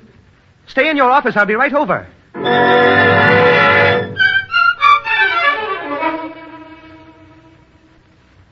Just think, Shay. It's everything we want. Everything now. And it's ours if we only have the little courage to take it. A little courage? $10,000. It means we could marry at once. We could have a home and children safely, without fear, without having to spend every summer tutoring. Just how did Slake describe the test to you? Well, he said we would be in adjoining rooms on the third floor of his house. There would be a glass window between us so that we could see each other but not talk together. I should imagine that touch would appeal to him. We would have 3 books, the Bible, the Koran, the Zenda Vesta, all the water we need, but no food. If I had only myself to consider, I'd accept in a minute. Just 7 days, Sherry. You don't know what 7 days of ceaseless hunger is. I don't. We can't even surmise. And if we should fail? My love for you is so great that the possibility of failure doesn't enter my thinking. Did Slake tell you of the climax of the 7-day fast? Yes, he did. After 7 days of starvation, 7 days of ceaseless hunger, we'd be brought to the same room. And a piece of bread would be placed between us. Kathy, it's ridiculous. You didn't read the translation of the 16th century pamphlet by Guicciardini that I made for Slake. Only part of it. You should read the chapter on the merry diversions of His Highness Prince Alessandro. I don't see what Let me finish, darling. In his court, there were 2 lovers, Antonio and Lucetta. And their love for each other was court legend, it was so intense. Prince Alessandro challenged them to make precisely the same test Slake is asking us to try. Were you discussing it with him? Is that how he happened to make the proposal? Let me finish. On the 10th day, theirs was a 10-day fast. Alessandro and 2 attendants went to one of the adjoining compartments.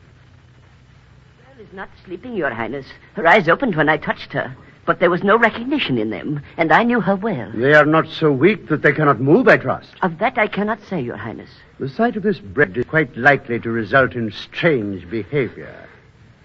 Antonio. Food. Please, for the love of God, food. Aren't you to hold your beloved Lucetta in your arms, Antonio? Food. Please give me food. Rinaldo, could this bread have more attraction than the beautiful Lucetta to this most faithful of all the suitors in my court? It would seem so, Your Highness. Raise the partition, and we shall see. Yes, Your Highness.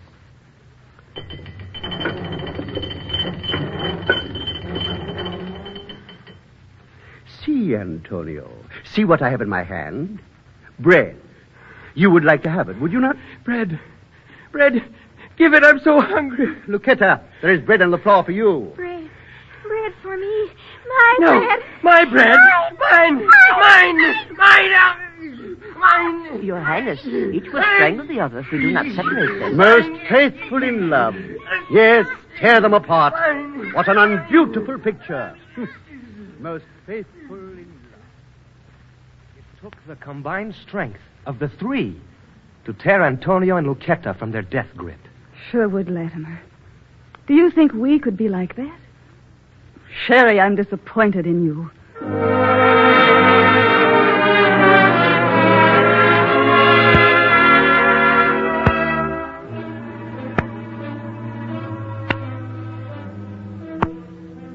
Three days of this boredom, and I'm biting my wrist just to watch the little white dints appear and fade away. No more of that, Brother Latimer. You had better count the bluebirds on the wallpaper again. Wonder how Kathy is. She wouldn't count bluebirds on the wallpaper to pass away the time. Not Kathy. She would lose herself in reading, the sensible thing. Why don't you read, Frau Latimer? Better than counting birds. Those idiotic bluebirds. No occupation for a sane man. Sane man?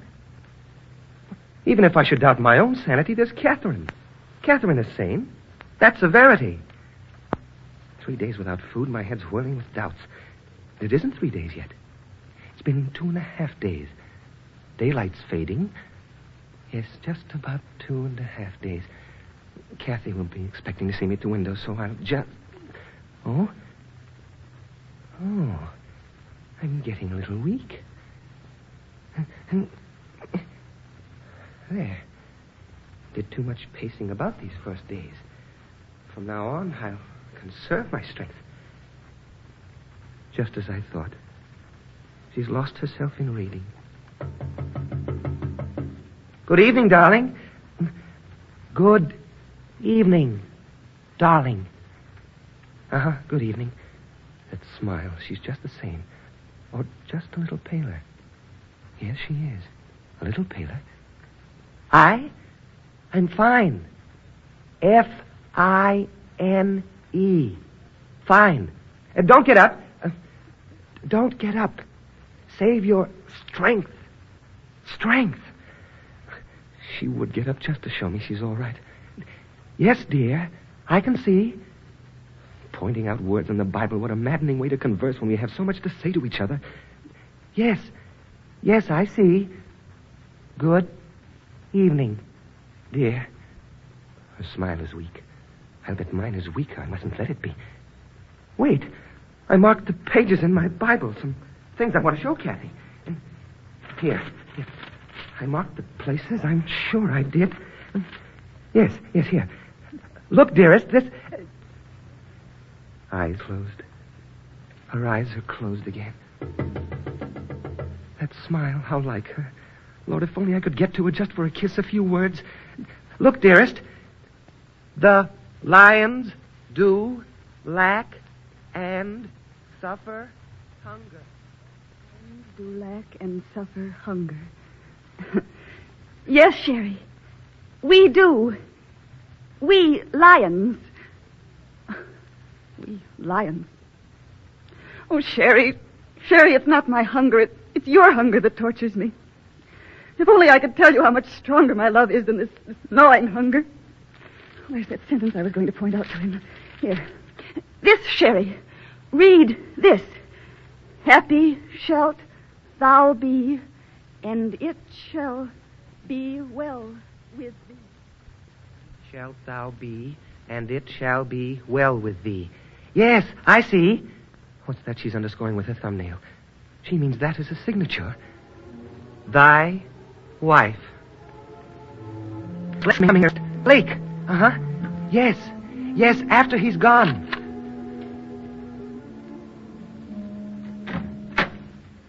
Good evening, Mr. Latimer. Good evening, Mr. Sleek. Everything perfectly all right, I suppose, Mr. Latimer? Everything entirely satisfactory, Mr. Sleek. How charming. You're admirable guests indeed, Mr. Latimer, you and Miss Vane.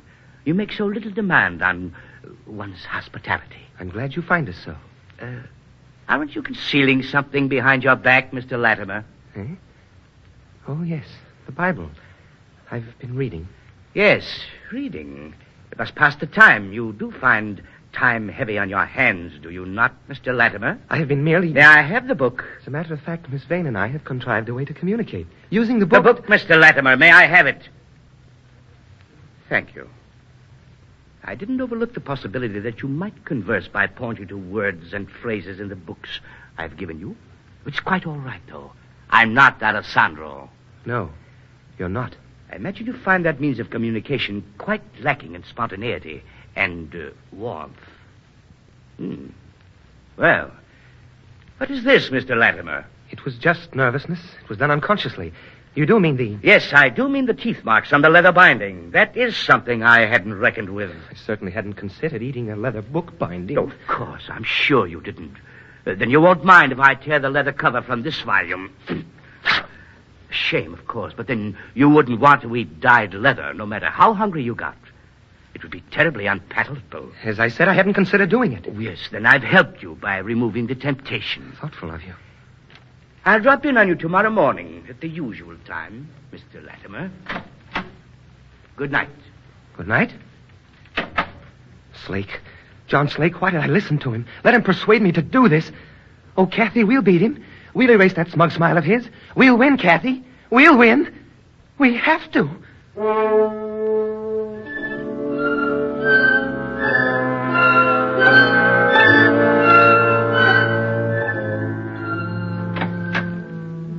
Good morning. Everything perfectly all right, I suppose, Mr. Latimer? Everything entirely satisfactory, Mr. Slake.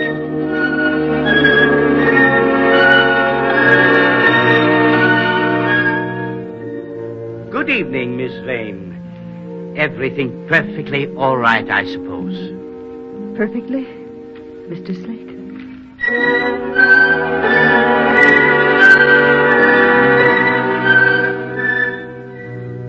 Good morning, Mr. Latimer. Everything perfectly all right, I suppose. Everything entirely satisfactory.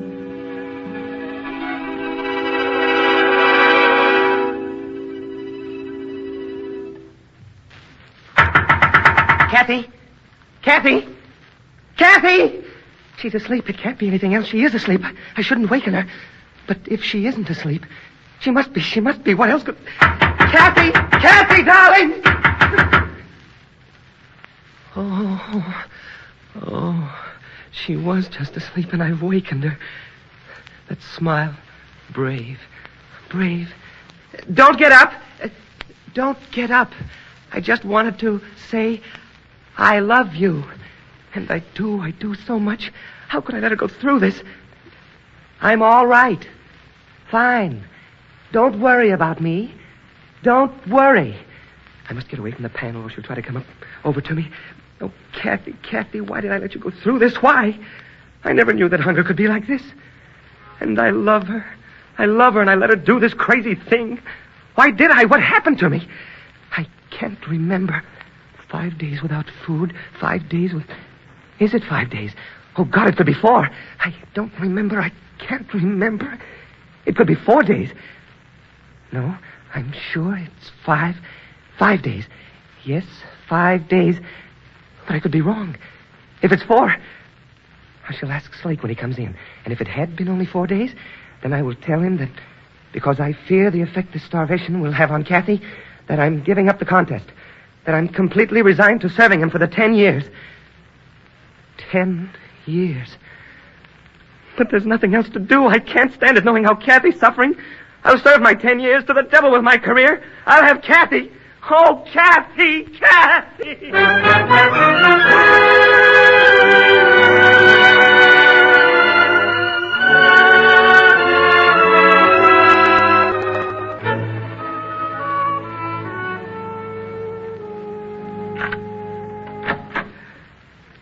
Good evening, Mr. Latimer.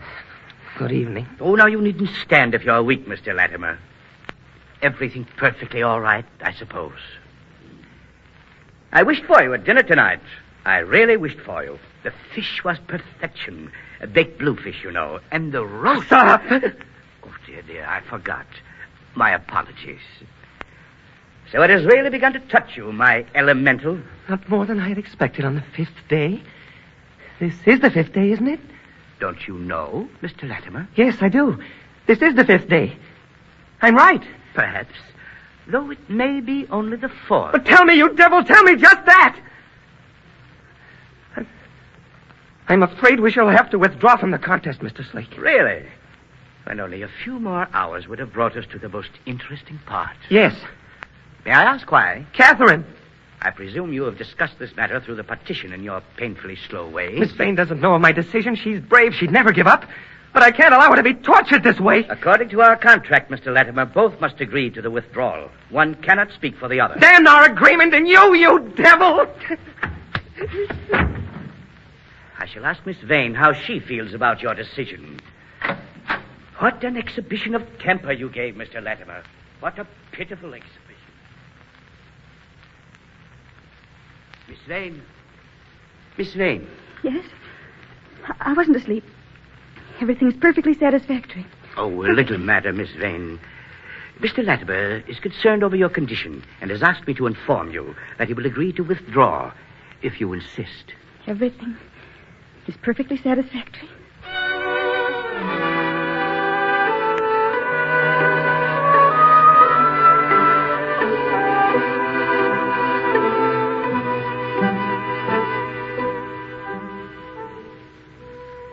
One more day or 2 at the very most. I wish I could be sure. If it's 2. Oh, Kathy, if you could be spared this. It's like the pressure of a dull knife against the pit of my stomach. It must be worse for Kathy. It must be. She's thinking of me. She thinks of what the 10 years might do to me. Oh, Kathy, don't think of that. It's all right. I'll have you. This is the 6th day. Just one more. If I'm right, if this is the 6th day. Oh, I'm so weak. He who sleeps dines, the French say. I'll see. And tomorrow when I wake, if I sleep.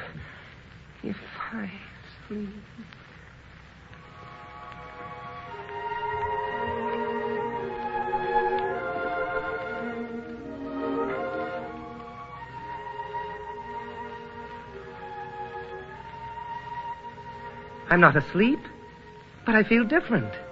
And it isn't a dream, because I'd not even think it might be a dream, if it were a dream. It isn't really a dream, because I know it's a dream. Then it is a dream. Kathy. You see, Kathy, it isn't a dream, because I can stop it whenever I want to. Whenever I want to. I'm so hungry, Sherry. So hungry. You needn't be. This is my dream, and I can do in it whatever I choose. Only it isn't really a dream, because I can control everything. We'll go to a restaurant. Yes, let's.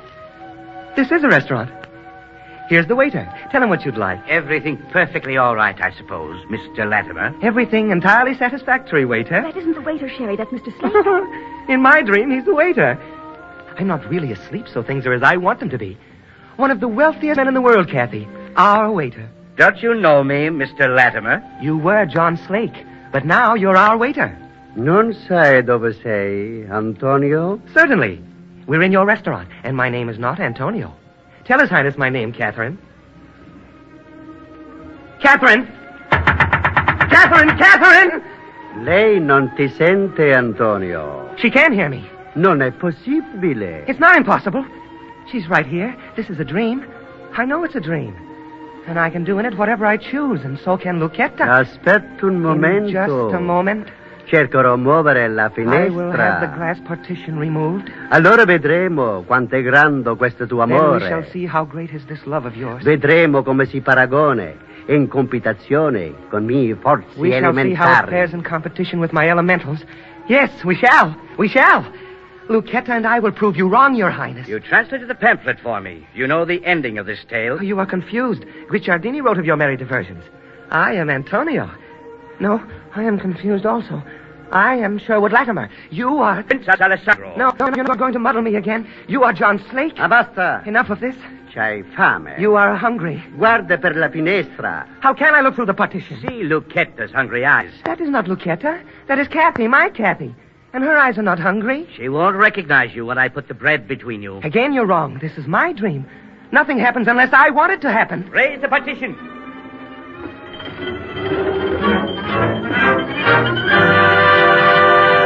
Kathy!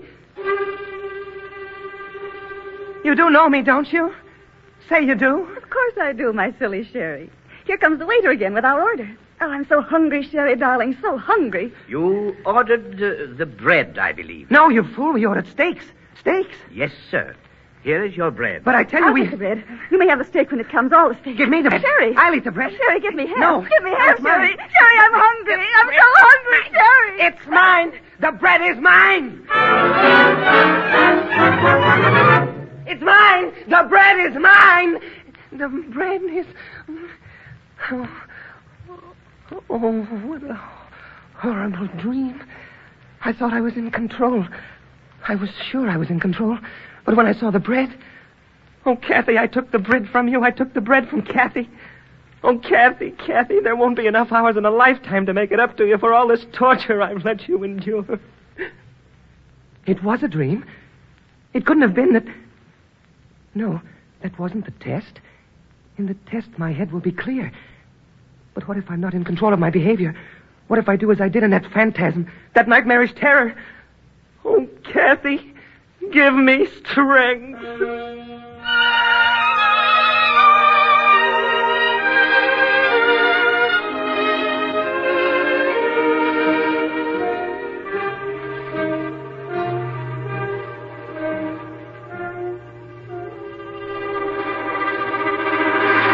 Well? I'm going to get the broth. Don't walk away from me. Well? What is their condition? The man's a little stronger, but neither of them can walk. Can they talk? If you can call, making sounds, talking, the man can. Very well. You needn't bother to bring them the broth. However, I have this to give them. Bread? But they haven't eaten anything for a week. You don't want to give them solid food. When the test is completed, they will be in your tender care, Miss Warren. Would you like to watch this? No. Yes, I would. I might be needed. Come in, then. Yes, you might be needed. Food. Yes, you might be needed. In the previous test of this order, which took place in the 16th century, it was necessary for 3 strong men to tear the 2 lovers apart when the bread was placed between them. They were locked in a death struggle over a piece of bread probably not so large as this. I don't like this. I believe your salary is sufficiently large enough to compensate for that. If word of this ever got to the ears of the authorities... It won't. Will it, Warren? No. No, sir. Food. Why am I so hungry? Are you awake, Mr. Latimer? Food, please, food. That voice. I hate that voice. Yes, food in just a moment, Mr. Latimer. I hate that voice. Whose voice is it? Don't you know me, Mr. Latimer? Who's he? Said Latimer. It's my name. Food. There's food on the floor. There's food on the floor. Food? Where? Said there's food on... I'm weak. So weak. If I can prop myself up on one arm. That voice said there's food on the floor. The girl hasn't moved. Girl? I'll get the food before those voices take it. If I can slide off this bed. I see it. Bread on the floor. Just like the voice said. It's my bread. Who's she? Woman. She's looking at my bread. My bread. Don't they remind you of starving animals, Warren? She's looking at me. Who is she? I'll get it before she can. Slide down off this couch. I can get it. My bread. I can touch it. It's mine. Sherwood. Sherwood. That's my name. My name is Sherwood. She knows my name. But she won't get the bread. Sherry, dear. I'm so hungry. So hungry. Catherine. My Catherine. She's hungry. Must feed her. She's hungry. Dear Sherry. Bread. Eat it. Bread. You eat. No. You first. Oh, pick up the bread, you babies. Do you think I'm going to feed you? Well, Warren, what's so funny? Nothing, sir. It may take a bit of tugging to get them apart like Mr. Shake. But that don't look like a death struggle to me. Nothing like it.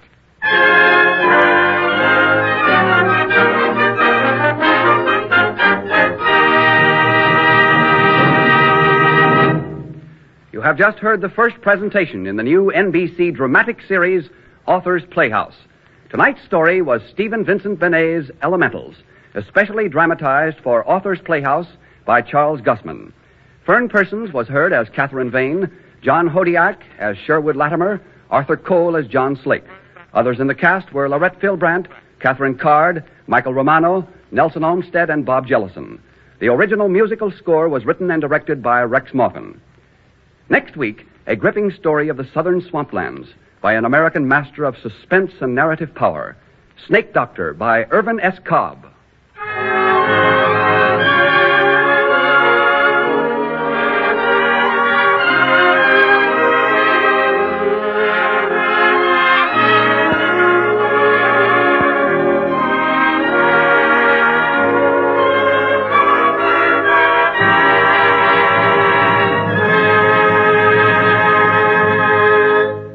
Author's Playhouse has come to you from our Chicago studios. This is the National Broadcasting Company.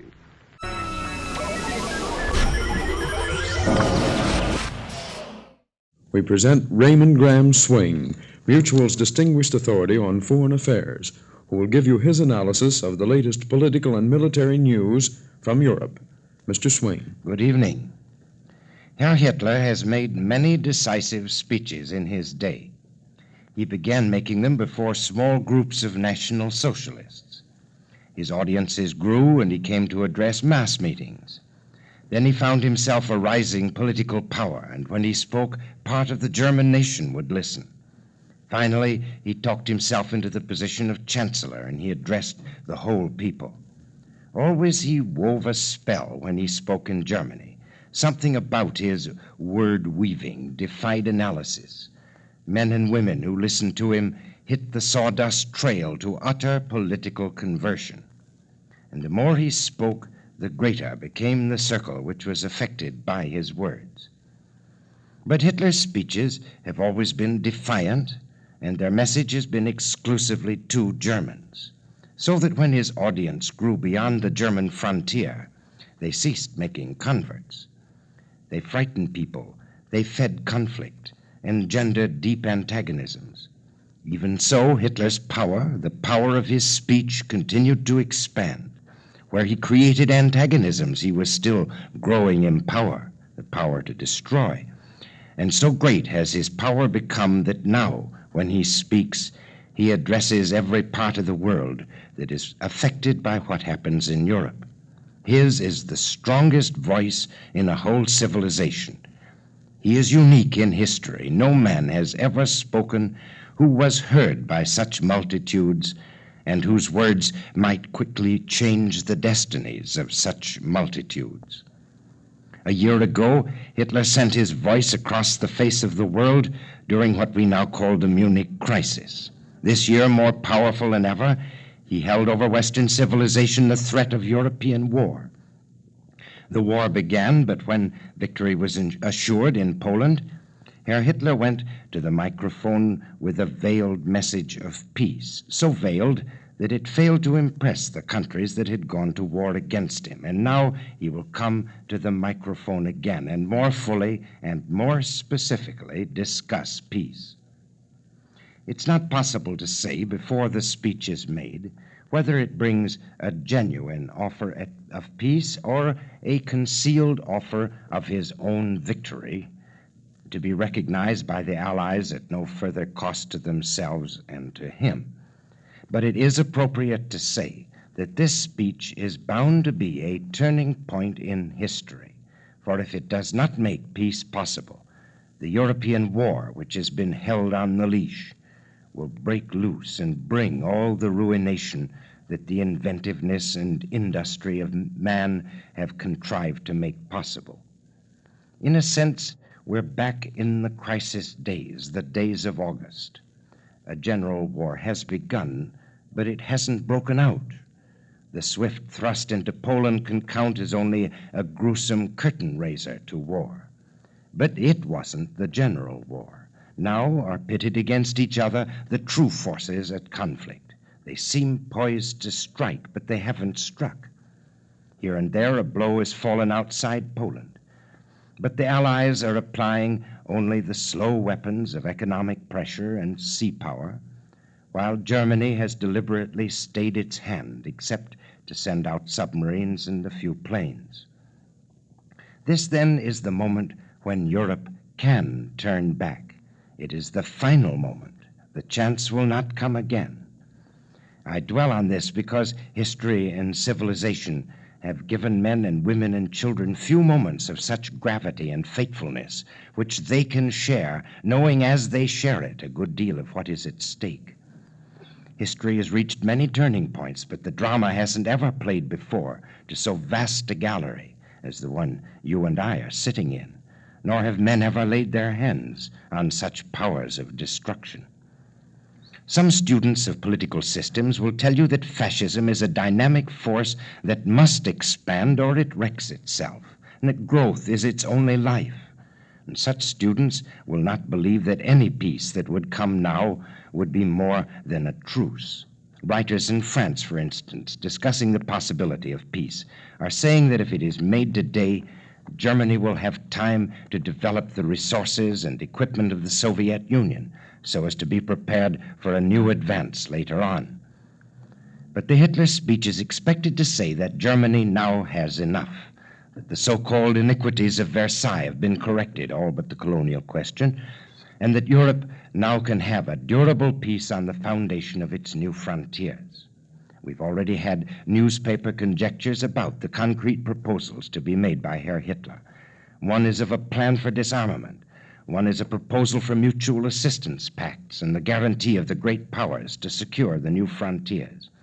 These reports have come from Paris and London. Now they come from Berlin, not with an official stamp, but from sources close to the Nazi leadership. Hitler, it is predicted, will go back to his proposals made to the disarmament conference before Germany withdrew from the League of Nations. These, it is forecast, will be like the Hoover proposals, later adopted by Roosevelt, for the abolition of offensive weapons, such as heavy artillery, tanks, and aeroplanes. It also is predicted that Hitler will demand the removal of trade restrictions.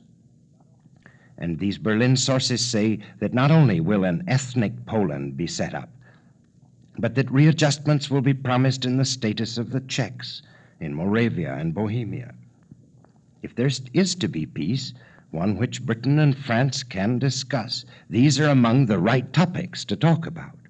The speech itself will disclose whether the right words about these topics is being said. The Allies will hardly make peace unless their chief aims are satisfied, and these are the restoration of Poland and Czechoslovakia and the end of Hitlerism. By Hitlerism, the statesmen of London and Paris have made it clear that they don't mean the political or economic organization of the German state, but the repetition of crises and the conquest of little countries by the modern techniques of aggression. And, say the Allies, they refuse to accept Hitler's word for anything. If Hitler offers to set up an independent Poland and to change the status of the Czechs, he is deliberately trying to say something that sounds like an approach to the Allied objective in these two particulars. If he offers disarmament, that sounds like the basis for ending aggression.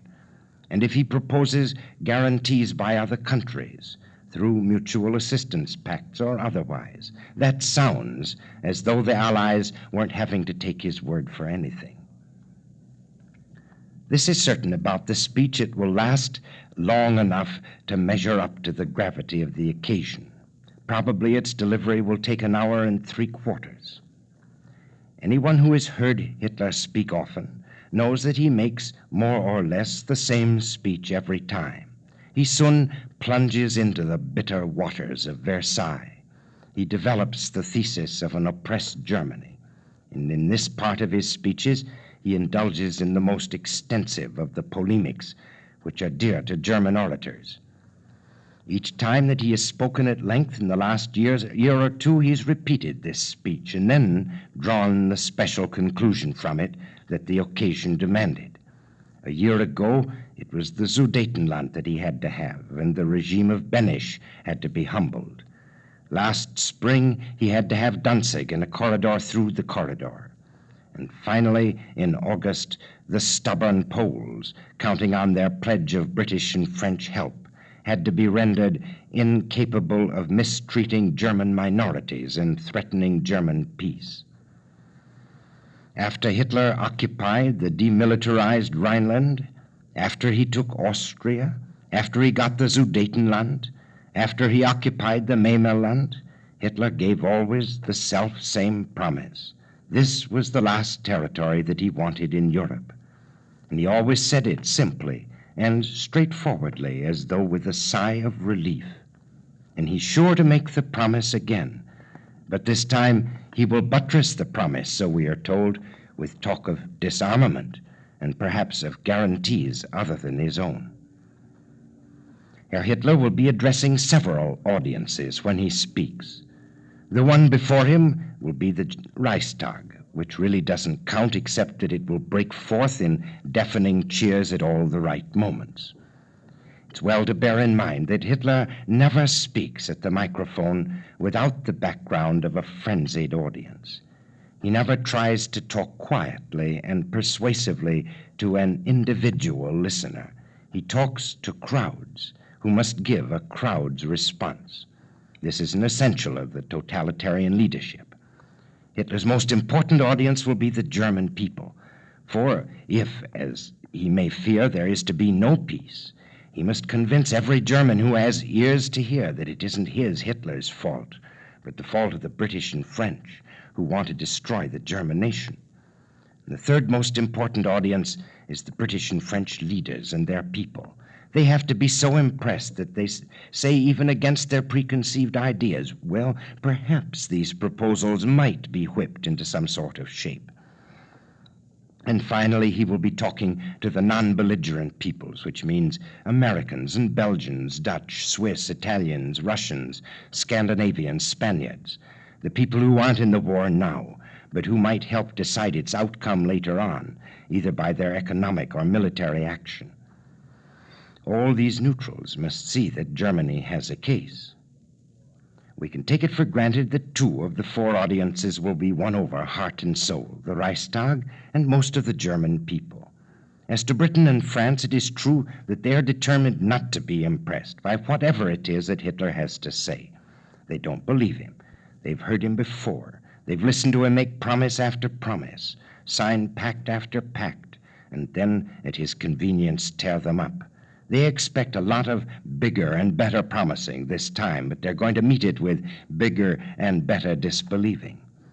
What British and French leaders will look for is to see whether there is, in what Hitler says, the possibility of bringing in other countries who will join them in preventing another of Hitler's breaches of promise.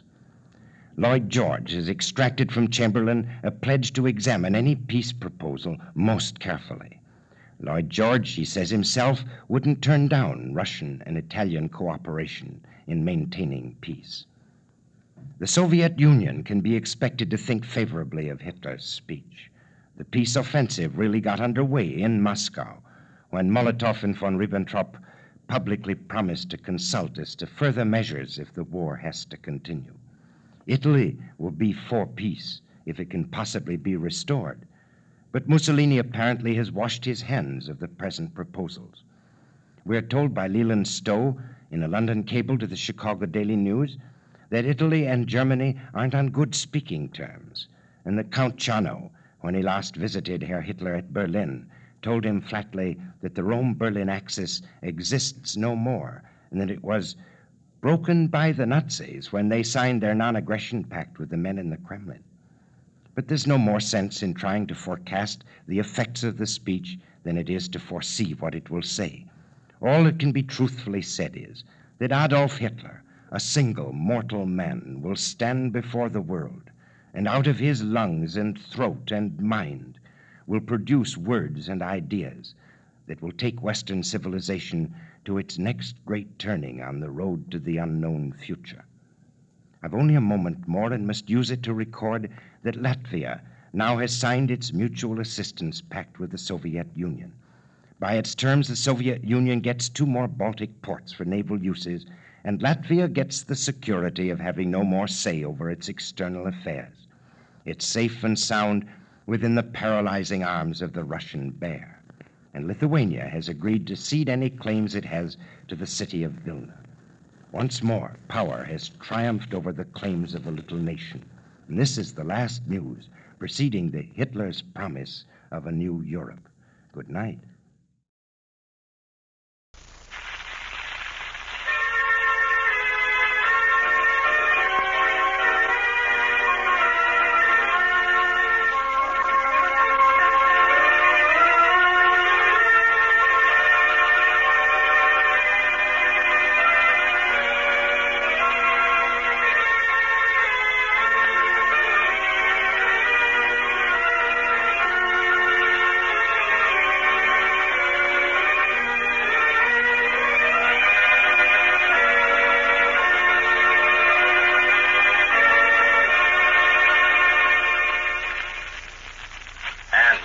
Ready to smile again with radio's home folks, Vic and Sade.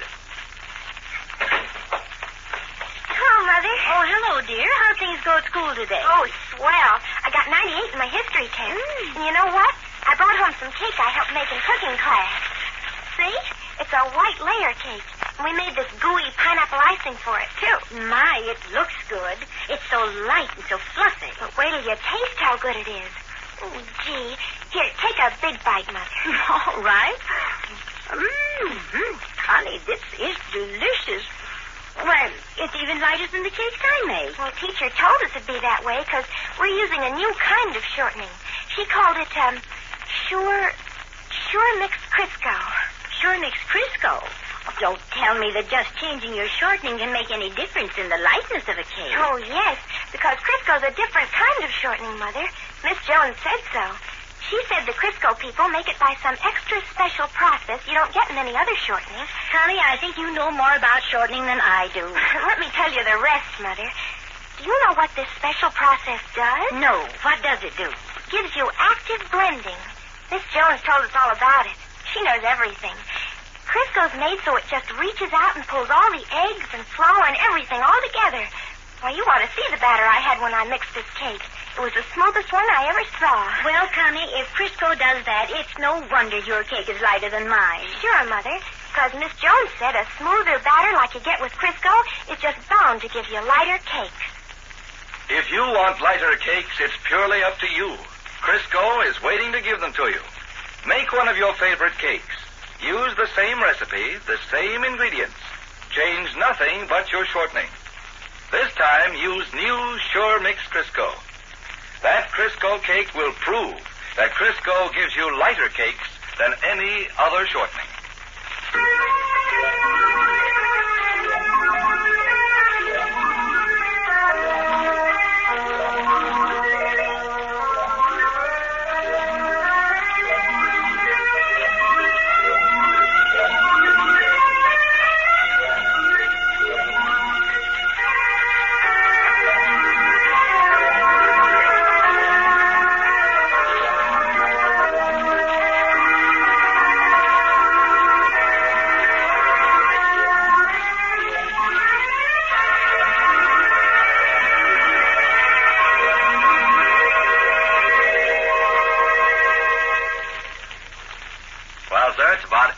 In the evening as we enter the small house halfway up in the next block now.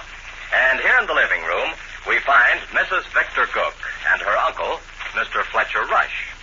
Uncle Fletcher dropped in only a moment ago, and his niece is saying to him, How nice of Miss Keller to make the suggestion. Uh-huh. Thoughtful of her, too. Fine landlady. You bet she is. No, I said to her, Miss Keller, I believe we'll telephone my niece Bessie in Carberry long distance to have a little chat. See, Bessie's written me several times recently, and I've been kind of careless and forgetful and haven't answered. Uh-huh. So I thought I'd call her long distance and make up for it. Sure. Dandy idea. Miss Keller, I said, I believe I'll telephone my niece Bessie in Carberry long distance to have a little chat. Right off the bat, she said, why don't you go over to Sadie's house and do it? Then her family can say hello. Next time I see Miss Keller, I'm going to thank her. Fine. How do I get a hold of Bessie now? Do I tell Central I want to get connected well, up with... Just a second, Uncle Fletcher. I bet Vic and Rush would like to be in on this. Stay home? Vic's down cellar and Rush is upstairs. Fine. Oh, Willie. We can all speak to Bessie. Uh-huh. Yeah, man. We got lovely company. Hello, Rush. Hi. Be right down. Do I tell Central I want to be connected with Carberry, Illinois? Want me to do it? I'll do it. All right. Bess will be surprised as Robinson Crusoe. We can all talk to Walter, too, and you'll see. Sure. Who's doing all the hollering? Uncle Fletcher's here. Evening, Vic. Hi, Joe. One thing, Sadie. Yes? I pay. Oh, that won't be necessary. I pay. When you get your telephone bill, tell me what I owe. All right. How are you, Uncle Fletcher? First rate, Rush. Uncle Fletcher's going to call up Aunt Bess. Oh, really? I'm going to call up Bessie, Vic. Good. We can all say hello. You bet. Say hello to Walter, and you'll see, too. Uh-huh. It was Miss Keller's idea. Fine. Bess has written several times, and Uncle Fletcher's been busy, I guess, and hasn't answered. So he decided to make a lovely long-distance call. Miss Keller said, why didn't he do it here at our house, and we could all talk? Miss Keller is a gentleman and a scholar. Very sweet of her to make the suggestion. Want me to get Carberry for you, Uncle Fletcher? Fine. All right, here goes. At the Tell Central, I want Carberry, Illinois, huh? Well, no, you don't. There's no switchboard in Carberry. You get Freeport and tell the Freeport operator you want number 18 in Carberry. Yeah. Maybe one of us better do it. There are several separate and distinct steps to it. Fine. Freeport, huh? I'll get you connected in a jiffy. Long-distance telephone calls are hardly the thing for little boys, Rush. Better let me handle it. Okay. I'll let you call up somebody sometime. All right. Freeport, Illinois, Sadie? First, you get the operator and ask for long distance. And tell her you want to speak to number 18. She'll connect you with you don't do any such a half-wit thing. You ask for Freeport, Illinois, and tell the Freeport operator... Well, that's what I meant. You get a hold of long distance. Let me do it. I've telephoned Bess long distance 1,000 times. You'll have Uncle Fletcher so confused he won't know where he's at. Freeport, Illinois, Sadie. Here's what you do. When you pick up the receiver, tell the girl you want long distance. Pretty soon somebody will say long distance, and you tell him you want the operator in Freeport, Illinois. She'll ask you to hang up, and she'll ring you back. Then you wait for the phone to ring, and when it does, it'll be the Freeport girl, and you say you want number 18 in Carberry. No. I've called Beth. Well, the local operator don't tell you to ring you back. The local operator don't tell you to ring you One at a time. I know what I'm doing, Vic. I've called Beth. Well, you've certainly done it the hard way. Maybe I just better ask Central to connect me up with... Look, Sade, excuse me, Uncle Fletcher. The local long-distance operator will get you the Freeport operator immediately. She's the one that tells you to hang up. Our operator don't tell you to hang up. Now, here's what you do. No, no. Huh? Mine's right and we're wrong. Well, of course. I've called Beth. Why don't I just call Beth? What I want to do is ask the local operator. Well, and everybody talking at once and interrupting our company, too. I'm sorry, Uncle Fletcher. Fine. Mom, your explanation a minute ago was okay, but you left out one single little step. Oh, I did, huh? Here's what you do. You tell the local operator you want long distance. When the long-distance operator gets on the wire, you tell her you want Freeport, Illinois. And you also tell her you want the Freeport operator to call number 18 in Carberry. Then you're told to hang up and wait. And it's the local operator that does the telling. That's exactly what I told Uncle Fletcher. No, you told Uncle Fletcher to ask the Freeport operator to get number 18. So what you operator? I'll just pick up the receiver here and tell Central. Tell Central you want long distance. Fine. In a second or two, there'll be a voice say long distance. You say you're calling Freeport, Illinois. She'll tell you to hang up a little bit, and she'll ring you back. She will, too. No, Sade. Rush was right. Oh, Rush was right now. Yes. You tell the Freeport operator two things. You tell the Freeport local operator. What? You tell the local operator two things. I say Freeport. I meant local. I'm sorry, Uncle Fletcher. Fine. You tell the local operator two things. You tell the local operator two things. Here, Uncle Fletcher, I'll put the call through. No, I will. See, I've talked to Bessie lots of times. I'll get Bessie. Yes, he's got it right then. He's footing the bill. Fine. Well, aren't you all confused? Uh-huh. I'm not surprised. I'll tell Central I want Freeport, Illinois. Yes, and also tell her you want the Freeport operator to call number 18. In Carberry, Illinois. Yes, in Carberry, Illinois. Oh, goodness. Go ahead, Uncle Fletcher, do that. I expect Bessie will answer after a bit. Sure. Freeport, Illinois? The long-distance operator first. Yeah, long-distance operator first. Well, you don't even have to ask for the long-distance operator. When a person says Freeport, Illinois, the girl appreciates the party wants to talk to somebody out of town. You haven't got idiots working down there. You'll get the long-distance operator if he asks for Freeport, Illinois. Here, I'll put it in a nutshell for you, Uncle Oh, Fletcher. no, you won't either. You'll be quiet. Oh. Suppose Bessie's home. Well, that's just a chance you'll have to take. Walter and Yultsy home, too, likely, huh? I imagine they are. Weeknight and all. Of course, they may have gone to bed. All this time fellas are wasted in chitter-chatter. Might as well do the thing right. Pick up the receiver, Uncle Fletcher. Freeport, Illinois? Yes. Freeport, Illinois is fine. Hello? Freeport, Illinois, please. What? I said Freeport, Illinois. What? Long distance? Say yes. What? Say yes. Yes? Tell her you want Freeport operator. You be quiet. Hello, Central? Fletcher, tell her you're calling Freeport, Illinois, long distance. What? Tell the girl you're calling Freeport, Illinois, long distance. I am calling Freeport, Illinois, long distance. And you want number 18 in Carberry, Illinois? Illinois? This, please. Hello, Central?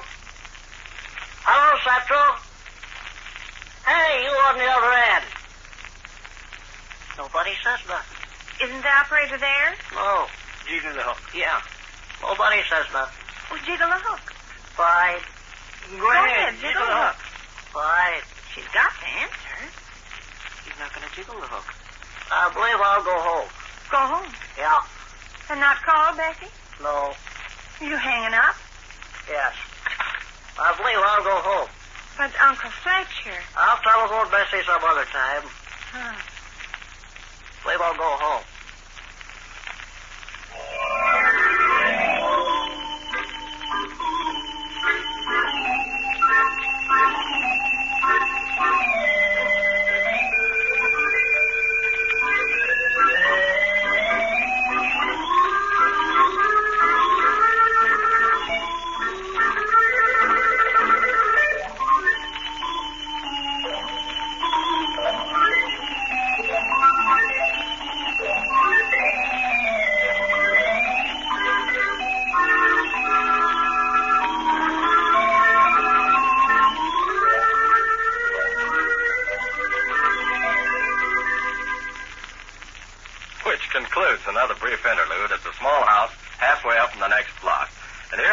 Bacon Sade. Until the next time. Say, how about having some salmon croquettes for supper tonight? Bet they'd go over big with the family. Those crunchy brown crusts on the outside and that flaky pink salmon meat on the inside? Boy. And listen, you don't have to worry about those croquettes being indigestible, not if you fry them the Crisco way. Say, in answer to a question sent to doctors by a leading medical publication, 2 out of every 3 doctors who replied specifically called attention to Crisco's digestibility. Why, this pure, all-vegetable Crisco is so fresh and sweet, you just know it won't give you greasy, heavy fried foods. No, they'll be as light and digestible as can be. Remember, this new Sure Mix Crisco is the new kind of shortening that makes your cakes lighter than any other shortening we know of. Yet Crisco is so economical, you can afford to use it for fried foods, too. Why, Crisco costs only a few pennies a week for all your frying.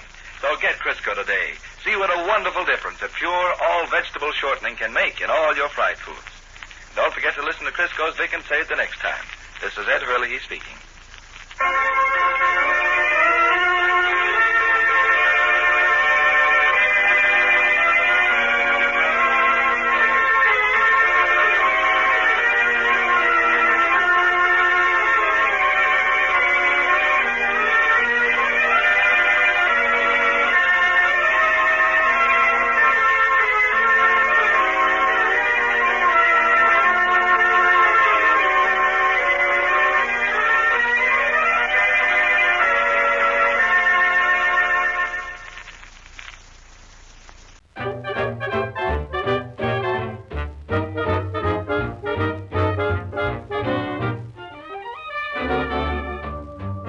Next we present your favorite trio, the tune-twisting Tune Twisters. In the spring, a young man's fancy lightly turns to thoughts of love.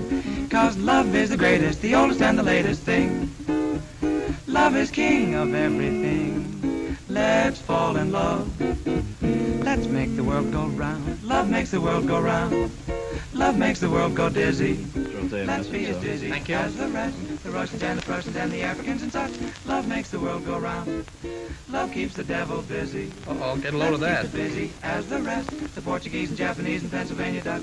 Love's the thing in warm Brazil, the king in frozen no. That's the reason Garbo said. Looks like a command performance. Love brings the night and day. Love makes your heart start to pound. Whoa. Let's make the world go round and round and round and round.